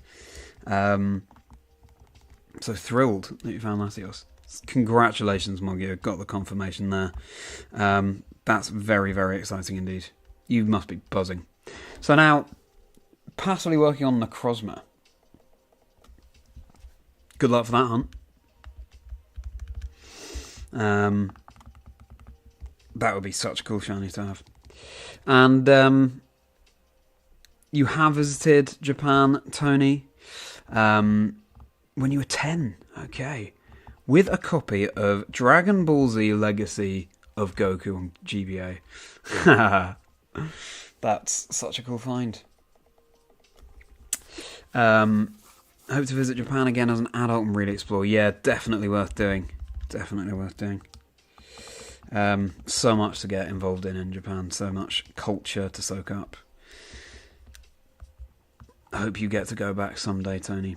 And great that you remember your Dragon Ball Z Legacy purchase. Those games just stick with us, don't they? From when we were younger. I mean, my first ever video game was Spyro the Dragon, which I loved. I love a platformer game. Enjoyed Crash Bandicoot, so I've recently played through the remaster of Crash Bandicoot for the Nintendo Switch, which, great fun. Quite a frustrating game. It can be. Those platformers can be frustrating. You've got to time your jumps well. You've got to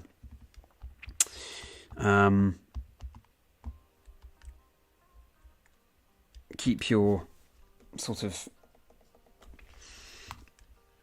Well, Aku Aku is the mask that sort of protects you in those games. You've got to keep that topped up. But yeah, and then sort of went into Pokemon from there via a whole host of other games. But yeah, what were other people's first video games? Also favourite video games, but I'd love to know what people's first video games were. Says a lot about someone's preferences. I think, oh, Marowak, that's a cool find in this area.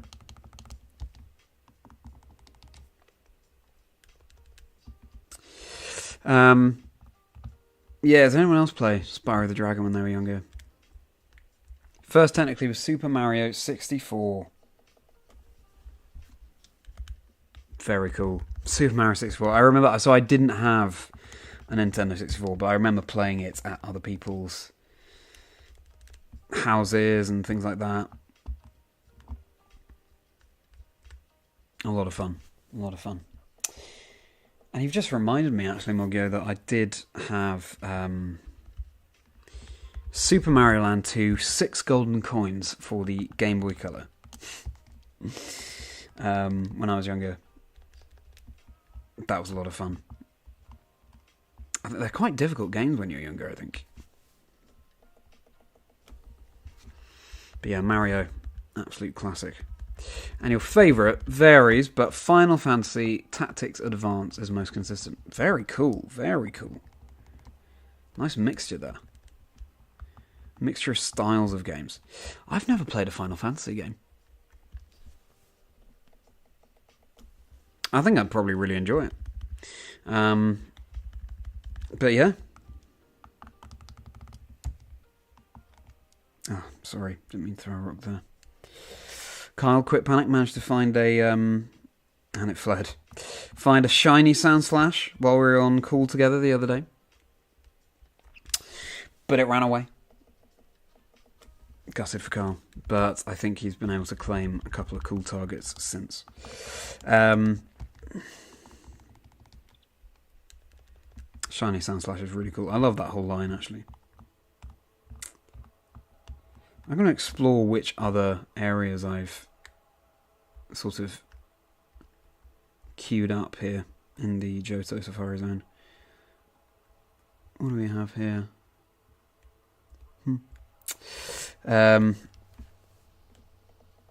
4,000. There we go.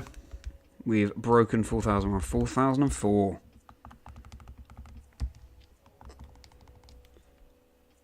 Nidoran. Nice.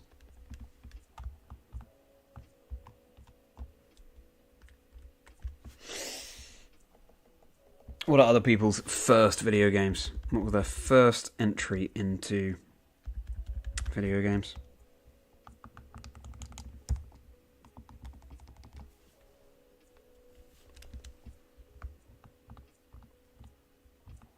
Oh, that's leaf green. Time up.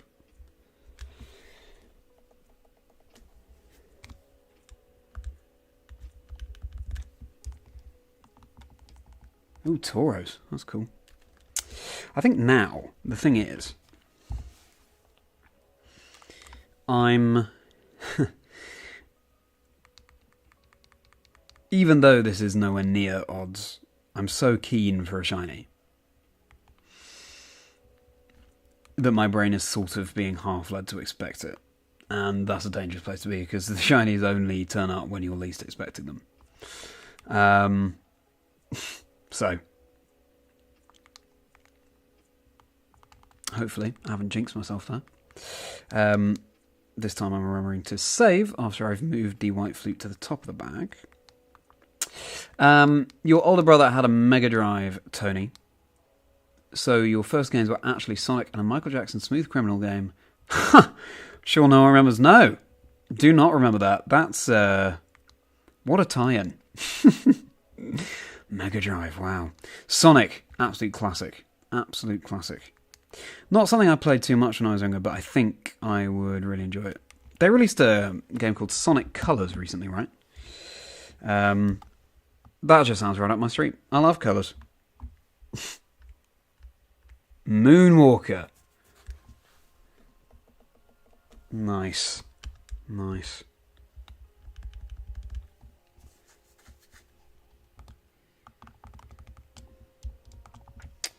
Eggs, we got Venonat, and I don't think I have got the white flute. Have I played the white flute? Yeah. No, not Pokedex, I mean... yes, we do have the Staryu leading. Okay, good. Got the white flute going now. These encounters are now so much faster. Tell us about Moonwalker, Luke.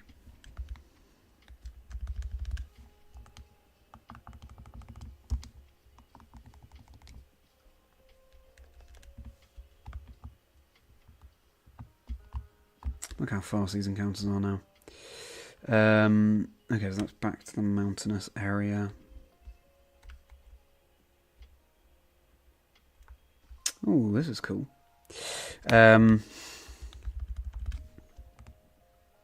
Centret. That'd be a cool shiny to find. Oh, yeah, okay, so that was the Michael Jackson game you're thinking of. That's so funny.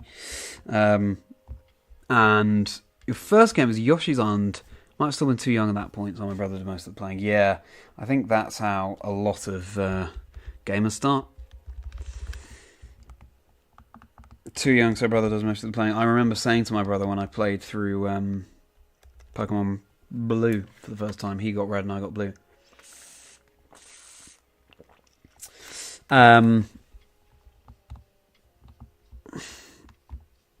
He had got through to Pewter City. I was young. I wanted to get to Pewter City. But I hadn't really heard of the word pewter, so I said to him, can you help me get to Computer City? I can't believe I remember that still. That's blast from the past. But yeah, Computer City.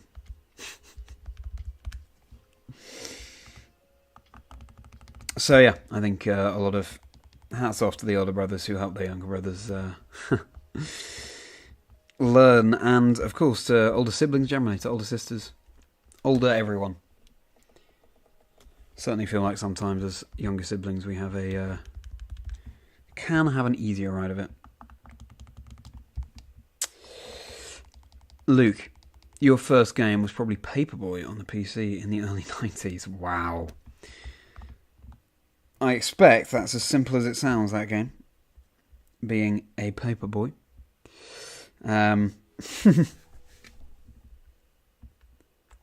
Yeah, those, well, actually, thinking about it, if we're going right back, maybe my first ever game was a, Thomas the Tank Engine PC game, which again, I loved that television show when I was younger. You had to start your computer in MS-DOS mode. Anyone remember that? In order for it to play certain games, you had to be running it in a certain system. And MS-DOS was the what you needed in order to play that Thomas the Tank Engine game, and I'm sure plenty of other games too. But yeah, possibly it was a Thomas the Tank Engine PC game that was my first. Oops. Tealmos Gogapon back in action. I haven't found too many Toros tonight actually in Fire Red compared to other nights. Oh, Jigglypuff. That'd be cool too.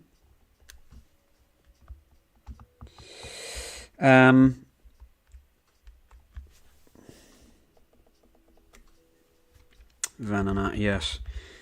Murkrow as well. There's a cool area. I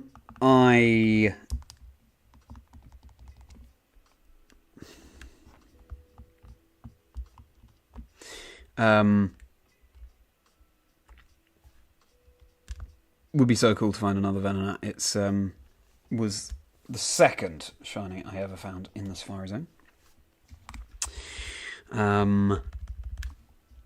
After Nidorino, so finding a Venonat or a Nidorino, that could pave the way for a reclaim. We'll just have to see.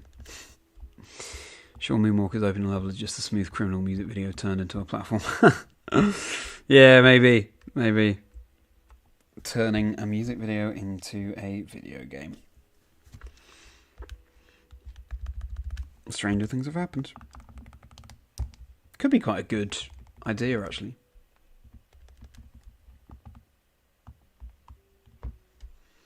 Like the Toxic music video by Britney Spears. Can you imagine? That's a video game.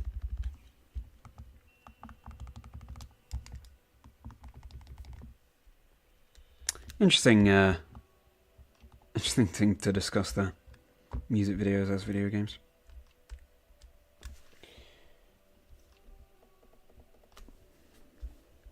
Alright, we're nearly at half odds, everyone. 40.96. A half odds.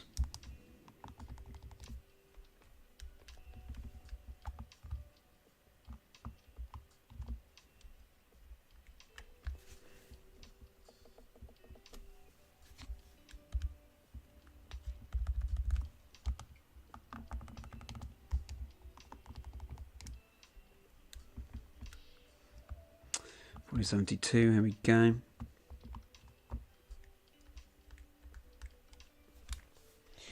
Luke, how did Paperboy work? Were you just going around doing a paper route? Sounds like it could be really fun, don't get me wrong. Sounds like a classic game.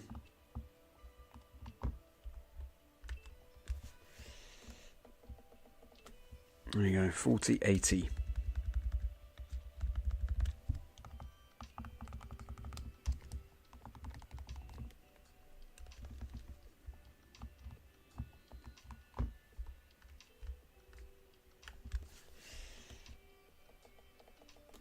riding a bike, avoiding obstacles, delivering all your papers by the end of your... Yeah, that's classic video game fare, isn't it? Obstacles that I'm sure would never happen in real life, like suddenly...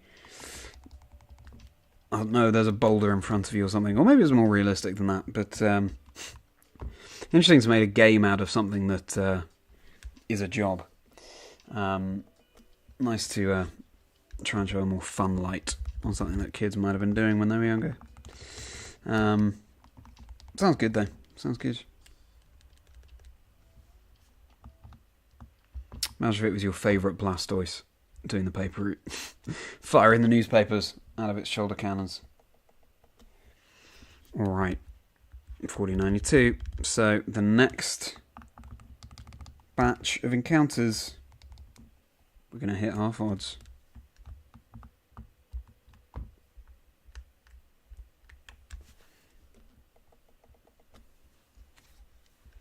Got 2 regular Venonat, regular Sunkern, and a regular Sentret. But here we are. The longer we go, the closer we get to a shiny. Now you're talking, yeah.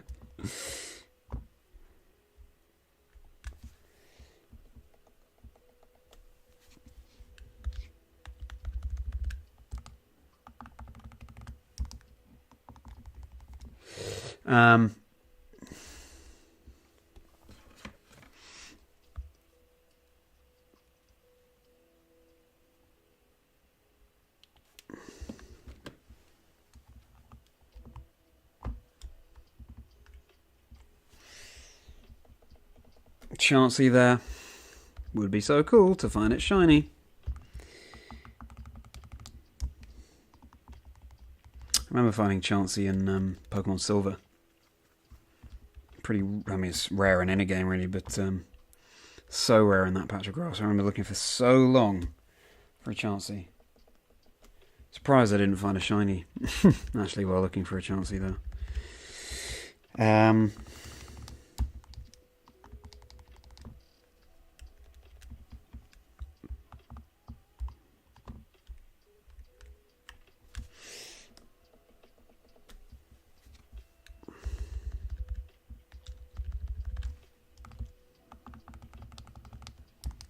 Okay, I think we're going to get at least up to 4,200 tonight. And then see where we're at.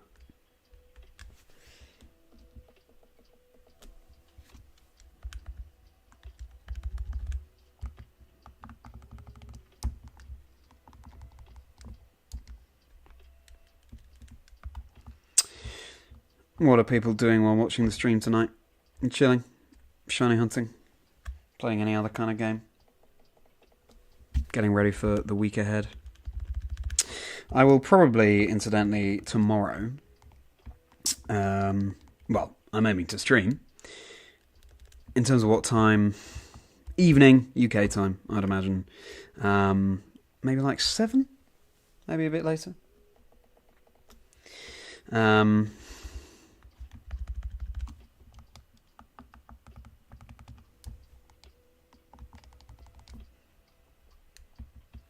So if anyone's around, would be great to see you there.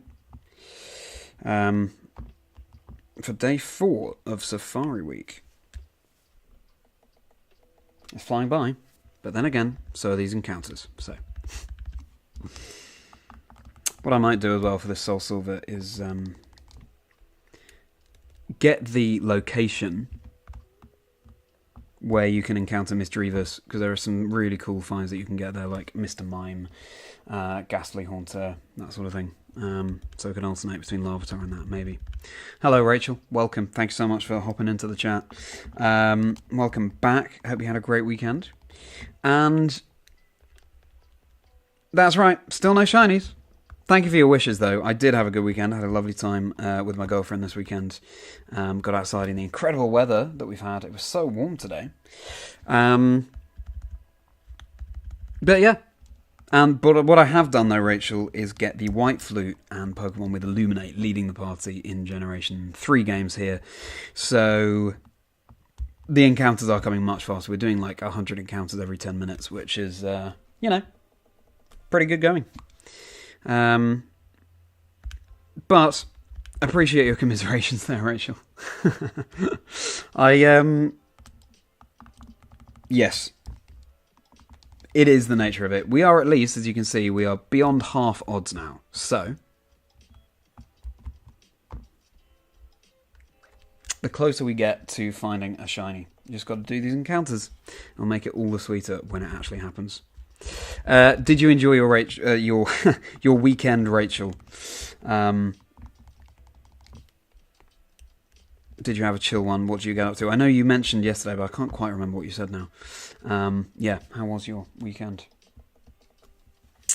Welcome everyone, tuning into the end of the stream here to see if we get any last minute shinies. We're going to get up to at least 4,200, maybe slightly more.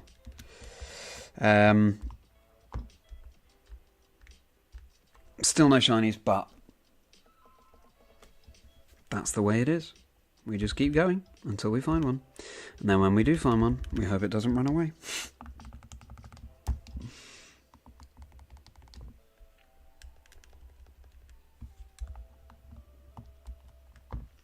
Encounters really are flying by though, so, you know.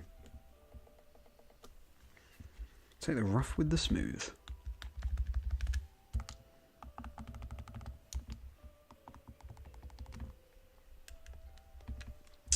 Glad you had a good weekend. You didn't buy Pokemon cards. Well, congratulations on your restraint there, Rachel. But you enjoyed the sunshine with your friends. That's brilliant. Got to make the most of it. Well, we got it. Yeah, really warm. Really warm. This weekend. Cool. Is there a Pokemon card that you specifically want, Rachel, in the next opening? This hunt has just reminded you of the last shiny you failed. A Tynamo in Pokemon Black. Oh my goodness. A Tynamo. Pokemon Black. That is so rare. Rachel, I'm gutted to hear that you failed that. Tell us. What happened? How did you fail? Did you run out of Pokeballs? So sorry to hear that you failed that Dynamo, Rachel. Let's hope that it comes back for you. What a find that is. What a great shiny. So rare. Were you hunting that, or was that entirely random? Because if it was random, it would be all the sweeter to find, all the more incredible. But then I feel like all the harder to deal with failing it. It was a full odd shiny. You knocked it out accidentally. Oh no, you blame your boyfriend who said you wouldn't knock it out if you attacked. Oh no. Rachel. That's so disappointing to hear. Wow. Well, let's just hope you reclaim it. How long ago was that, Rachel? How long ago did that happen? I'm hoping that you're bringing the shiny luck for the final few encounters of the stream. But let's find out. You didn't speak for long enough to... I don't blame you. I don't blame you. That is really gutting. Oh dear. Oh dear. But I hope you're back on good terms now. Earlier this year. Oh wow, okay, so it is still pretty fresh. I appreciate you talking about it when it's still so fresh in your mind. Reopening that wound. Okay, we're nearly at 4,200. And then I think we're going to call it a night.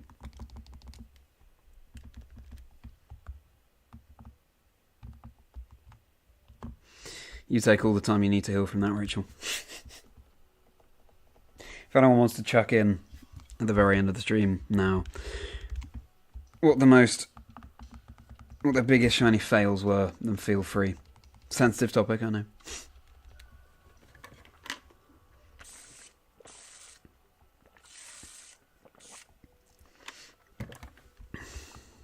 Alright.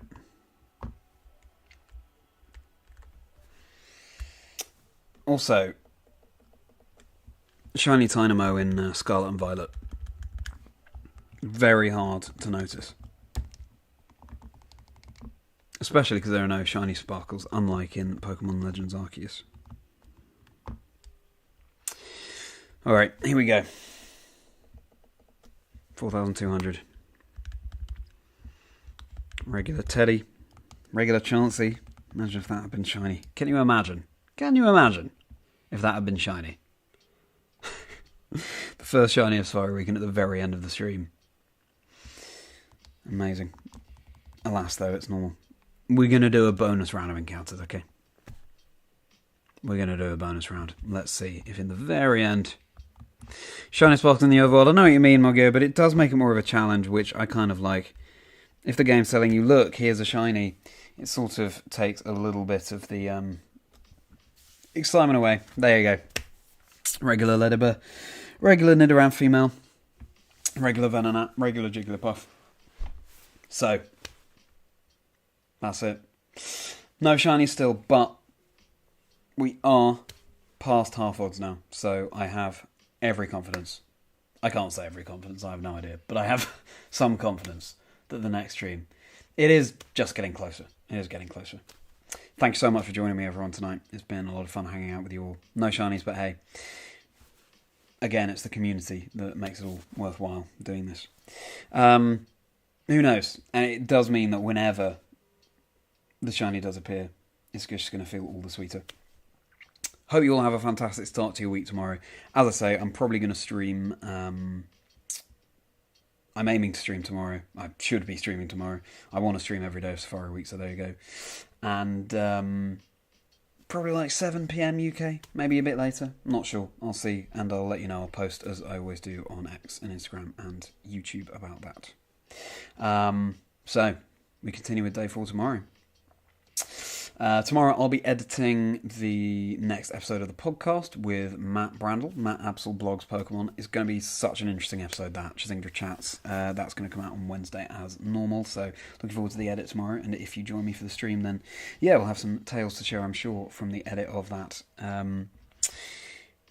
Yeah, I hope everyone else has a great start to their week. And anything else for me to say here?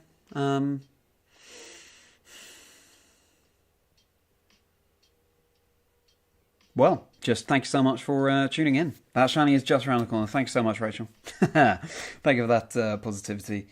Hope you enjoyed. Make sure you subscribed if you're not already. It will be fantastic to have you as a regular part of the community. Really appreciate you all hanging out with me. Thank you so much, Tayaki, and hope you have a good evening as well. Hope to see you soon. Hope all is well in Mexico. Have a great start to the week. It means a lot to have seen you, and have a merry rest of the day.